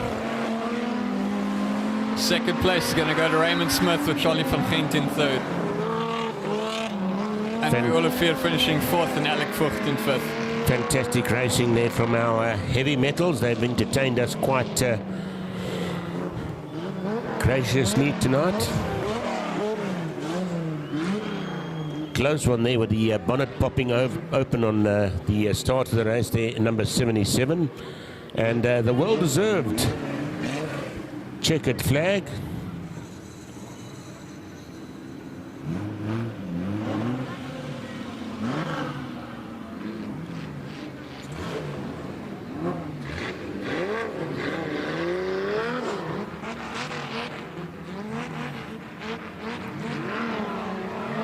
Some donuts from Raymond Smith.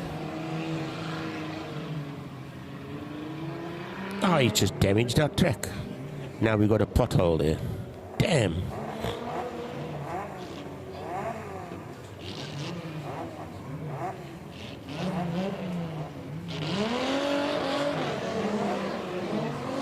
More donuts.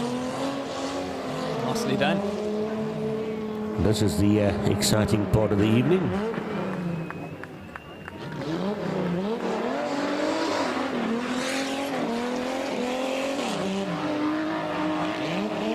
Oopsie, watch that ball now. Did you also see that? He thought he could, and then he decided to lift off.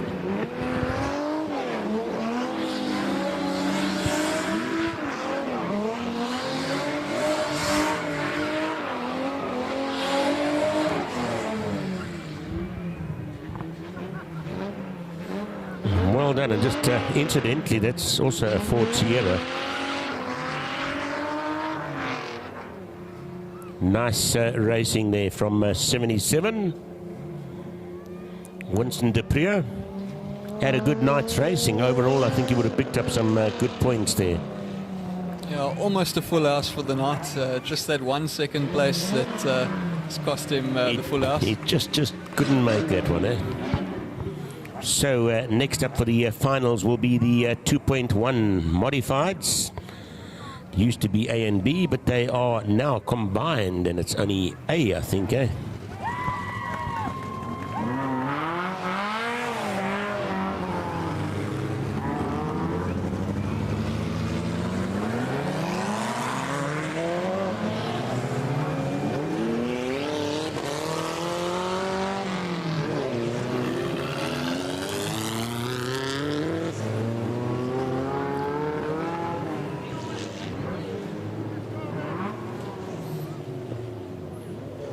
So Ruan van Tonde on pole position.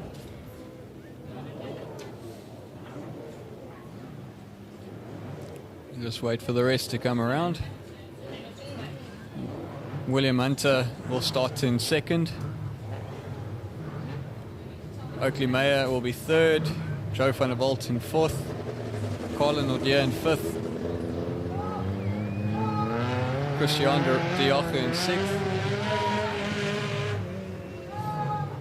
Then it is Matthew Power, Monet Julian, Sean. Nel van Tonde, and Andrew van der Westhuizen. I think it's going to be quite interesting to see those two courses with the wings in the middle come through the field. They have both won heats tonight. They're both quick. and they both had issues, which has put them a little bit further back than they should be. So I've got quite a lot of confidence that they'll be coming through the field here. Watching closely.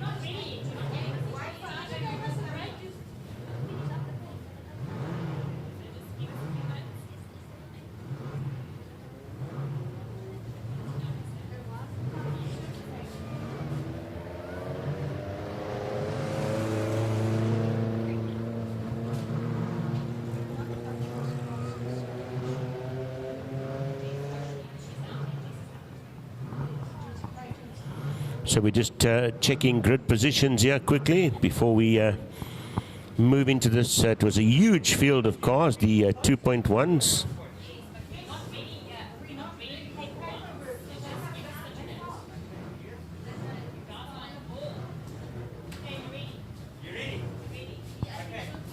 Gereed om te vreet. Right, the allocations all worked out, and we'll get them into position, and we'll be racing shortly.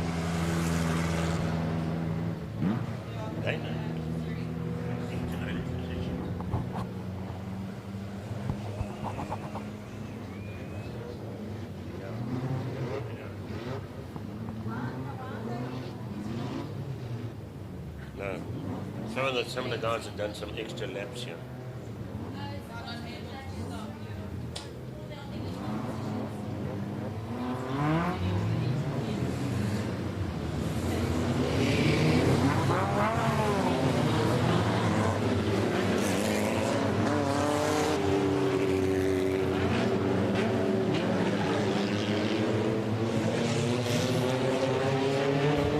Right, so we pretty much got them bunched up there. Okay, the green flag is ready and we are racing. 12 laps, here we go.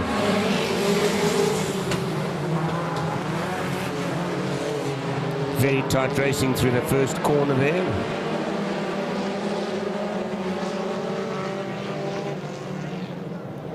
I want to hold that checkered flag, he says. Here we go.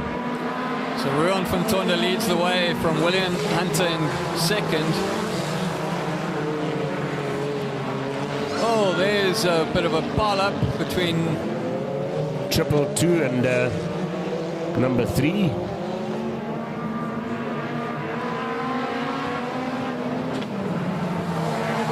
Oakley Meyer is 23, sorry.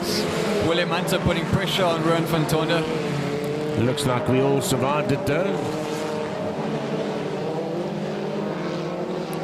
Our leader coming through.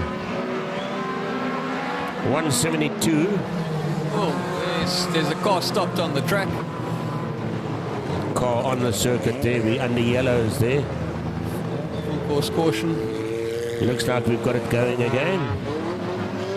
Under caution at the moment. Our leader 172 coming through. Ruan van Tonder. Second place is William Hunter. Third place Oakley Meyer. Fourth place Joe van der Walt. Then Colin Odier. Christian de Jager without a bumper. Chanel van Tonder. There's a fender being pulled off of Andrew van der Westhuizen's car by the looks of things.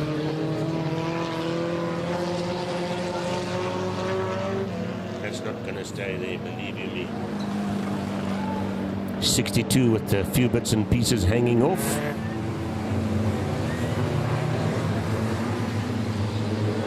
The 2.1 sponsored by Aluminium and Glass Centre. The 1660s was sponsored by JP's Bodyworks. Right, so we're still under yellow at the moment.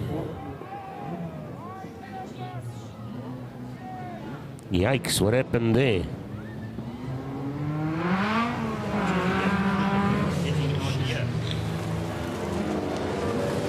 Right, that fender's going to be a bit of an incident there. We're not going to... Well, it popped off easier than what I thought. Luckily, our COC does bodyworks. Tuffy, yeah. He was defending himself, I suppose. Eh? Oh, sorry about that. Ripped the fender off. Right, so we're under white, which means... Are we under white? Yeah. Yeah. So Next time round, we'll be starting.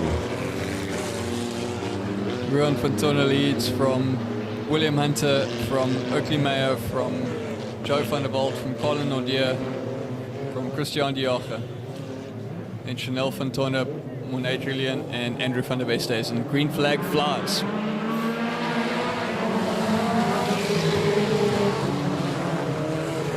So it's almost like a... Ruan Fontona seems to have a problem. Christian Dioche slicing his way through the field, up to fourth now. I don't know if he missed a gear there or what, but looks like he's definitely got a problem there, pulling to one side. So William Hunter leads from Oakley Meyer, Christian Dioche. There's a bit of a fight going on there with Joe van der Walt, Christian Dioche, and Colin Nordier. 7 laps to go.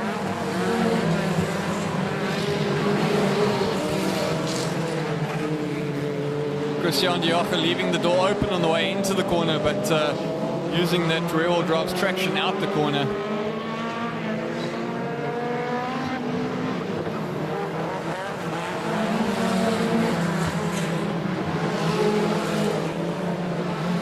Joe van der Walt making the move now, going through.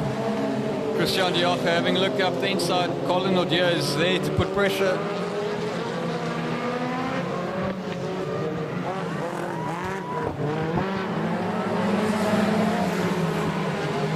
Oakley Meyer now with a problem. Christian Dioche going around the outside of Oakley Meyer. Oh, Christian Dioche in the wall. So 62 there, pulling off.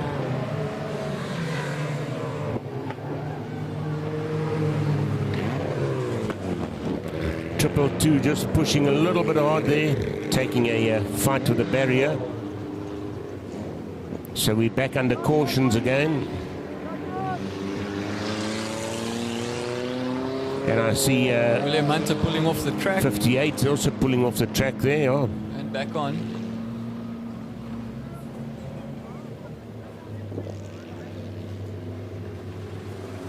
This really has been a war of attrition in this class tonight. This class has really got a lot of work to do before the next event, that's for sure, because the guys have been dropping out like flies there. As our breakdown services, I'm not sure who they are, it's an unmarked vehicle. But the cars are looking like tatters as they come past. I think each and every one of them has had a bit of a knock from one end. And I'm just wondering if...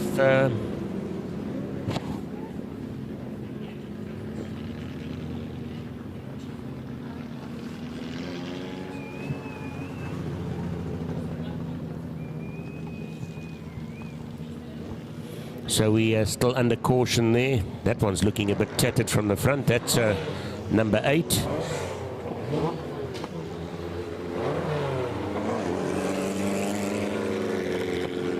Oakley Meyer looking a little bit modified. William Hunter once again pulling off the track. That's our leader parking the car. That's number 80, eh? Yeah. Definitely an issue there. Which then I think puts Joe van der Walt into the lead of the race. Bad when you've got to pull off on the warm-up lap, eh? Not quite warm-up, but under caution. That thing's front wheel is exceptionally over on the one side. I know.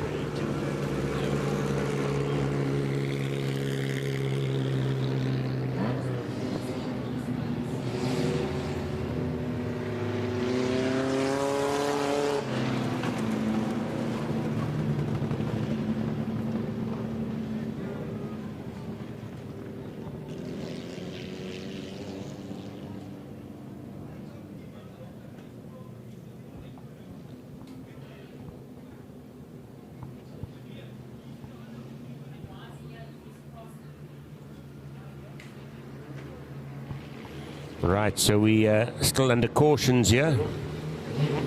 And we said it's going to go wild in the finals, and we're not far off, are we?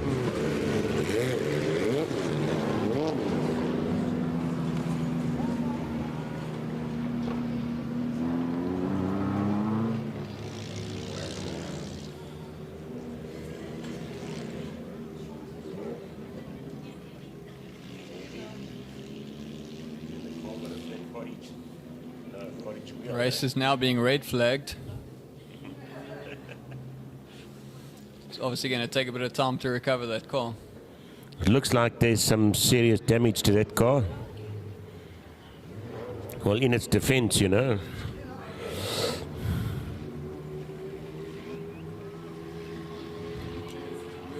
No, that's what I said. No, it's definitely, that thing's shot. So these cars dropping out by flies, we've picked up that the, it's 172 I think it is, or what is it, 173, what is it? 173 has got a problem on the inside. Rob, you need to just check that.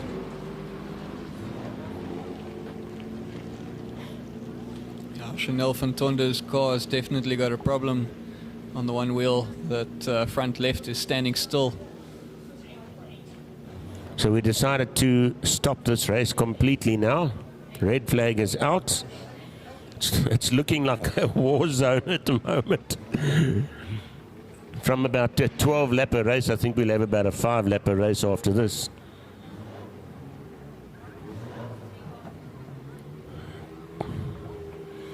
Yeah, check that car out. There's an issue there. The whole front wheel is hanging out.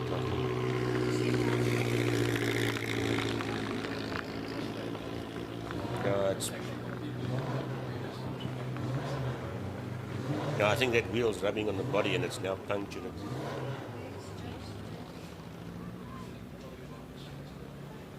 So we have, you know, we have 1, 2, 3, 4 of them pulled out 5. So 5 cars dropping out on this one. Still under, well, we're not under caution anymore. We've red flagged it. And I'm assuming we'll most likely have a restart.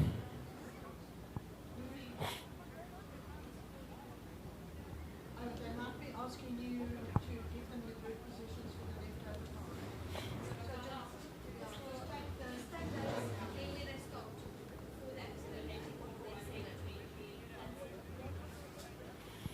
So there'll be new grid positions for the restart of this race.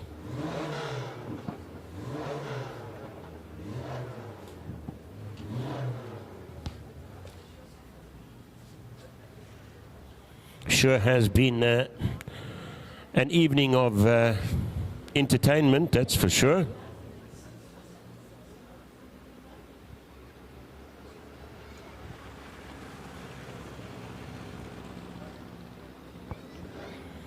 Live streaming from the East London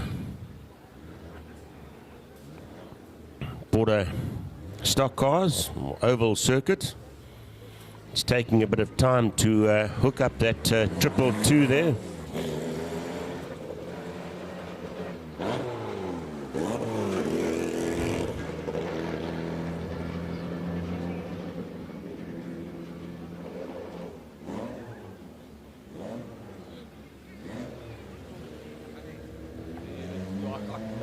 I know, I just wondered because I can see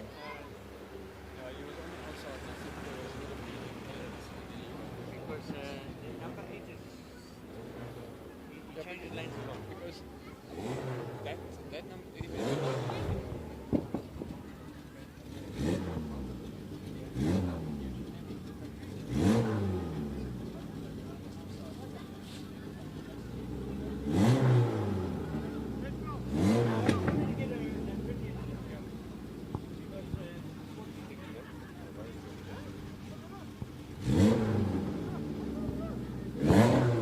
Right, so it looks like we're getting that 222 off of the circuit there. The only way is to pull it and backwards. Just picking up a few bits and pieces there. Good to see number 23 back on again. It was the rose joint that was replaced. So we've got a new starting grid.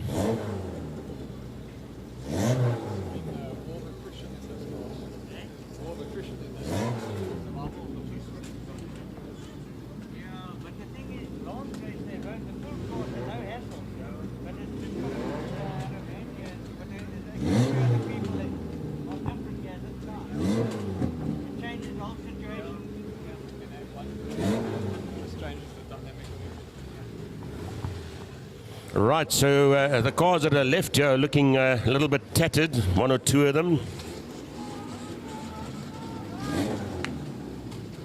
1, 2, 3, 4, 5 of them, so it'll be a 7 lapper. Almost ready to go racing again. We've got 2 front-wheel drive courses and then a rear-wheel drive one leading the field. And I think that one at the back has taken a bit of a knock as well, just looking at the back bumper and that. Yeah, most definitely. Hopefully that one can hold out. That's number 172, I think it is. What is it? Yeah, C172, Ruan van Tondo from POTR. He started this final in pole position, and a couple issues have sent him down the order.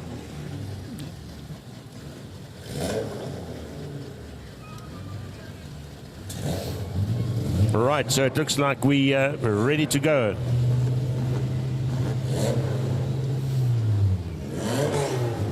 It's rather nippy down the bottom here, that's for sure.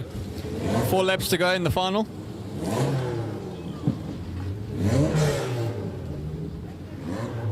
Looks like it's going to be a 4-lapper. The white flag is waving, so when they come around, we'll be back to racing.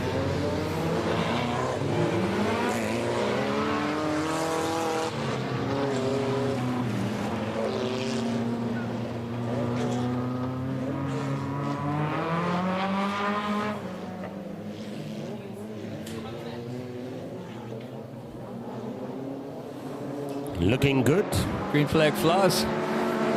Joe van der Walt in first, Oakley May in second, Colin O'Dear sneaking down the inside. That, if you remember, in the third heat, lost a rose joint. Oakley May has gone very deep into that corner, but he's holding it there. Going to stick his nose out first. Going all the way around the outside to take the lead. Not too bad at all, eh?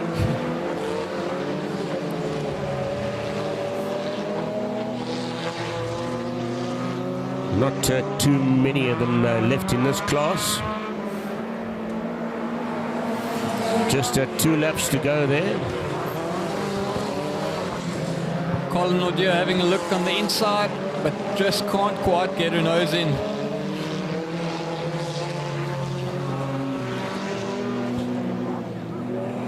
Last lap. Coming through into second position there. Last flag is out. Oakley Mayer leads. Colin O'Dear in second. Joe van der Walt's got a problem. Mornay Julian is going to end up in third place there now. Onto the podium for him it goes. And our winner coming across to take the checkered flag. So Oakley Mayer takes the win from Colin O'Dear. Nice to see that O'Dear came back in and managed to get that car sorted. Mornay Julian takes third place. Joe van der Walt takes fourth. And Ruan van Tondo will be in fifth place. Wow. Well, I can tell you that this class has been an absolute war tonight. Very much so. If we had oval circuit tomorrow, there wouldn't be enough 2.1s left to run a class, I don't think.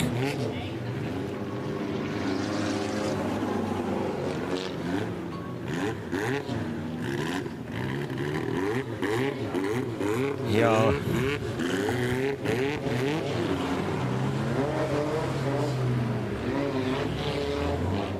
It's not for you. Right, so there's going to be a lot of work to be done on these cars before the next race meeting.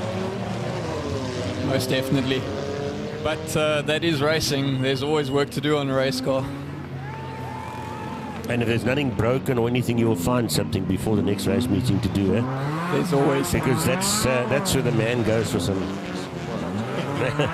to the garage to work on his car.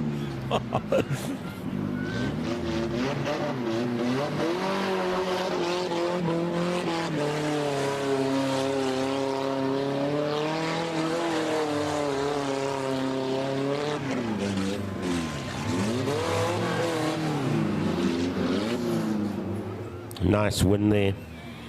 Moving on to the junior, is it junior beginners, I think, up next? Yep.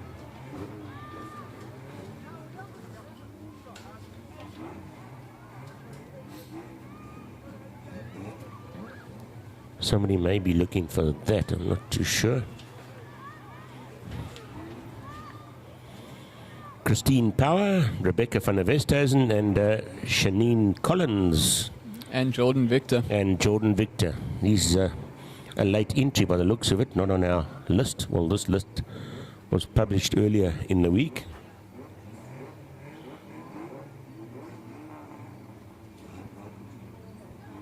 So, looking like a bit of a war zone there in the middle of the circuit. What do you say? Yeah, it's never nice to see cars sitting there, you know, in a broken condition. But it just happens sometimes. The fact of the matter, it may be at the oval circuit, it may be a race car, but that spare is going to cost you the same as a normal street car. You're not going to, unless you can go to a scrapyard or something. So, but expensive to get some of these cars repaired and up and running for the next event. With the frame cars, it's even worse because most of the parts are custom made. You're right.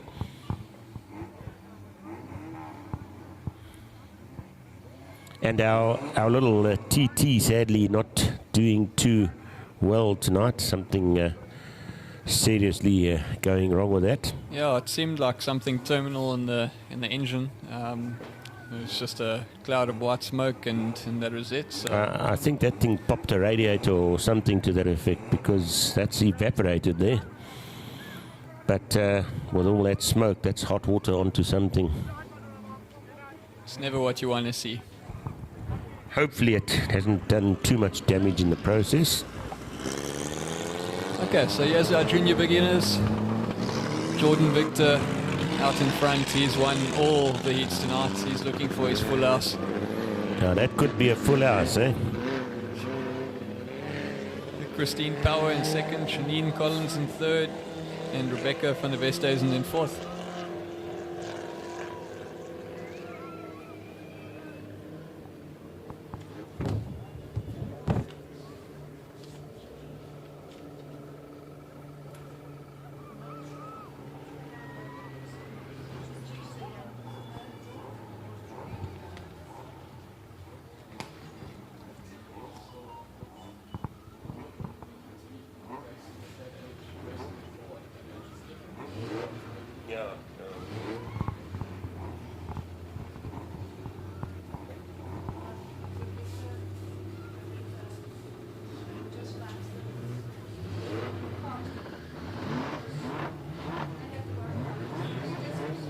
Yeah.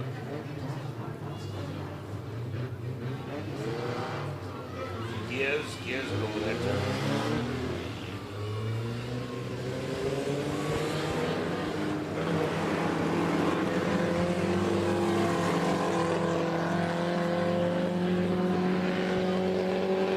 Right, so we've got Christine Power, Rebecca van der Westhuizen, Shanine Collins, and then he said Jordan van der Merwe. Remember Jordan from the karting? He was so good, eh? Jordan Victor. Jordan van der Merwe is coming to Stockcars soon. The race is green. Jordan Victor out in front. Christine Powers managed to slot into second. Shanine Collins in third. Rebecca van der Westhuizen in fourth.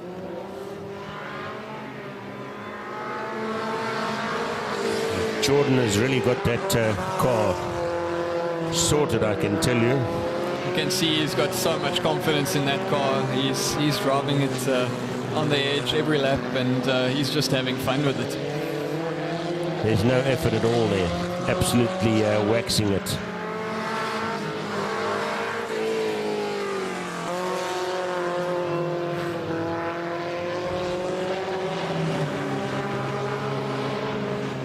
Yeah, a little Mini doing extremely well there.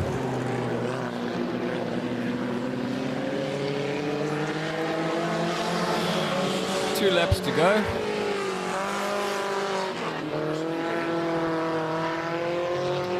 Just 2 laps left in it there. Christine Power in a comfortable second place. Janine Collins starting to come under pressure from Rebecca van der Westhuizen, but looks like she's got it under control at this stage. Christine Power having a good race there. She's actually raced pretty well all night. Yeah.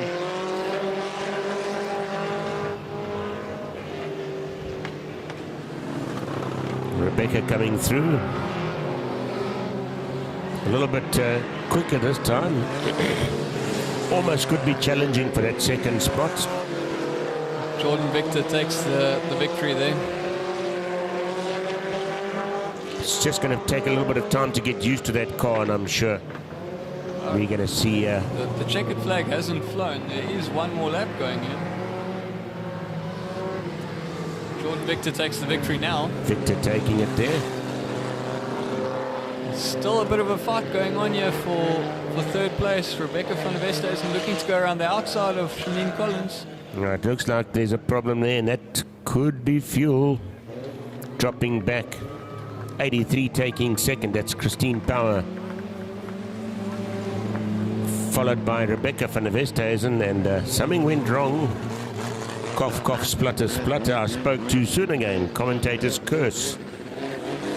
As Janine Collins comes across the line there. Taking the checkered flag at around number 94. Colin, listen to me. Victor.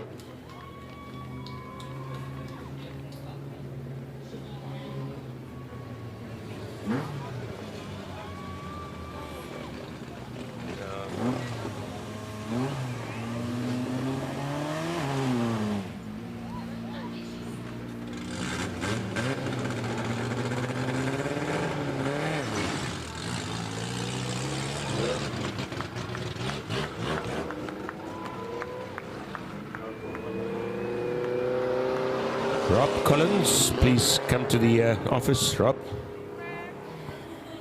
Now you go.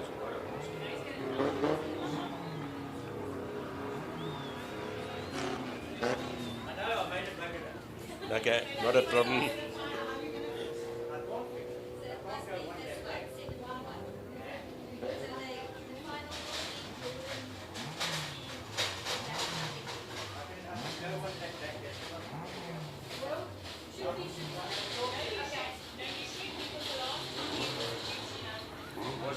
Was there a change in position on that last one? No, but I'm saying it's going to make a difference.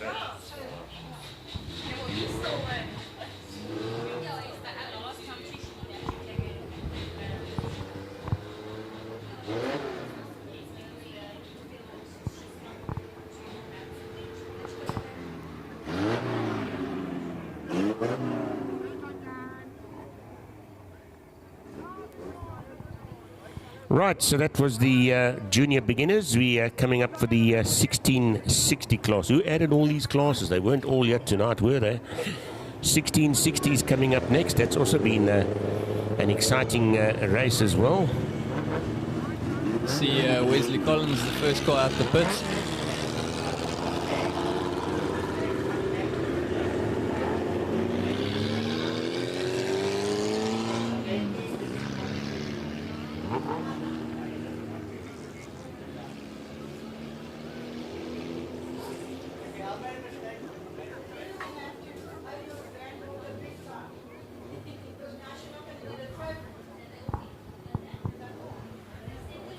Right, so the 1660 sponsored by JP Bodyworks, and of course the junior beginners was sponsored by Lowe's Brake and Clutch.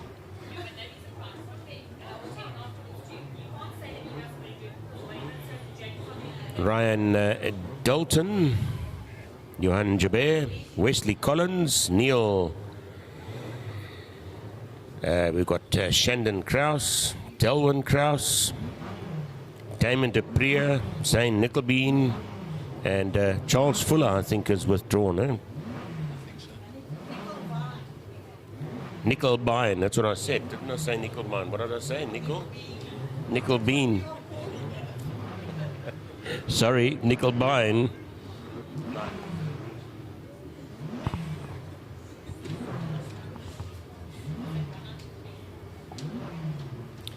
So we have Wesley Collins on pole position, Zane Nickelbein in second, Johan Jabert in third. Well, I'm not going to say it. Damon Dupree in fourth, Ryan Dalton in fifth, Shanae Murray in sixth, and Neil Allenfeld in seventh place. Looks like a 9-lapper.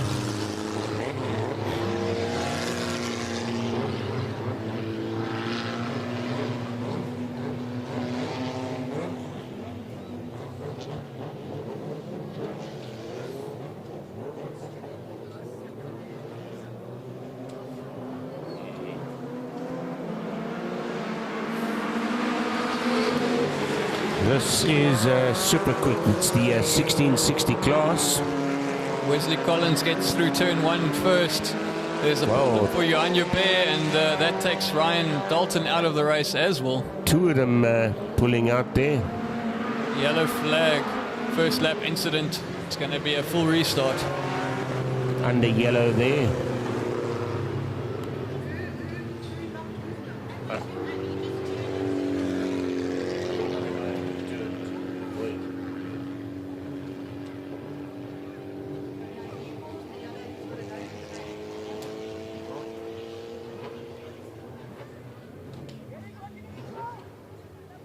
Right, so we'll have a complete restart there, as that happened under the first lap.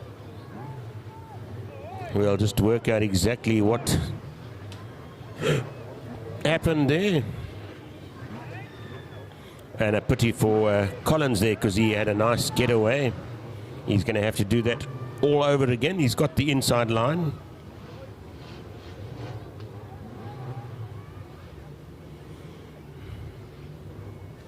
Polo running extremely well.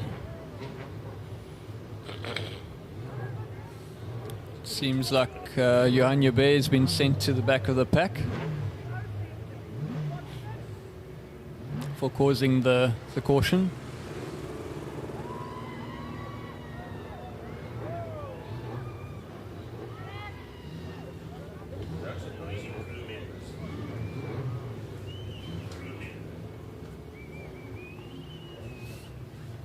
There's no split there. Right, so we are about ready to go, just waiting for the last car to get into position.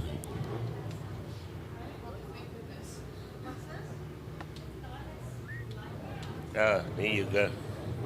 You wished him away. Right, so we're going to have a second attempt at this one, eh? Yeah, we'll try again. Everything reset. Lots of action replays here tonight.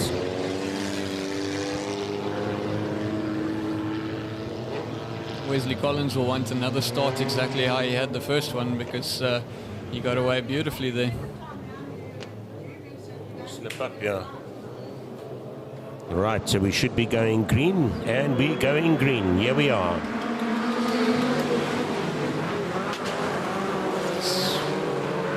That a little Golfy on the outside, really pushing hard. But it's Collins that's got the lead. Wesley Collins has managed to get through turn one in first. Damon Dupree slotting into second now. Zane Nickelbein's dropped to third. Yellow flag out again. It's the fastest bucky in the West. Another full course caution. We under caution, yeah.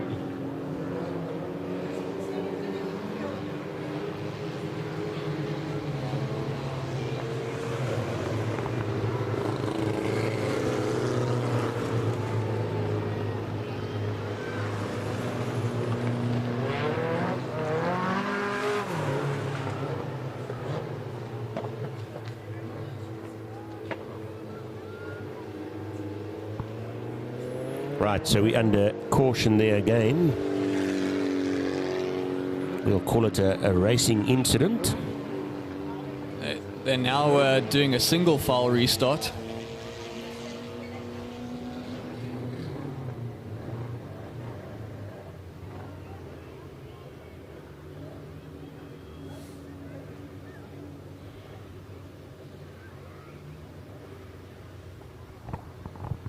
Ever seen this one before?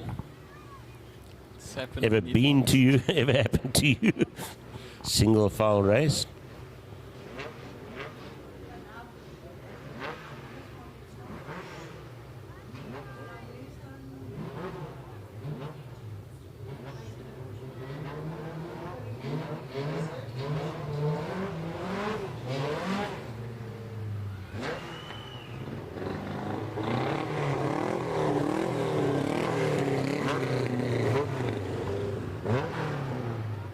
So guys, let's keep it clean.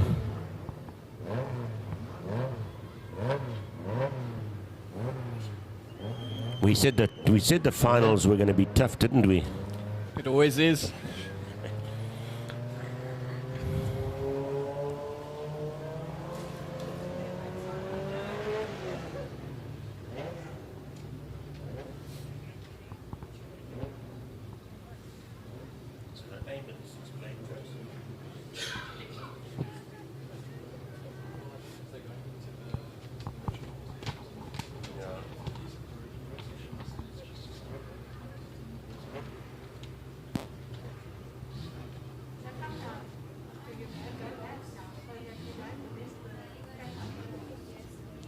Seems like Ryan Dalton's mechanical issues are just continuing at the moment, and it looks like he's going to be out of this one. Car's getting pushed off the track.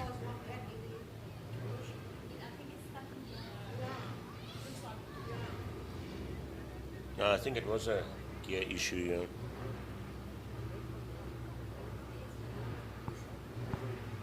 yeah. Right, so we're going to have is it a third attempt at this now?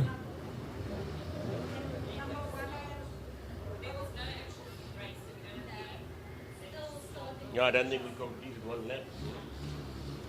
Right, so we're watching the Collins car there. Can he do it for the third time in a row?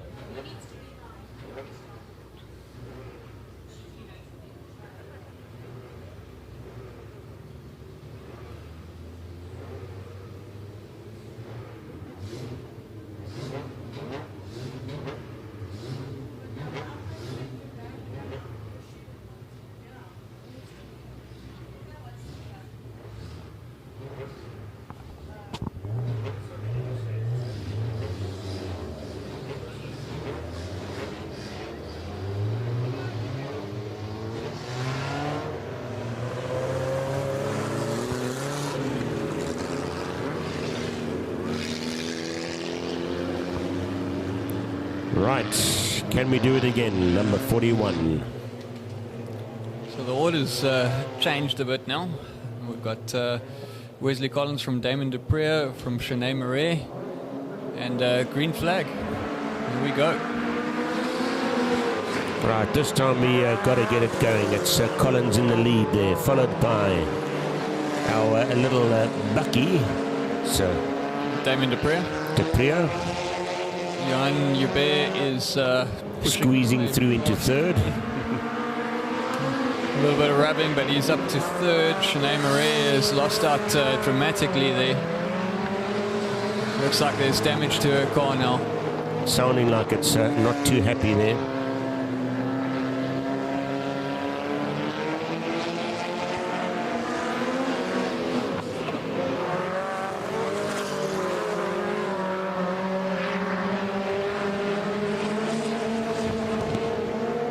Luckily for this class, it's sponsored by JP's Bodyworks. I think we're gonna need that after this. Got another caution again. Somebody stuck in the bottom corner here, hit the railing, but kind of just caught it. And that could be the Shanae. Yeah, I think that's Shanae that's stuck. That car didn't sound too good, so 10 to 1, it's just broken down there. My golly gosh, are we ever going to get this one out of the way? Still have 7 laps left of this one. 7 laps in one car. Almost.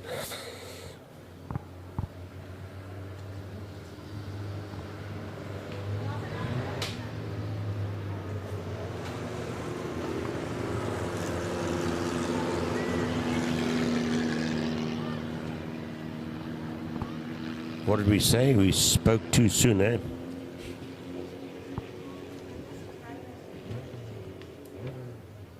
Sorry? Okay.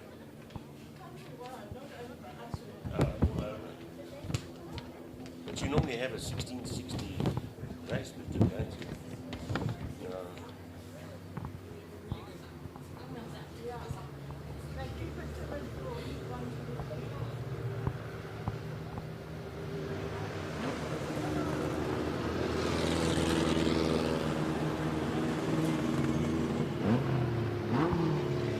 Right, so we're just trying to get that car moved out of the way there.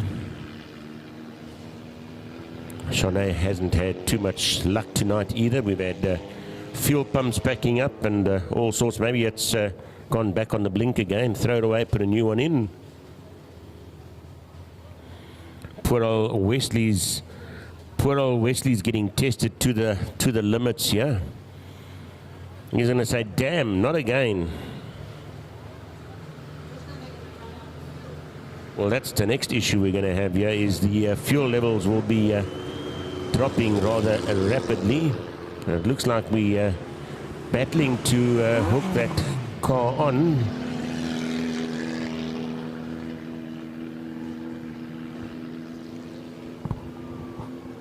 As we live stream to you from East London Border Stockcars. It's been fantastic having you out as an audience there. And it's really been jolly good from here. The weather getting a little bit nippy out there at the moment. But other than that, glorious evening as we circulate the circuit. Just waiting for Marie's car to be moved. I think I'm going to take a little walk down that way and just see if I can see what the issue is there. Just going to walk back there and see how bad that car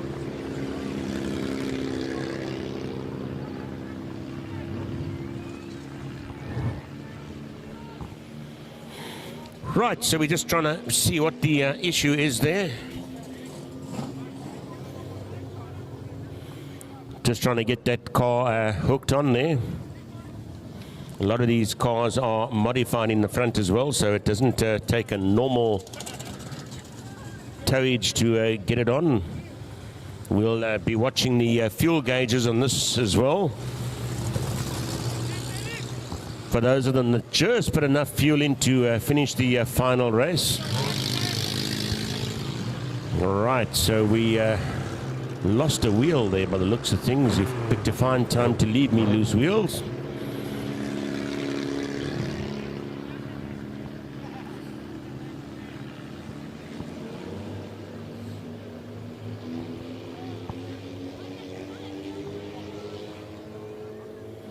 Right, so we're going to give it a 5th attempt there.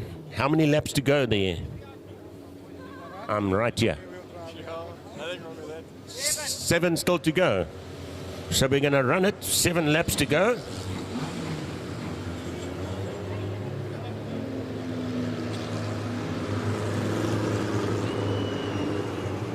It's rather nippy out there. So we're about to get going again. Wesley Collins leading from Damien Dupree, from Jan Joubert, from St. Nickelbahn. It looks like St. Nickelbahn's got a flat left rear tyre.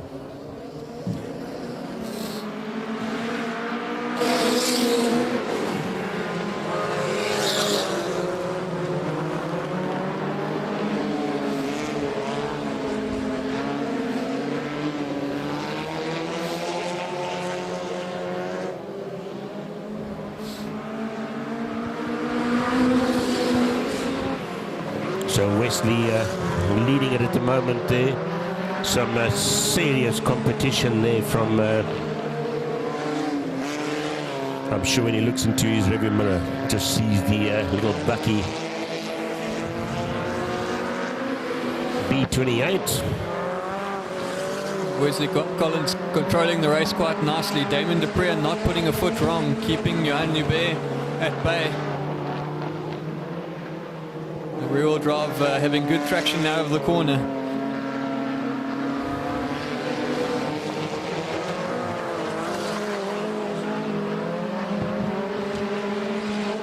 Johan Nubé trying everything he can to try and find a way around Damon Dupree. 4 laps to go. It's been an exciting race. It's been a race of note, this one.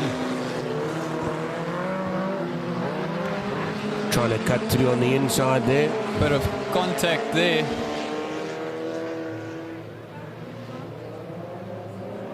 There's a black flag come out for Johan Nubé.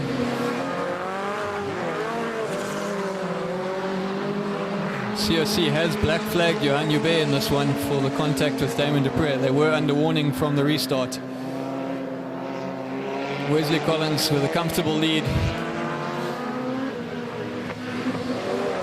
He's not coming in and should be coming in on the black flag. Johan Nubé effectively just ignoring the black flag. Damon Dupree effectively is now second place.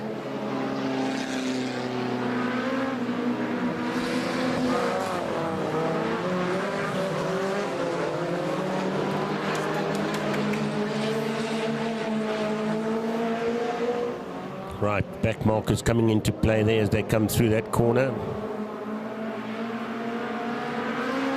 West Collins taking the win.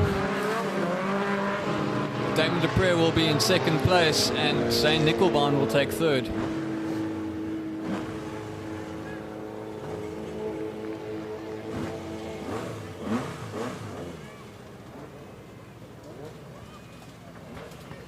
Lucky it's the finals though, so we'll carry on.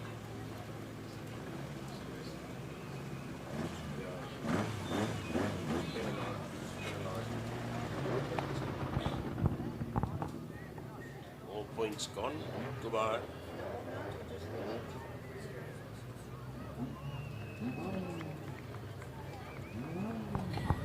Okay, what he's going to tell you what forms he wants now. Right.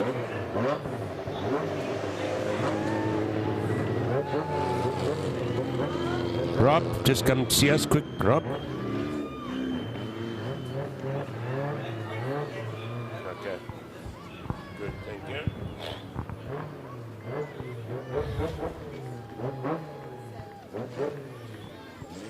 Radio.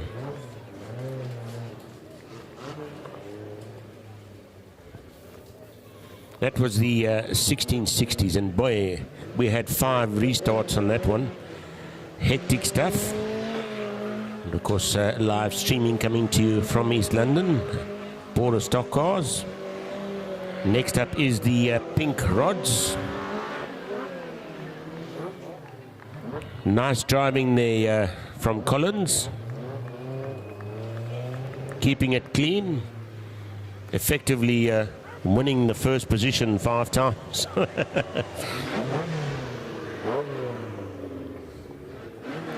Damon Dupree enjoying doing some donuts for the crowd for his Bitmax. What a nifty little bucky that one is, eh?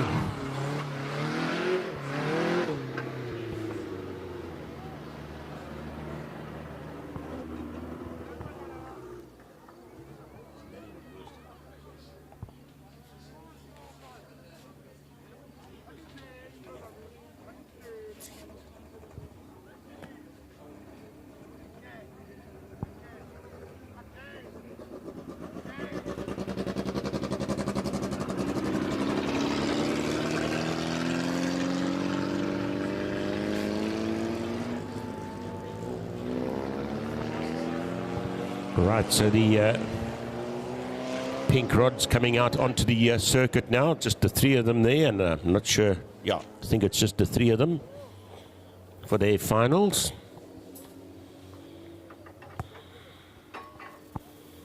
Celeste Rieder, Bianca Fossler, and Shanbra Holloway. So Shanbro has pole position, Celeste in second, and Bianca in third place on the grid. And those cars are all looking pretty much intact still. They've been having good, clean racing this class. It'll be 5 laps. And here we go.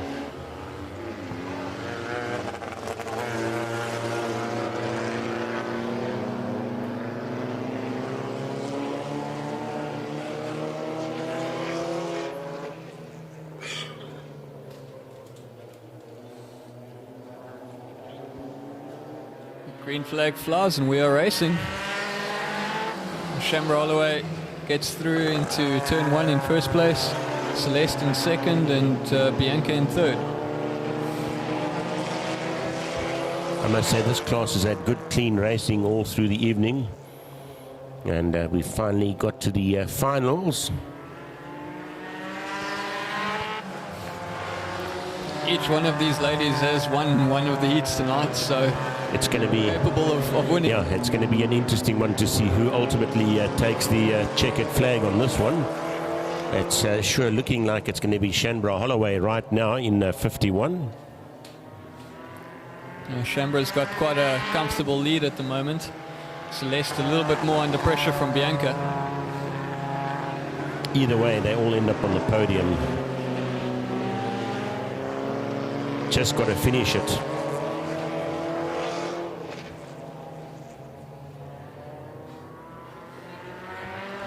Two laps to go now.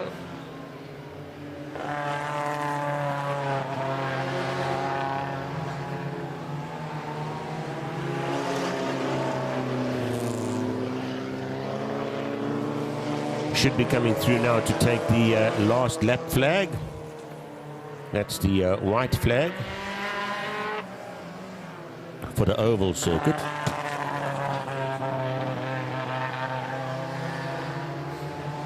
Celeste definitely under a lot of pressure from Bianca now. Bianca's closed right up, but just not quite close enough. I think the one lap's just not going to do it. But our winner now crossing the start-finish line, number 51, Shanbro Holloway. Shambra's come back with a victory, and I'm sure she'll be very happy with that. Celeste in second, Bianca in third. Well, she's taken the finals there. Well done. And we have the checkered flag waiting for her.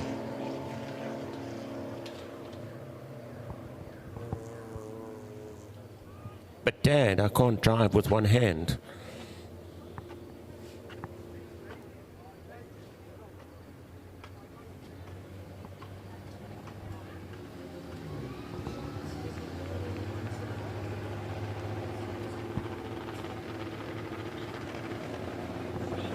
Right, so it'll be the penultimate race of the evening there. It's the V8 Flexi AMS.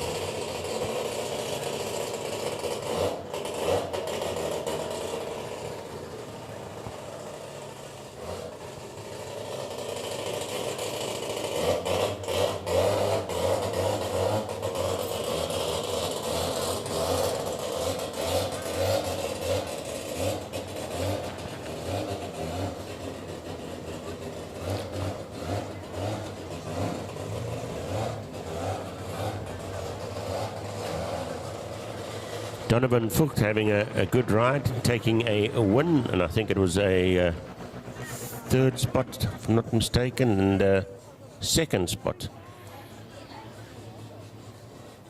Points are going to be quite close between Donovan Fucht and Clinton Green tonight.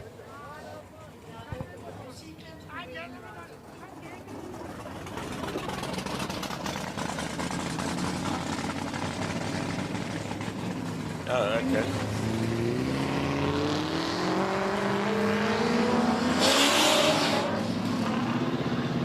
Right, Donovan. Donovan's going to show us how it's done. So Clinton Green is on pole, Donovan Fucht in second, Sean Victor in third, and Cameron Hammond in fourth.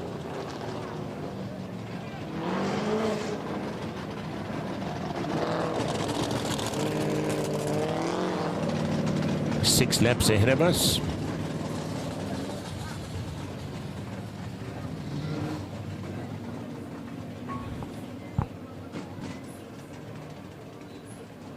Six laps. Additional lap caution. Thank you.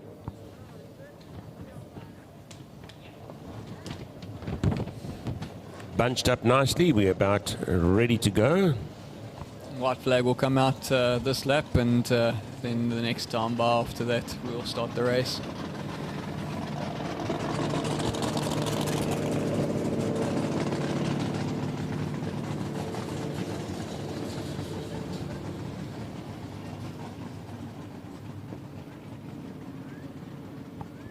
That's as slow as you're going to see them go. Clinton Green making sure he's bunching up the pack nicely. He's sitting in a good position at the moment to take the win.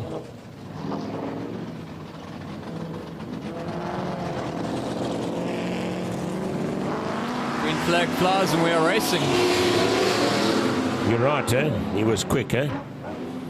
So Donovan's slipping into first position there. Green up right behind him.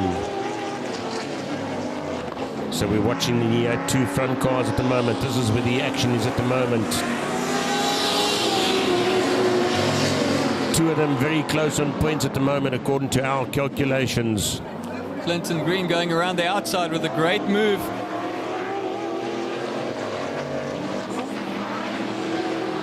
Clinton Green with a great move getting into the lead.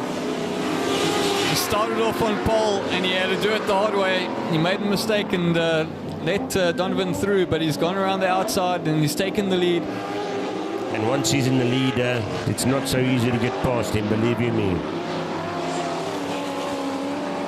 Donovan Foot trying everything to find a way back past.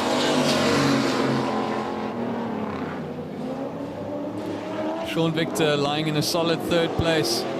Cameron Hammond in 4th.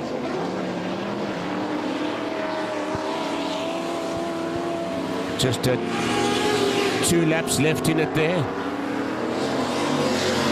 Green still leading it. Vogt up in 2nd. Victor up in 3rd.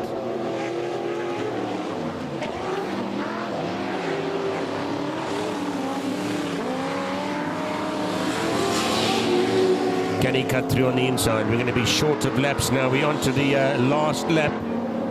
Looks like that gap's opened up a bit. Spark that came out of the back of Clinton Green's car. Something touching there. But he's done enough to take the win. Donovan Foot in 2nd. Sean Victor will come home in 3rd. Cameron Hammond in 4th. Fantastic racing there.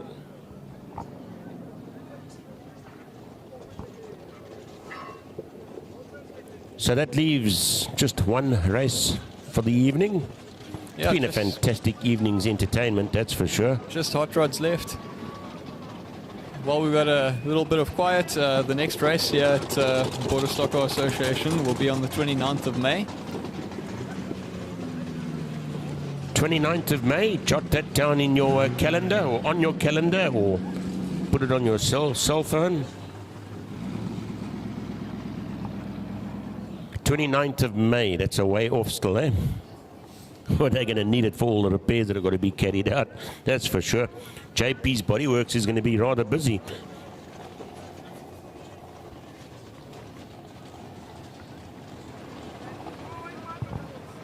So it's the last race of the evening, the hot rods. We'll run through our sponsors again. The 1660s, sponsored by JP Bodyworks. The 2.1 modified, sponsored by Aluminium and Glass Centre. Green there taking the checkered flag around the circuit.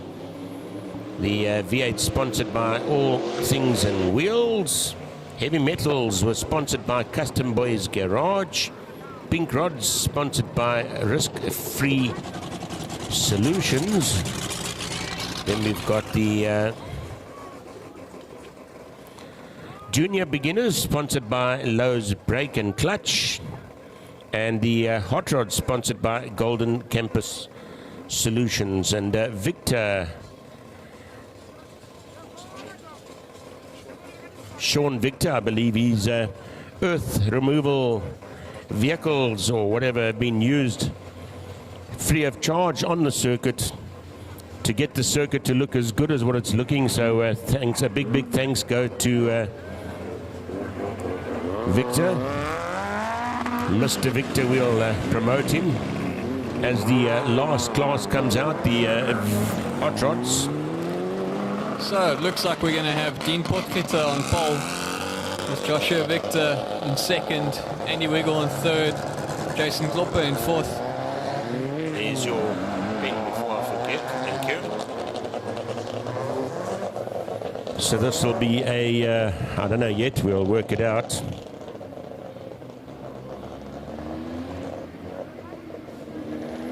Pole position there is Potgieter, Dean.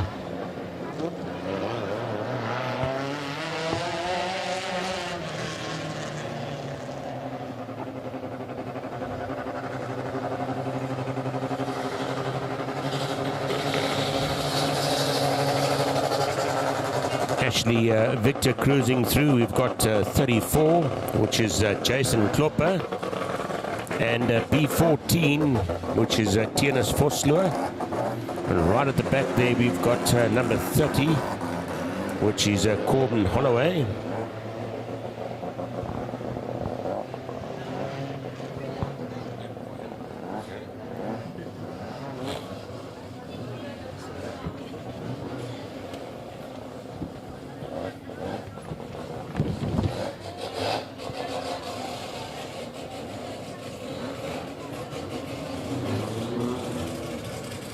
So it looks like this is an 8-lapper.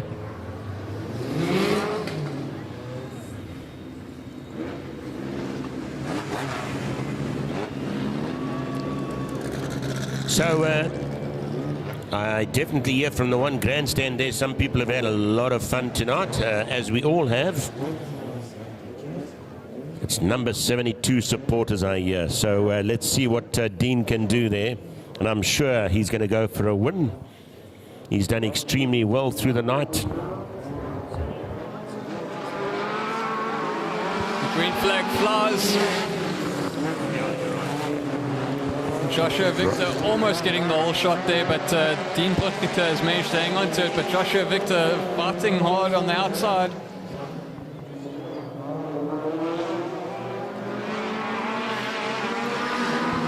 Ding-dong battle for that first position, but it's Potgieter that goes into the lead. Tienus Vosloo is already up to third place. Andy Wiggle in fourth. Corbin Holloway in fifth. Jason Klopper in sixth.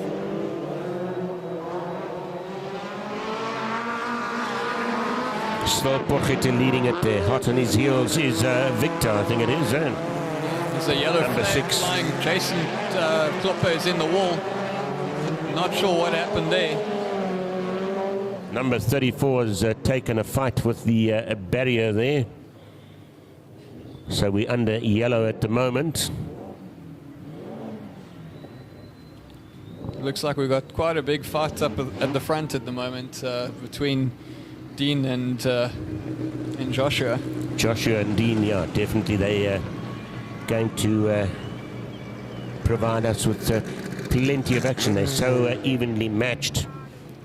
And I don't think Count Tien's out of that battle either now that he's up to No, third. if he gets his nose in there, definitely he'll be giving them a hard time.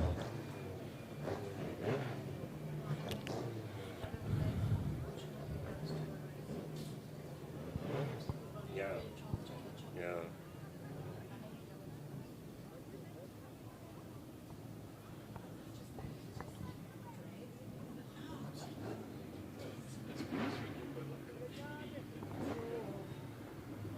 No. And you've worked so bloody hard to get it.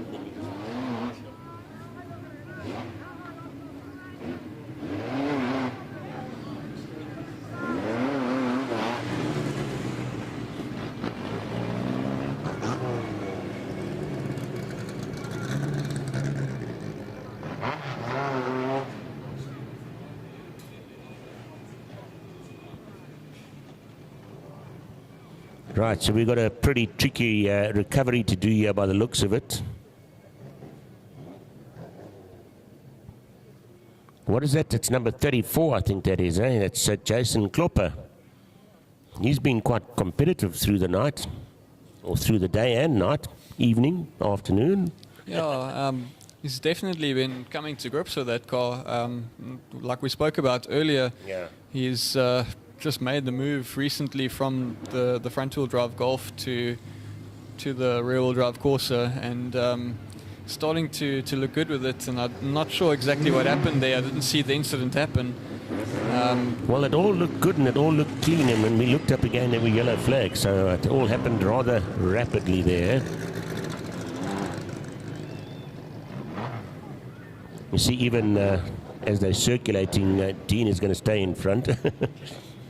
You're not coming past me.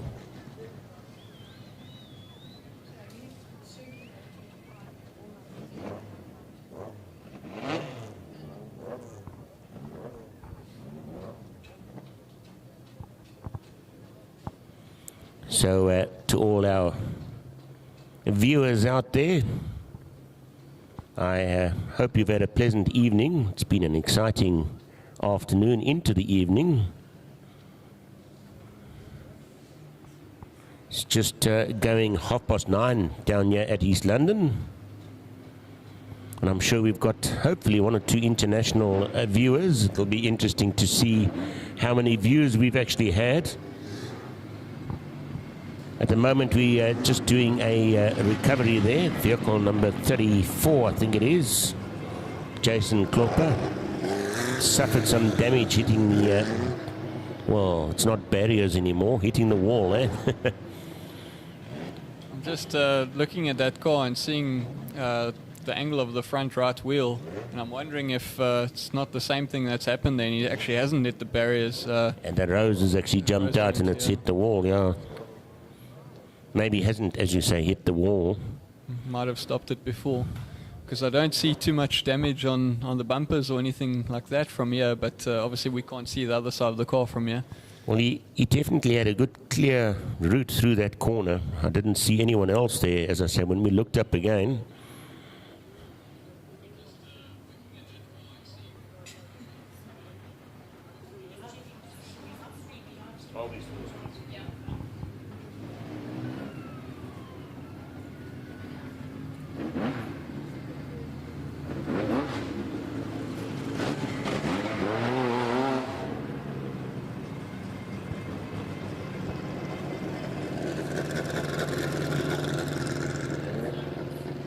Right, so we're just trying to get that car clear of the circuit, but things are not working out too well. I think you're right there. It looks like that front wheel has slipped out.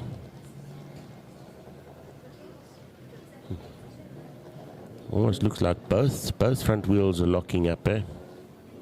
I don't see too much damage to the side of that car, so... Yeah, I think maybe just the rose joint's broken there again. They should have tried a lily joint. It would have worked better. So we just coming to the end of the evening. One half a race to go. Looks like we've got the circuit cleared. COC is taking a jog back to the... COC is, yeah, he's back in his seat, the hot seat.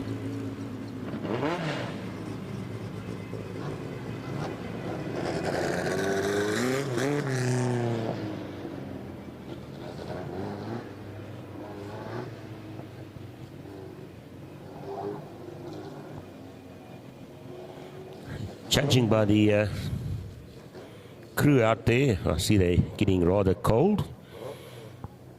So it's got a bit nippy out there.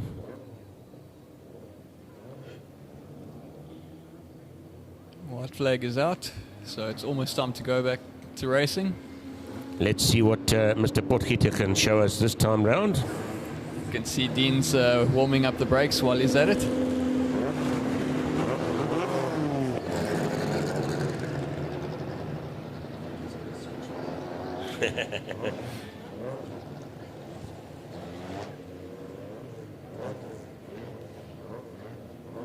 Right, looks like we nicely bunched up there. We are ready to go. 6 laps still in it. Green flag flies. Jordan Victor up in second. Joshua Victor. It's going to be a ding-dong battle between the two of them, car number 6 and 72.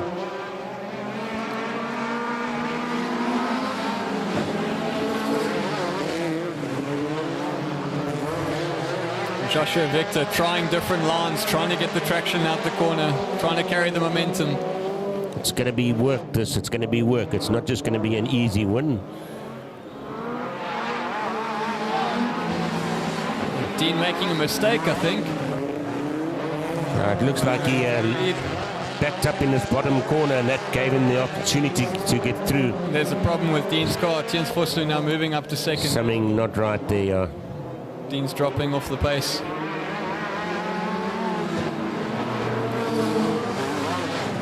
Corbin Holloway now moving up to third place. Jens Vosloo now also having a problem. Corbin Holloway moving up to second. No, he came up to second and now he's dropping back. So number 14, Holloway.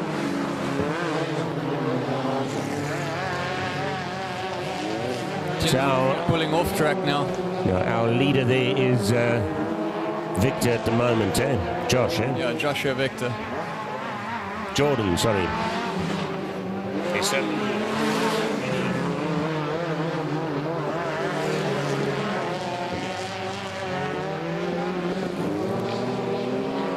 Andy Wiggle trying everything he can to get past. He'll make that move now, I'm sure. A checkered flag going out to Victor. Holloway in second place.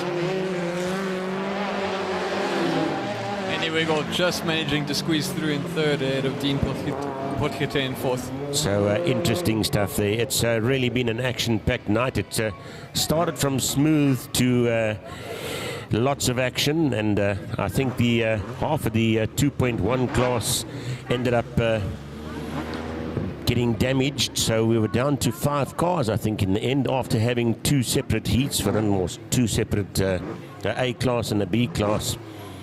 But ultimately, at the end of the day, it's been a very entertaining one. It's been superb having you along. For those of you watching on the stream, well, we hope that you tune in next time again, and we hope to see you all pretty shortly.